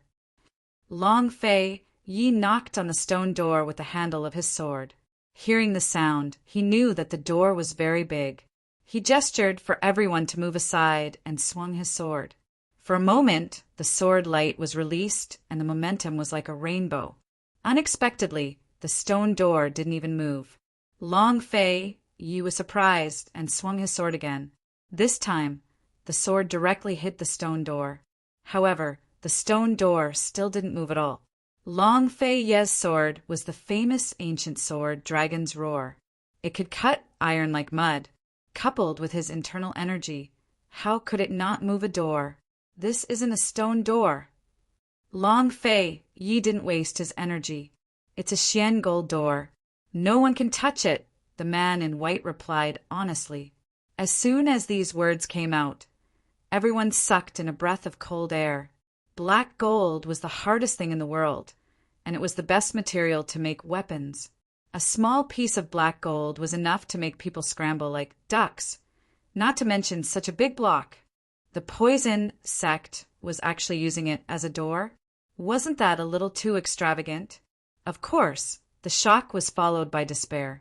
The man in white was right. No one could touch this door. Is there only one entrance? Han Yunqi asked offhandedly. It wasn't clear if the man in white heard her, but he didn't answer. Gu stepped forward to touch it and sighed. Bone corroding powder can be used for other things, but Xian gold is hard to deal with. Bone corroding powder was one of the most corrosive poisons, but it was useless against Xian gold. His words reminded Han Yunqi of something, causing her eyes to light up. At this moment, the collapsing sounds around them grew louder and louder. If they delayed any longer, the secret passage they were in would collapse as well. We can only find the switch. It should be nearby, the man in white said seriously. This layout can only be found on the left and right walls. Everyone split up and search. Tang Li had long been touching the walls. Hidden weapons and mechanisms were similar, so he could be considered half an expert when it came to them. Very soon, everyone was searching the walls on both sides. Only Han Yunqi remained standing in place. As the white-clothed man looked over, his eyes that had always been as calm as water actually flashed with a hint of anxiety. He looked at the crowd again. While no one was paying attention, he gently rubbed his finger against a rough spot on the wall. As he rubbed, his finger seemed to have been cut by something, and blood oozed out, leaving a bloody mark on the wall. However, the strange thing was that the bloodstains quickly disappeared, as if they had been absorbed by the wall. The man withdrew his finger and hid it in his palm. "Miss Yunqi, I'll go over there. You can look around here." Han Yunqi walked over and was about to touch the wall when she suddenly stopped. "I have a way to corrode this wall." Hearing this, Long Fei Yi was the first to look over, his eyes flashing with warning. There was still a poison in this world that could corrode Xian gold. Its name was Perplexing Butterfly Illusion. Chapter 255. Perplexing Butterfly Illusion. It was a type of poison that could vaporize anything in an instant. Forget about the door in front of them. Even the poisonous beast inside would be vaporized in an instant, vanishing without a trace. When Long Fei Yi handed the perplexing butterfly illusion to Han Yunqi, although he told her not to ask too many questions, he also didn't tell her not to tell anyone about it. Seeing the intense warning in Long Fei Ye's eyes, Tang Li also quickly thought of the perplexing butterfly illusion. This was something that determined Long Fei Ye's life. It was too important to him. The perplexing butterfly illusion was hidden in Han Yunqi's sleeve. Was this woman going to take it out? Poison Girl, what idea do you have? Gu was very much looking forward to it. He loved the surprises this girl brought. The white-clothed gentleman looked at the blood-sucking wall, then looked at Han Yunqi. Although he was anxious, he still restrained his temper and waited. He had spent so much effort to lure this girl here to verify her identity. He couldn't be impatient and fail at the last moment. After all, the people here weren't simple people. They all had sharp eyes. He didn't believe that Han Yunqi had a way to corrode this wall. There was still some time before the cave collapsed. He could wait. Good stuff. Han Yunqi smiled as she answered Gu, taking out medicine from her medical pouch. Seeing this, Tang Li couldn't help but say, Han Yunqi, don't use things that don't belong to you. This reminder was obvious enough. Anyone who heard it would know that there was a problem. Han Yunqi definitely knew what he was referring to. Unexpectedly, Han Yunqi didn't stop. Not only did she not understand the warning in Long Fei Ye's eyes, she even deliberately looked at Long Fei Ye meaningfully before taking out something from her medical pouch. In an instant, everyone looked over and waited. What kind of surprise would this woman give them? Tang Li clenched his fists and readied his hidden weapons. Although he had already acknowledged Han Yunqi, he would never allow anyone to betray Long Fei Yi as long as it involved the perplexing butterfly illusion. Seeing that Tang Li was about to make a move, Long Fei Yi pressed his hand down. Long Fei Yi, wake up. There must be no exceptions to this. Tang Li whispered angrily and anxiously. What was the use of this guy warning Han Yunqi with his eyes? He was so cruel to everyone. But why couldn't he do it to this woman? Long Fei Yi just held Tang Li's hand and stared at Han Yunqi's hand in silence. Tang Li wanted to break free, but Long Fei Yi was too strong. He couldn't even move an inch. Long Fei Yi, don't forget that this thing belongs to your mother. Tang Li reminded him in a low voice. Long Fei Yi was slightly startled, but he didn't let go in the end. At this moment, Han Yunqi took out the item. It was a large bottle. It wasn't the usual porcelain bottle used to store medicine, but a black-colored glass bottle. It couldn't be seen what was inside. The moment he saw the glass bottle, Tang Li felt as if a stone had been lifted from his heart. He let out a huge sigh of relief and whispered, Long Fei Yi, you can let go now. Thank goodness. Thank goodness. This girl was still reliable. Looking at the bottle in Han Yunqi's hand, he knew that it definitely didn't contain perplexing butterfly illusion. The bottle that contained perplexing butterfly illusion was a simple blue and white porcelain bottle. It was a very special porcelain bottle. In this world, only that porcelain bottle wouldn't be corroded by perplexing butterfly illusion. It's this thing. It's a secret recipe. Han Yunqi smiled and deliberately glanced at Long Fei Yi. Actually, she had seen this guy's warning just now. Did he think that she would take out perplexing butterfly illusion? Was she that unreliable? If he didn't trust her, why did he give her such an important thing? Since he gave it to her, why didn't he explain its origins to her? Why was this guy always so contradictory? Seeing Han Yunqi look at him, Long Fei Yi immediately avoided her with an expressionless face. Perhaps Han Yunqi was used to it. Seeing him like this, not only did she not mind, she actually had the urge to continue playing with him. What the hell is this? Gu curiously moved closer. Mu Ling had been standing to the side, silently looking at Han Yunqi. Her expression was full of resentment, but unfortunately, no one had the time to notice her. Smell it. Han Yunqi opened the glass bottle. Not only Gu, but everyone present immediately smelled a pungent smell. Although they didn't know what this medicine was, Mu Ling, who was familiar with medicinal properties, immediately knew that this thing was extremely corrosive. She didn't really believe that this thing could corrode black gold, but she believed that it could definitely destroy Han Yunqi's face. She covered her nose, a trace of ruthlessness flashing through her eyes. Here's my chance. She stared at the thing in Han Yunqi's hand. Just as she was about to make a move, Gu suddenly turned to look at her.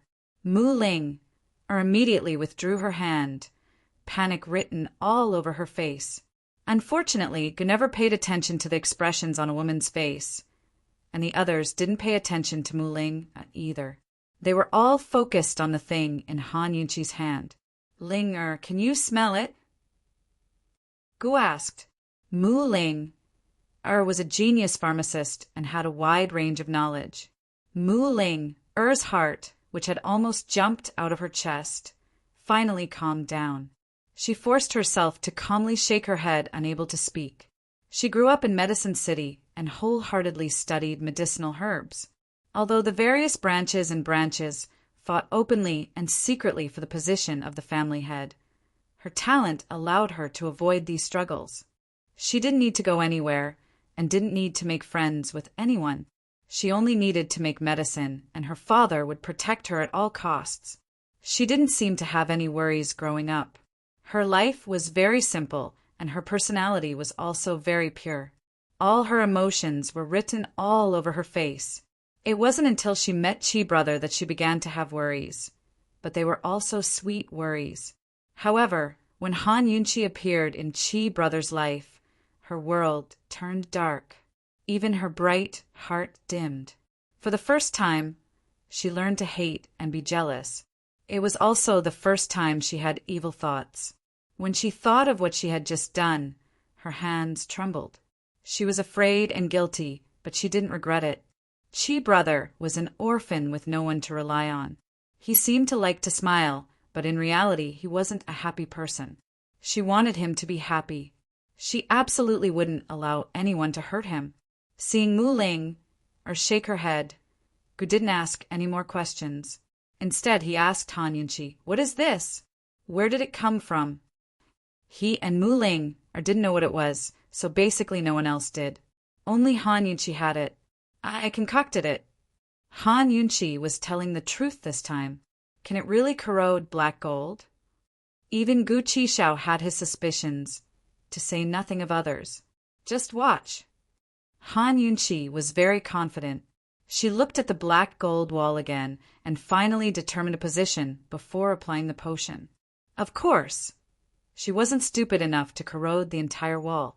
She only needed to corrode an entrance that could allow one person to pass through. Han Yunqi knew that time was tight, but this matter couldn't be rushed. She gently applied the potion in circles and layers. The room was silent. Everyone's attention was on Han Yunqi's hand. Seeing that the black gold wall didn't move for a long time, the people who didn't believe it to begin with gradually became suspicious. Han Yunqi, can it work? This place is about to collapse. Tang Li asked anxiously. Poison, lass. Don't joke around with everyone's lives, Gu teased. Only Long Fei Yi and the white-robed man didn't speak. The white-robed man looked on silently with furrowed brows, as if he'd noticed something strange about the black gold wall. Meanwhile, Long Fei Ye's attention had long rested on the white-robed man. At this moment, a large boulder suddenly fell from above and landed right by Mu Ling's feet. Frightened, Mu Ling immediately hugged Gu. Chi Brother. Han Yunqi stopped and looked back, but Gu immediately pushed Mu Ling aside. Of course, he didn't explain anything, but urged, Poison, lass, can you do it or not? Miss Yunqi, don't try anymore. Let's look for the mechanism. It should be on this wall, the white-robed man spoke up hastily. But right at this moment, a stream of golden liquid slowly flowed down from the Xian gold wall. Seeing this, everyone grew alarmed. The white-robed man knitted his brows even more. We won't make it in time at this speed. This place is about to collapse. It'll melt very quickly once it starts. Just wait a moment. Han Yunchi was certain. The liquid in her hands was none other than super strong aqua regia. Aqua regia was an extremely acidic liquid that was one of the few liquids capable of melting metal. Super strong aqua regia was something Han Yunchi had specially made and was sometimes used to refine medicine. Aqua regia dissolved metal more slowly, but this super strong aqua regia was different. A single bottle was enough to help her get rid of the obstacle before her. As Han Yunchi had said, more and more of the golden liquid began to flow down faster and faster until it became a stream of water. A small hole had already appeared in the Xian gold wall, through which one could see the inside. Everyone was stunned by the sight before them. Even Long Fei Yi found it hard to believe. Xian gold was hailed as the world's hardest material. Tian Shan Kenzo's sect head had a Xian gold sword that was hailed as the world's #1 sword. But Han Yunchi had a way to destroy it in such a short time. This woman was too frightening. Soon enough, the hole grew larger and clearer, revealing everything behind it. Han Yunchi glanced at it and grew alarmed. She didn't have time to explain the super strong aqua regia to the stunned crowd, but cried out, "Jun Yixia and Duanmu Yao are inside!" How was this possible? Long Fei Yi stepped forward to look through the hole and really did see Jun Yixia and Duanmu Yao's figures. It was completely empty inside, except for the two of them. There was nothing else, much less the poison beast. Could there be another entrance? Where's the poison beast? How did they get here so quickly? Tang Li asked several questions in succession. At this time, Gu gestured for everyone to keep quiet. Listen, it's the poison beast's voice. As soon as he finished speaking, another large rock fell from the sky. This time, it didn't fall far and didn't hit anyone's feet. However, following closely behind the rock was Chapter 256. Following the boulder was a huge black rat. It was twice the size of a normal rat. It fell to the ground with its 4 legs facing the sky, struggling nonstop. That's it. Han Yunchi looked at it from afar, her face full of suspicion. She imagined the poisonous beast to be ferocious and tall, baring its fangs and brandishing its claws. That's not the Gushu. The Gushu is imprisoned inside. It won't come out that easily, Gu explained. Han Yunchi sighed in relief. She thought it was the poisonous beast that came out. She thought that since the poisonous beast was called the Gushu, it should be a huge rat. Long Fei Yi and Tang Li's attention was focused on Jun Yixia and Duanmu Yao behind the Xian gold door. They didn't pay attention to the huge rat. Snakes and rats were in the same nest. If there was a snake in the secret passage, there would definitely be rats. There was nothing strange about it. Han Yunchi melted the Xian gold without making a sound. The secret room was huge. Jun Yixia and Duanmu Yao were quite far away, so they didn't notice anything strange. If we don't kill it now, when will we? Tang Li was about to take out the torrential pear blossom needles to attack Jun Yixia when the man in white suddenly said in a low voice, "Such a huge rat. I'm afraid it grew up eating human flesh." Once these words were said, everyone's expression changed greatly. Rats that grew up eating human flesh? Wasn't this the ferocious flesh-eating rat that only existed in legends? Based on their physique, these rats couldn't be compared to the word beast at all. However, their attack power was far beyond that of a ferocious beast. They were similar to flesh-eating ants. They never moved alone, but moved in a large nest. A nest of flesh-eating rats would have hundreds of them, and a large nest could even have thousands of them. In other words, as long as one flesh-eating rat appeared, it meant that there was a nest of flesh-eating rats nearby. Who would have thought that the long-extinct flesh-eating rats would appear here? Long Fei Yi and Tang Li hurriedly turned around to look. The appearance of the flesh-eating rats was enough for them to temporarily put Jun Yixia aside, because no one in the world had ever been able to escape from a group of flesh-eating rats. The rats were twice the size of normal rats. Their eyes were red, and their fangs and claws were especially obvious. It was hard to imagine how terrifying it would be to be bitten by this group of rats. In the silence, everyone stared at the flesh-eating rat in the distance. No one spoke for a long time, and the atmosphere gradually became tense. After a long while, Goose said, "There's no human meat here. Are you sure you're not mistaken? It can't be wrong.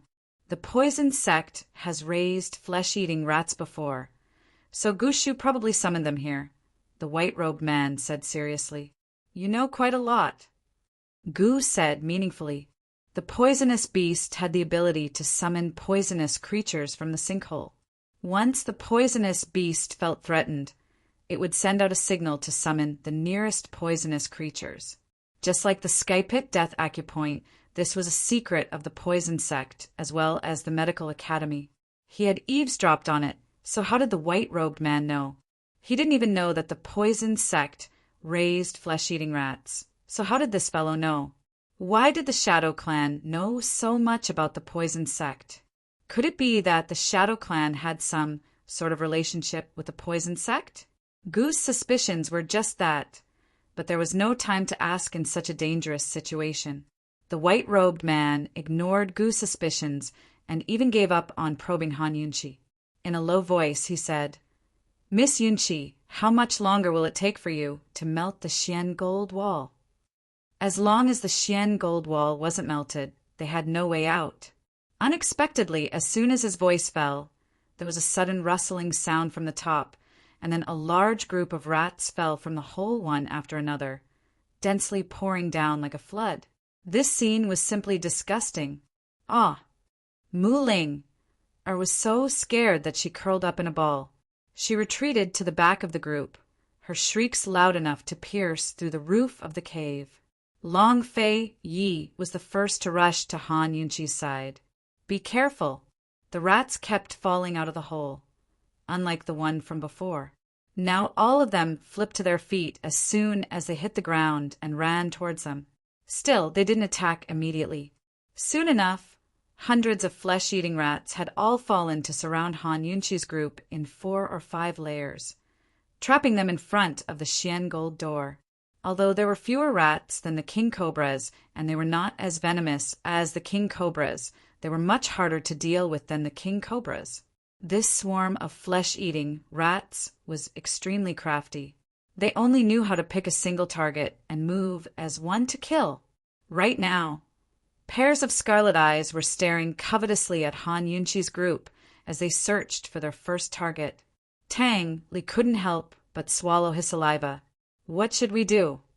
Just 10 flesh-eating rats were enough to devour a person within a minute. Once these hundreds of flesh-eating rats pounced on a person, they would be able to devour the person until only the bones were left. That was simply something that could be done in the blink of an eye.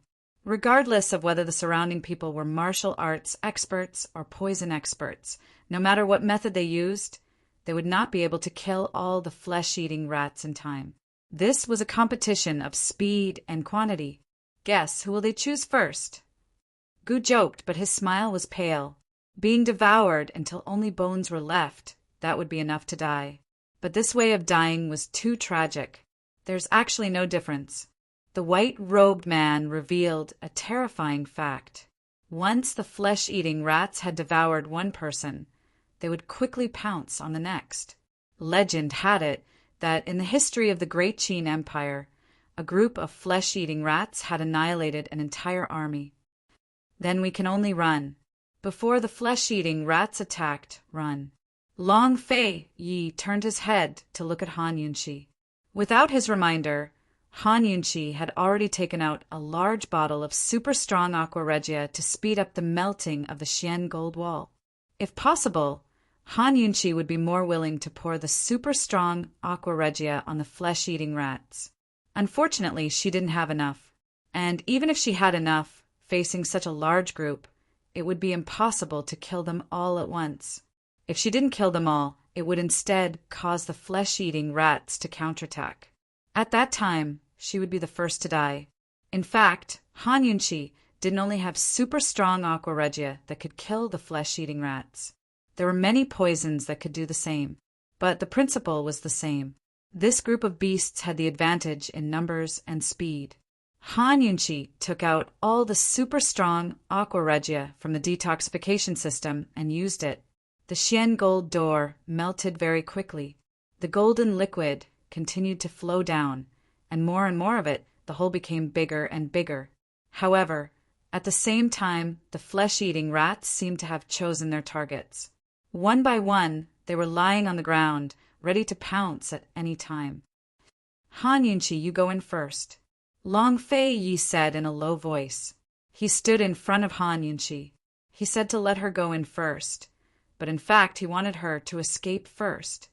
It's almost done. If we want to escape, let's escape together. Han Yunqi used all her strength to melt the Xian gold door. She casually gave the last bottle of aqua regia to Mu Ling. Help quickly. Mu Ling was still trembling, but when she received the aqua regia, she suddenly calmed down. She looked deeply at Han Yunqi. Han Yunqi's attention was all on the Xian gold door. At this time, the hole was almost big enough for one person to pass through. Mu Ling held the aqua regia tightly as if hesitating. However, at this time, the rats on the ground all arched their backs. Not good, the white-clothed man exclaimed. The flesh-eating rats were about to attack. Mu Ling was so scared that her whole body trembled. Her hands went soft, and the super-strong aqua regia fell to her feet. Seeing this, Han Yunqi suddenly pushed her away. Pum! The super-strong aqua regia fell to the ground. At the same time, Mu Ling also fell to the ground. At this time, the flesh-eating rats suddenly let out a sharp squeak. In this situation, anyone could guess that Mu Ling was their target. Mu Ling Han Yunqi exclaimed. She did not think much and pulled Mu Ling. Han Yunqi, let go immediately. Long Fei Yi immediately ordered coldly. Han Yunqi was simply asking for death. The flesh-eating rats wanted to attack Mu Ling. If Han Yunqi pulled her, the flesh-eating rats would treat her as a target and attack her together. Han Yunqi really did not think much about the consequences. Her first reaction was to save her. She subconsciously raised her head to look at Long Fei Yi, but it was too late. In an instant, the flesh-eating rats rushed towards the two of them at lightning speed. Han Yunqi! Poison lass! Long Fei Yi and Gu shouted in unison. At this time, they did not care whether they could save her or not.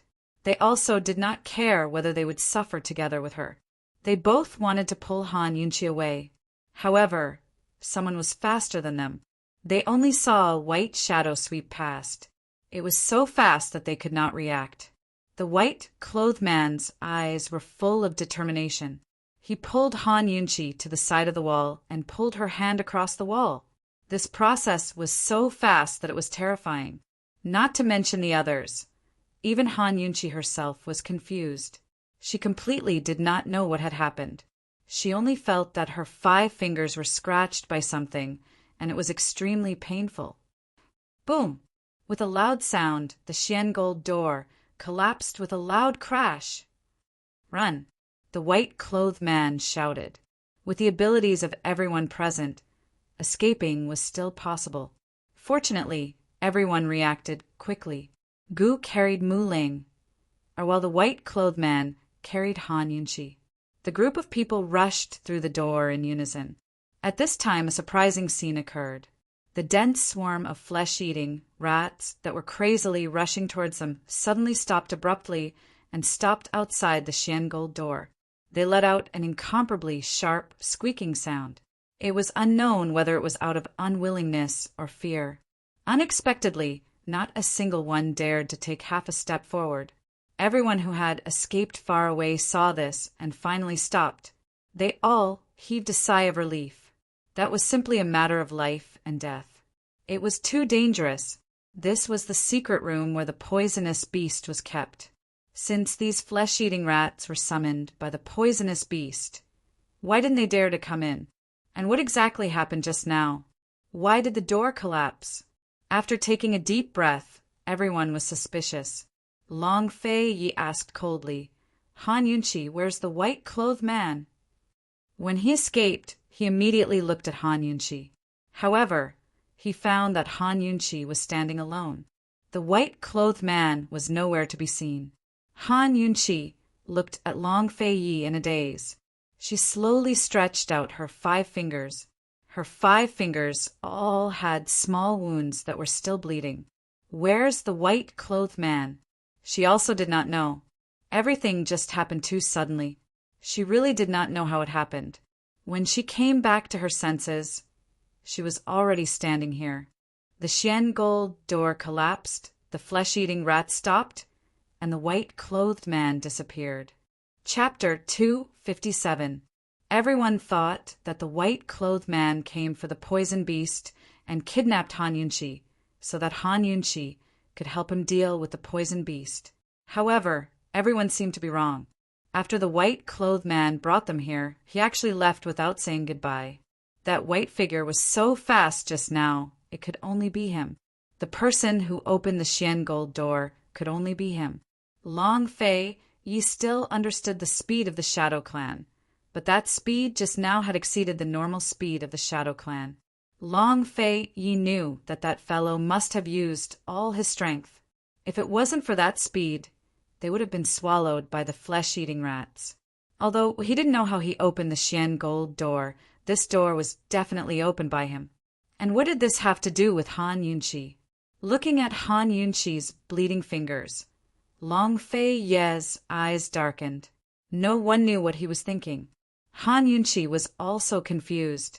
Her 5 fingers seemed to have been scratched by something. The wound was very small, but it kept bleeding. It was very painful. She didn't know if the wound on her fingers was accidental or if the white-clothed man did it intentionally. Ling, do you have medicine to stop the bleeding? Gu anxiously asked. Mu Ling looked at Han Yunqi with a complicated expression. She didn't answer for a long time. Mu Ling, Gu anxiously said.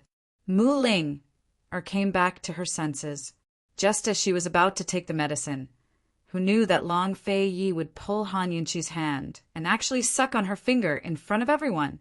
In that instant, Han Yunqi, who was still in a daze, felt like she had been electrocuted. Her entire body trembled and her entire body immediately tensed up. However, Long Fei Yi didn't just suck on her finger. He even gently sucked on it.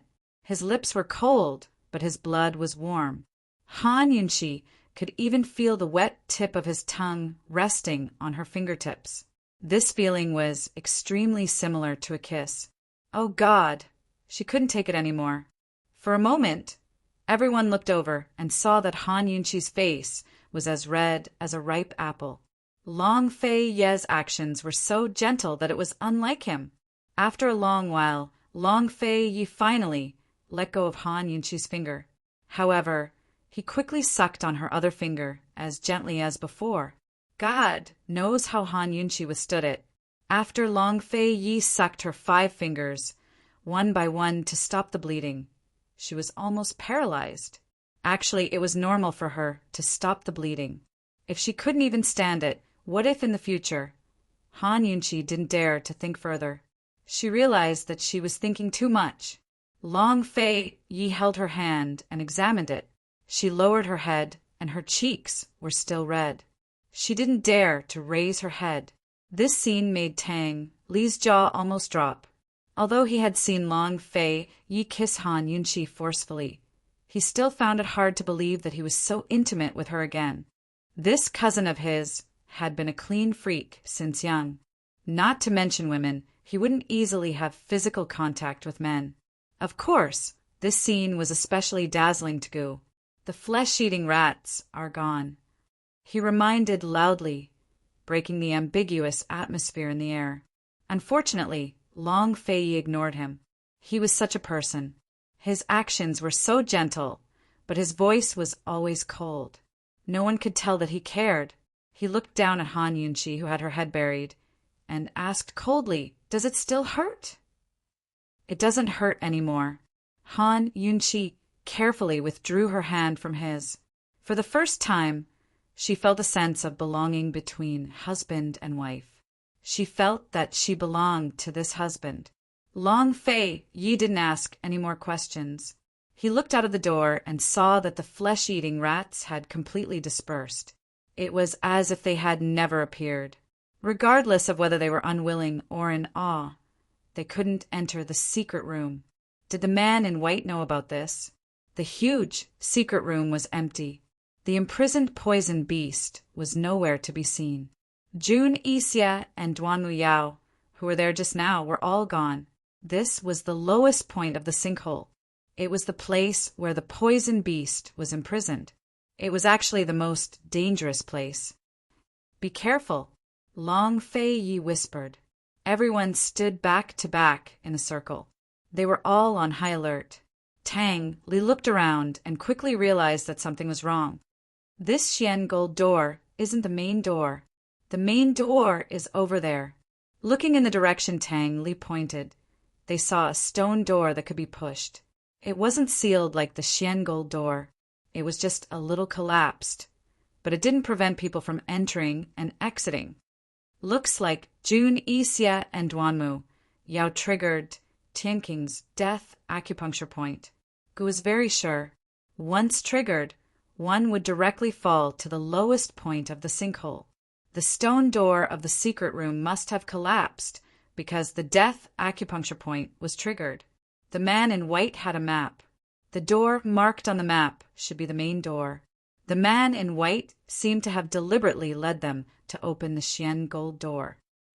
Could it be that they took the poison beast away? Tang Li asked suspiciously.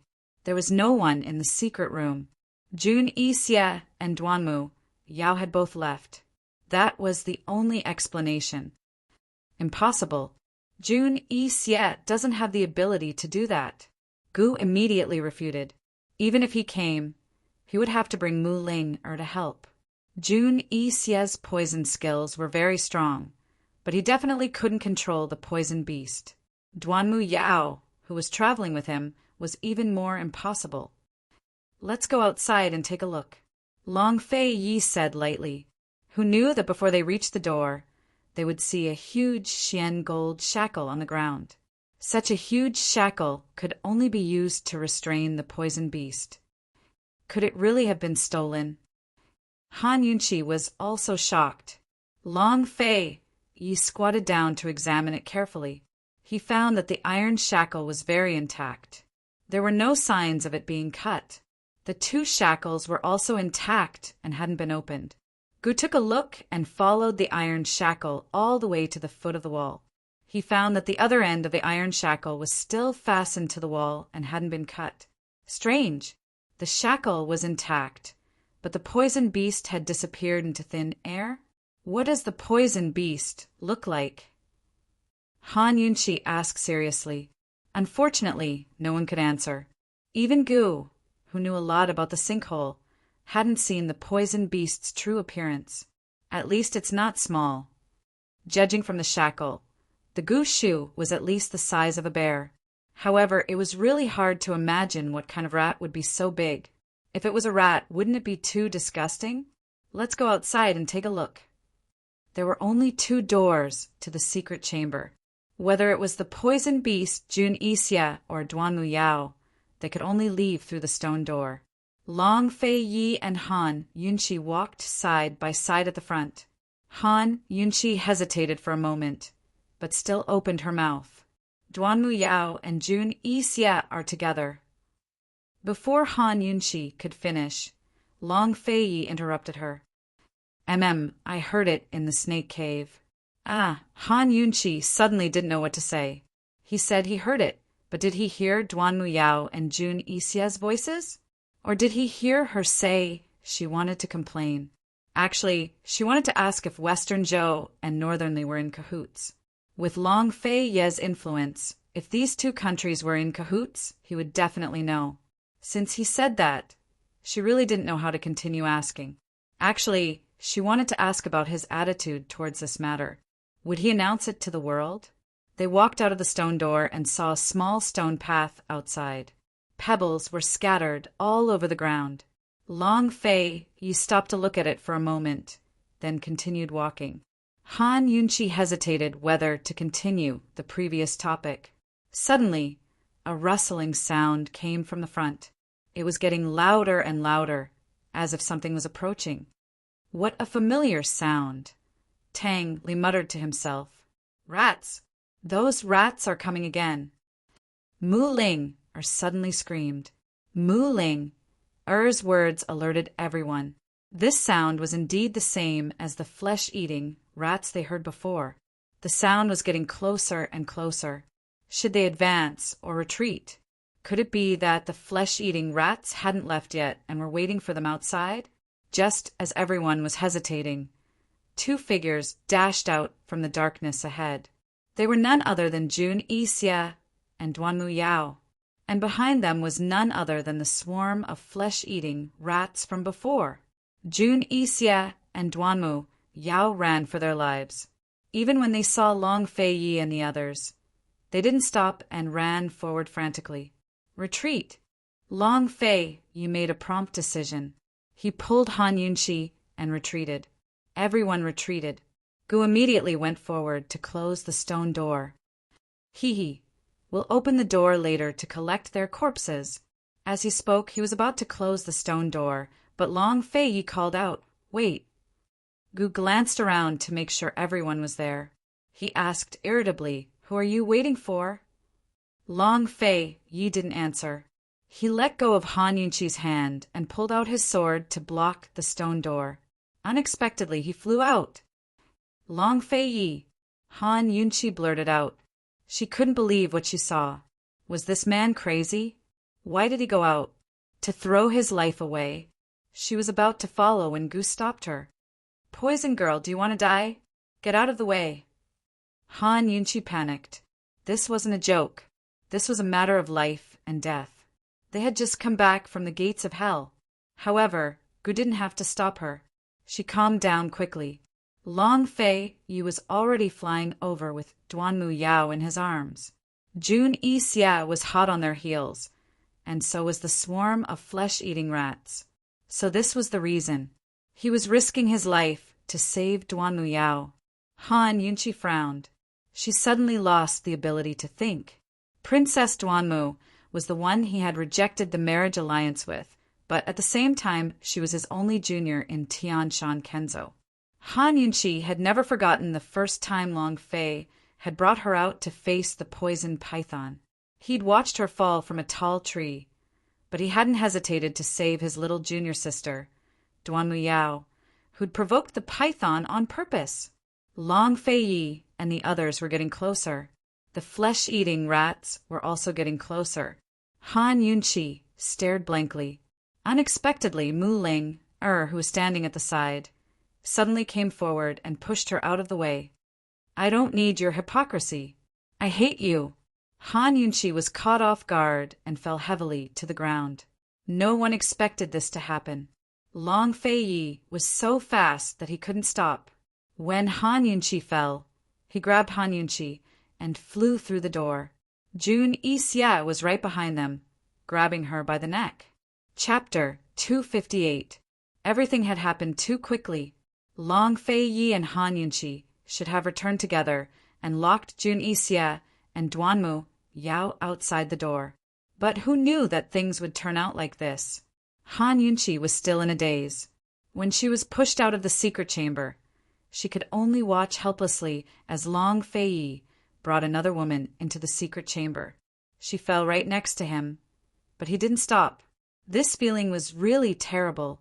Actually, Long Fei Yi and Han Yunqi were both caught off guard. As soon as he landed, he immediately pushed Duanmu Yao aside and rushed towards the door without even looking at her. But all he saw was Jun Yixia clutching Han Yunqi's neck with a warning look on his face. Let go of her, or this prince won't let you off. Long Fei Yi's rage soared to the heavens. At the side, Gu couldn't be bothered with Mu Linger anymore. He anxiously said, Jun Yixia, if you want to settle the score, come in first. If Jun Yixia still didn't come in, The flesh-eating rats would be here soon. Unexpectedly, June Isia actually demanded an exorbitant price. This prince can go in, but all of you have to come out. Otherwise, this prince won't be willing to go in. What an unwillingness! You have to be willing even if you don't want to. Gu flashed his folding fan and was about to make a move, but Long Fei Yi didn't waste any words. He had already pulled out the whip at his waist and stepped out of the door. However, June Isia immediately tightened his grip on Han Yunqi's neck.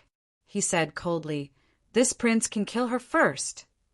When he said this, Long Fei Yi and Gu both stopped. June Isia was going all out. Either he and Han Yunqi lived, and Long Fei Yi and the others all died to the flesh-eating rats, or he and Han Yunqi died to the rats, and everyone in the secret chamber lived. He did not give Long Fei Yi a second choice, nor did he leave a way out for himself. He was betting on just how important this woman was in Long Fei's heart. Who knew how important this woman was in Long Fei Ye's heart? In any case, she herself didn't know. Han Yunqi's neck was tightly choked. She couldn't breathe and couldn't speak at all. At this moment, she was the most dangerous one. It was very likely that June Isia would kill her before the flesh-eating rats could reach her. However, her face was expressionless. She looked at Mu Linger, then at Long Fei Yi and Duanmu Yao. Her gaze was deep and unfathomable. Wasn't she afraid? She was afraid, but she had experienced this kind of despair too many times in her life. Even if she was afraid, it was useless. Doing good only to be repaid with evil. Using love only to be ruthlessly repaid. She was always the one covered in wounds. When she heard June Isia's condition, Duanmu Yao immediately shouted angrily, "June Isia! What do you mean by this?" June Isia actually wanted her to leave. June Isia was poisoned, and she had helped him a lot along the way. This guy was kicking her to the curb after she'd outlived her usefulness. Didn't they agree that she would cooperate with him and he would help her kill Han Yunqi? Who would have thought that he would dare to take Long Fei Ye's life?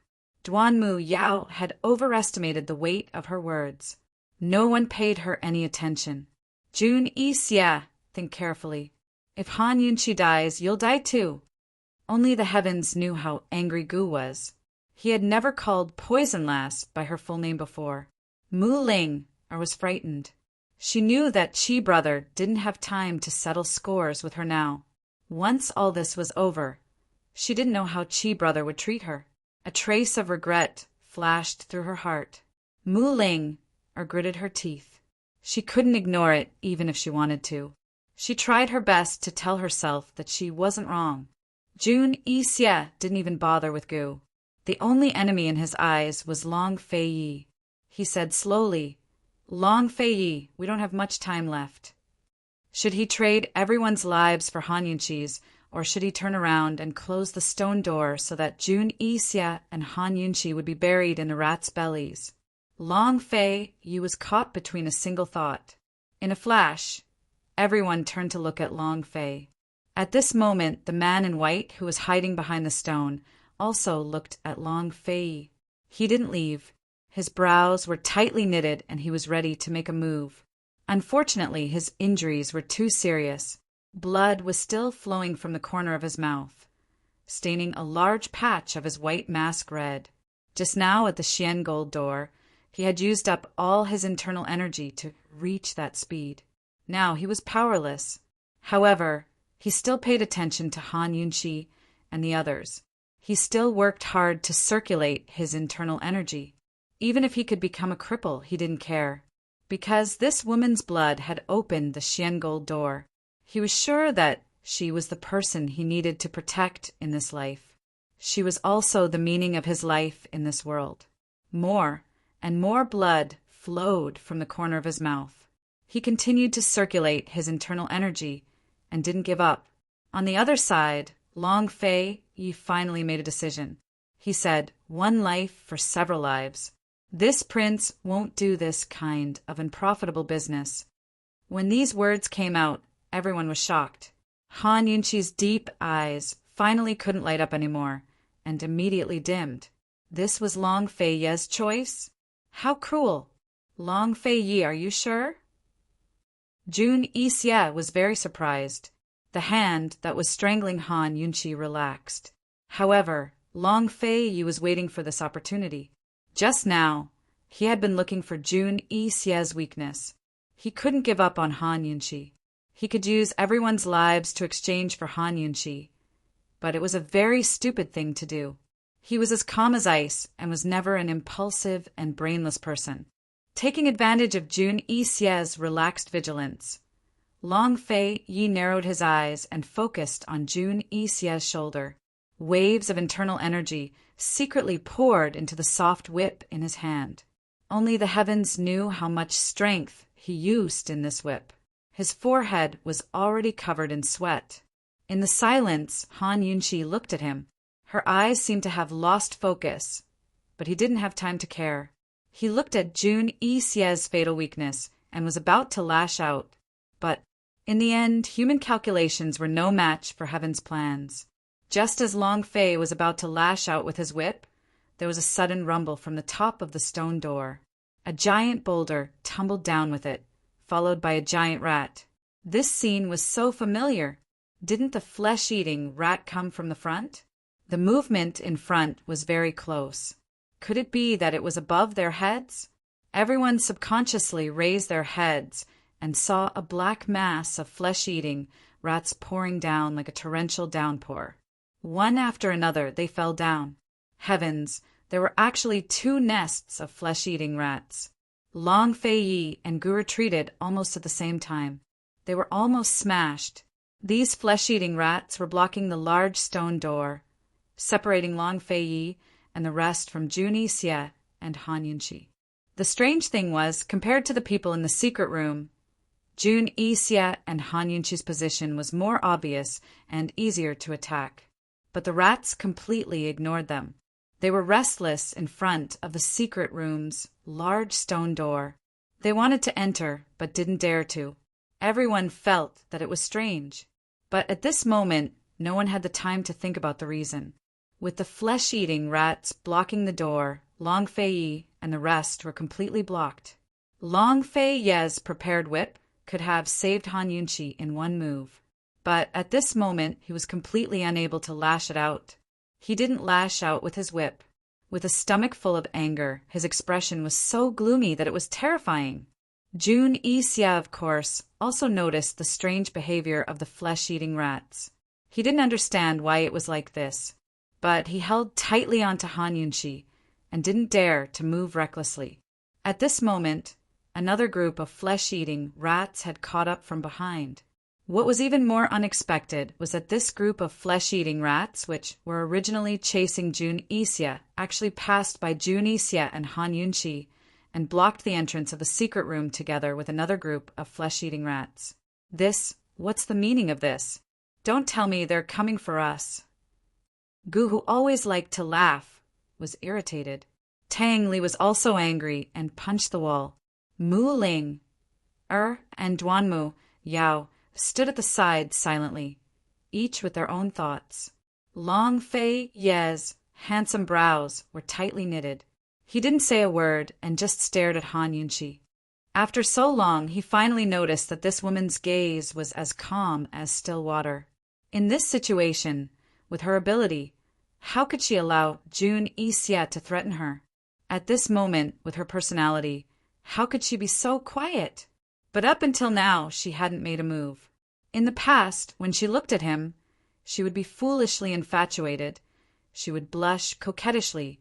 She would glare angrily, and she would also avoid him in fear. That kind of true personality. She didn't hide it, didn't pretend. It had never been like this before. Her gaze was so desperate, as if she had given up on everything, including him. Long Fei Yi couldn't care less about the flesh-eating rats. An inexplicable sense of fear suddenly attacked his heart. This was the first time in his life that he felt fear. What's wrong with this woman? Is she feeling unwell somewhere? Jun Yixie, let go of her. Long Fei's sudden roar gave everyone a fright. They'd never seen this man lose all reason before. This roar immediately alarmed the flesh-eating rats at the door. One by one, they all arched their backs and scratched their claws restlessly. Seeing this, Jun Yixie's lips curled into a cold sneer. Sure. As he spoke, he really let go of Han Yunqi's neck.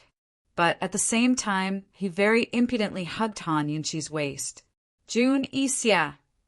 Long Fei Yi gritted his teeth and clenched his fists so tightly that his knuckles cracked.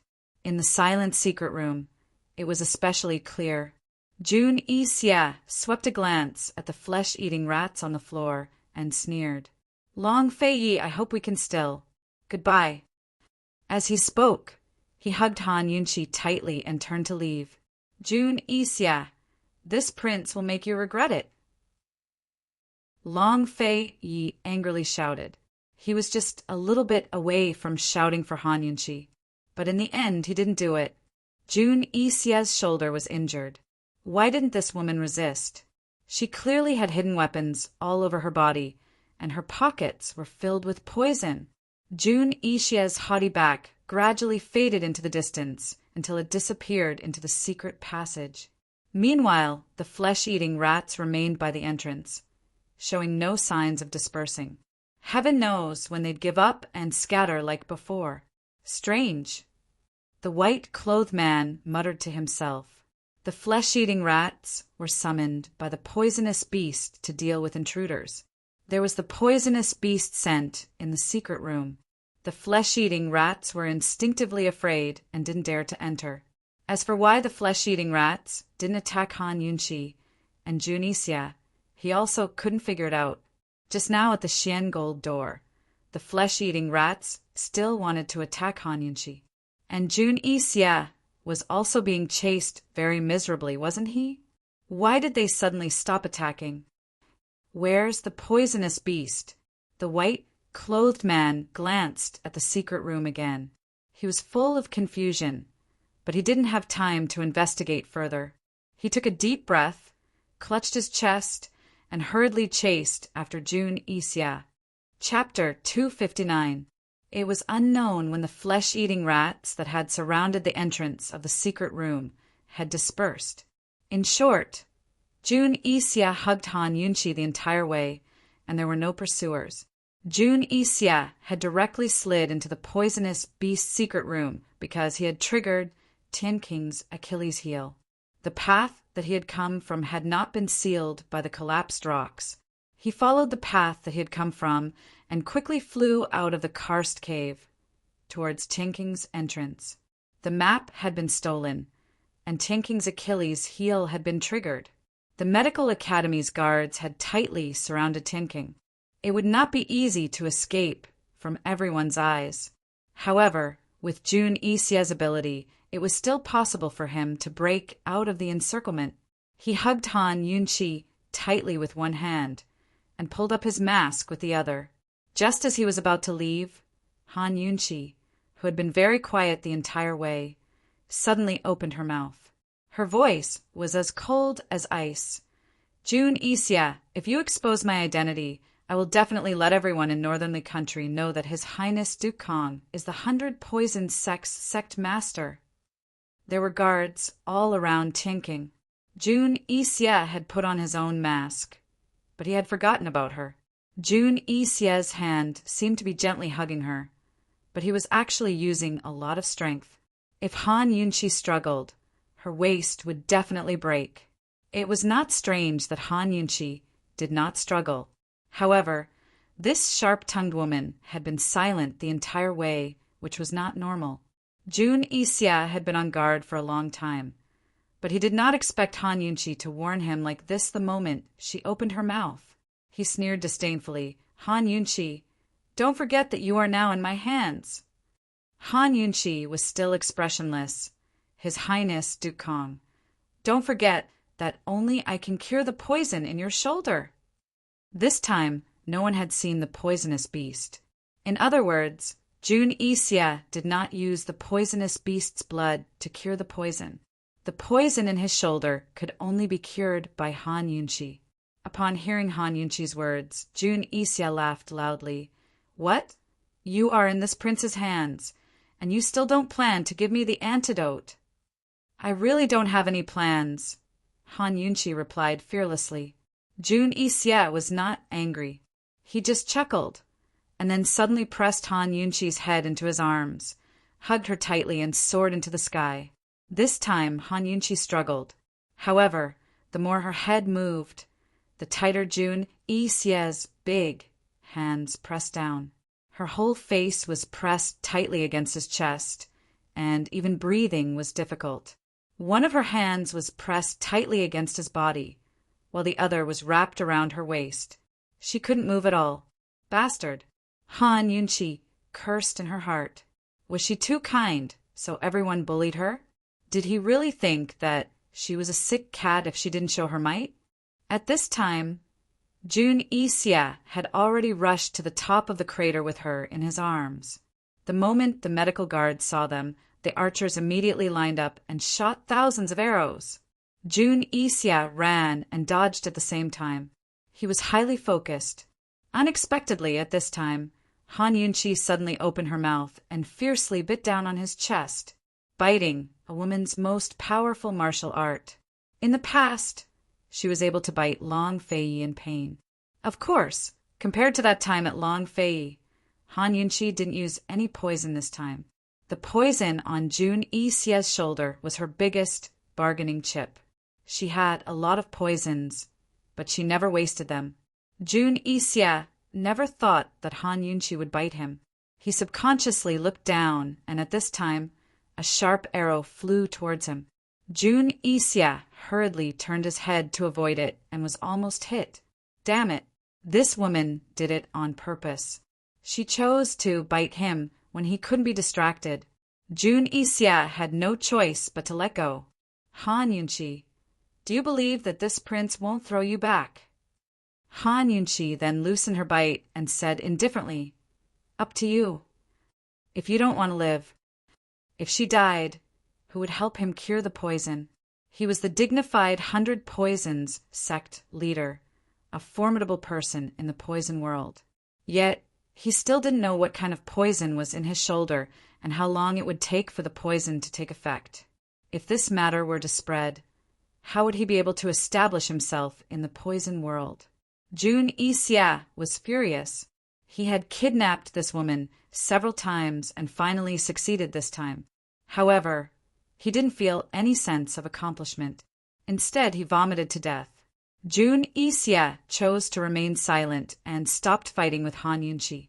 He concentrated on dealing with the arrows coming from all directions, but who knew that Han Yunchi, who was in an extremely bad mood, had nowhere to vent her anger. She didn't intend to let him off.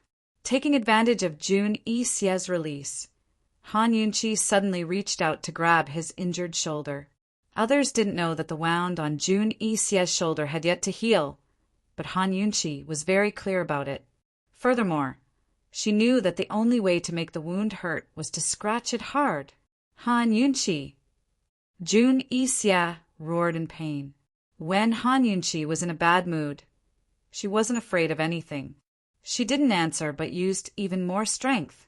Jun Yixie couldn't take it anymore and tied her hands again. Han Yunchi struggled violently. Jun Yixie dodged the arrows while dealing with Han Yunchi's disturbance. Not long after, his other shoulder was hit by 2 arrows. At this time, the medical school's guards chased after them with their qinggong. Han Yunchi, that's enough! Jun Yixie gritted his teeth, but there was nothing he could do. He could only let her scratch him while he focused on dealing with the medical school's guards.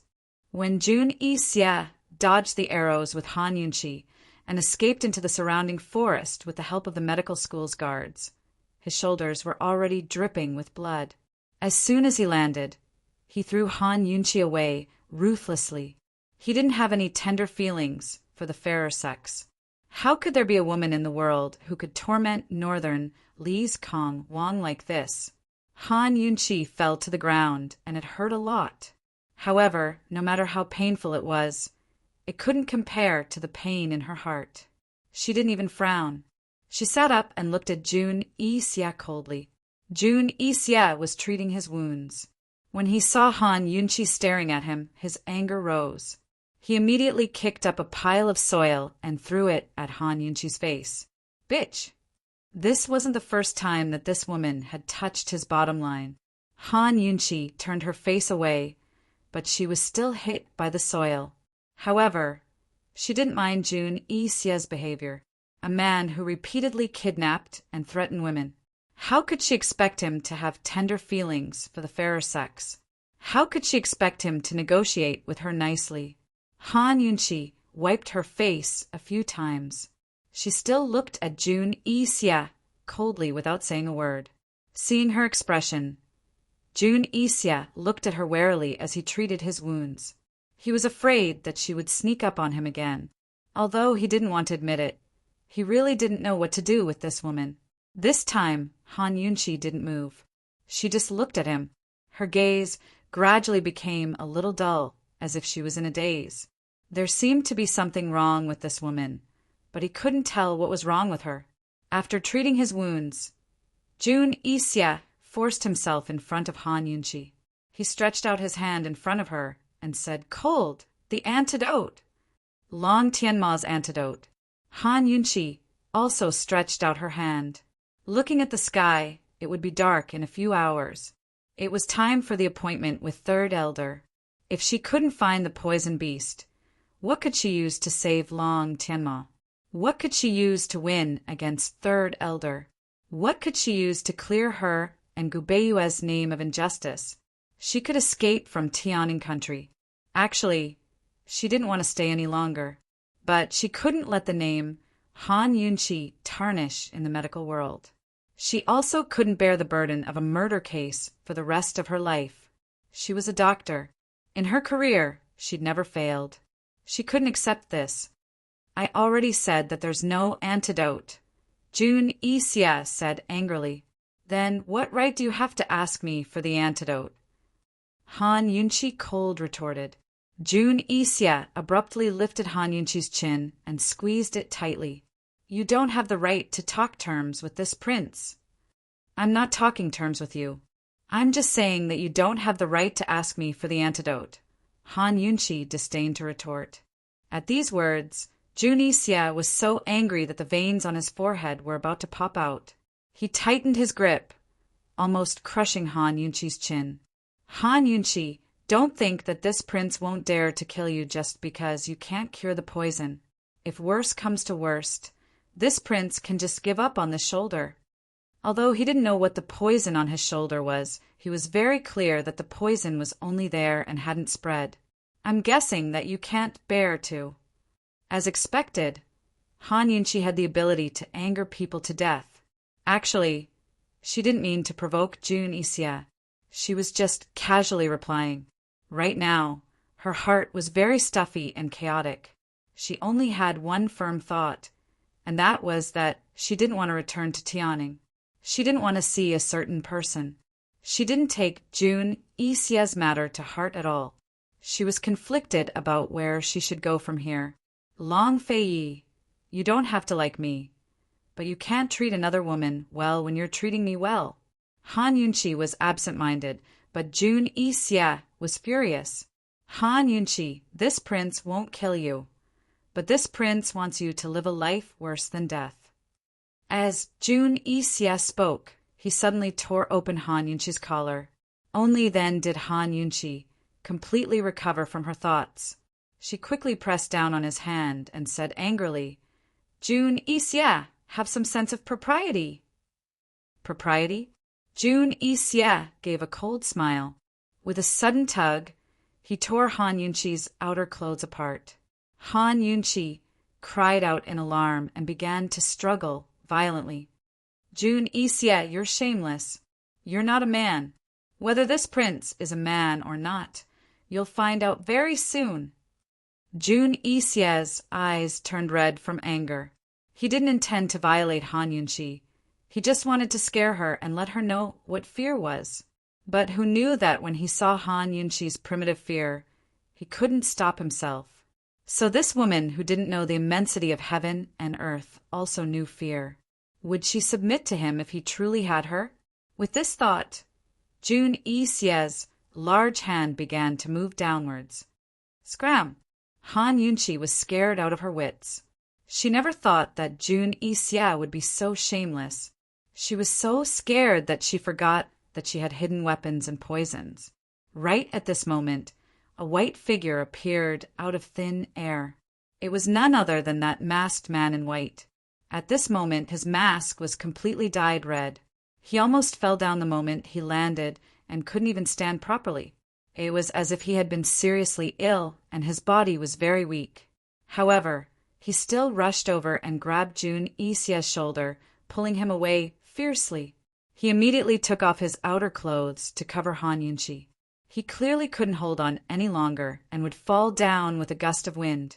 However, when he turned around and saw Jun Yixia, his eyes shot out a monstrous killing intent that pierced straight into one's heart. Jun Yixia, unless I die, don't even think of touching a single hair on her.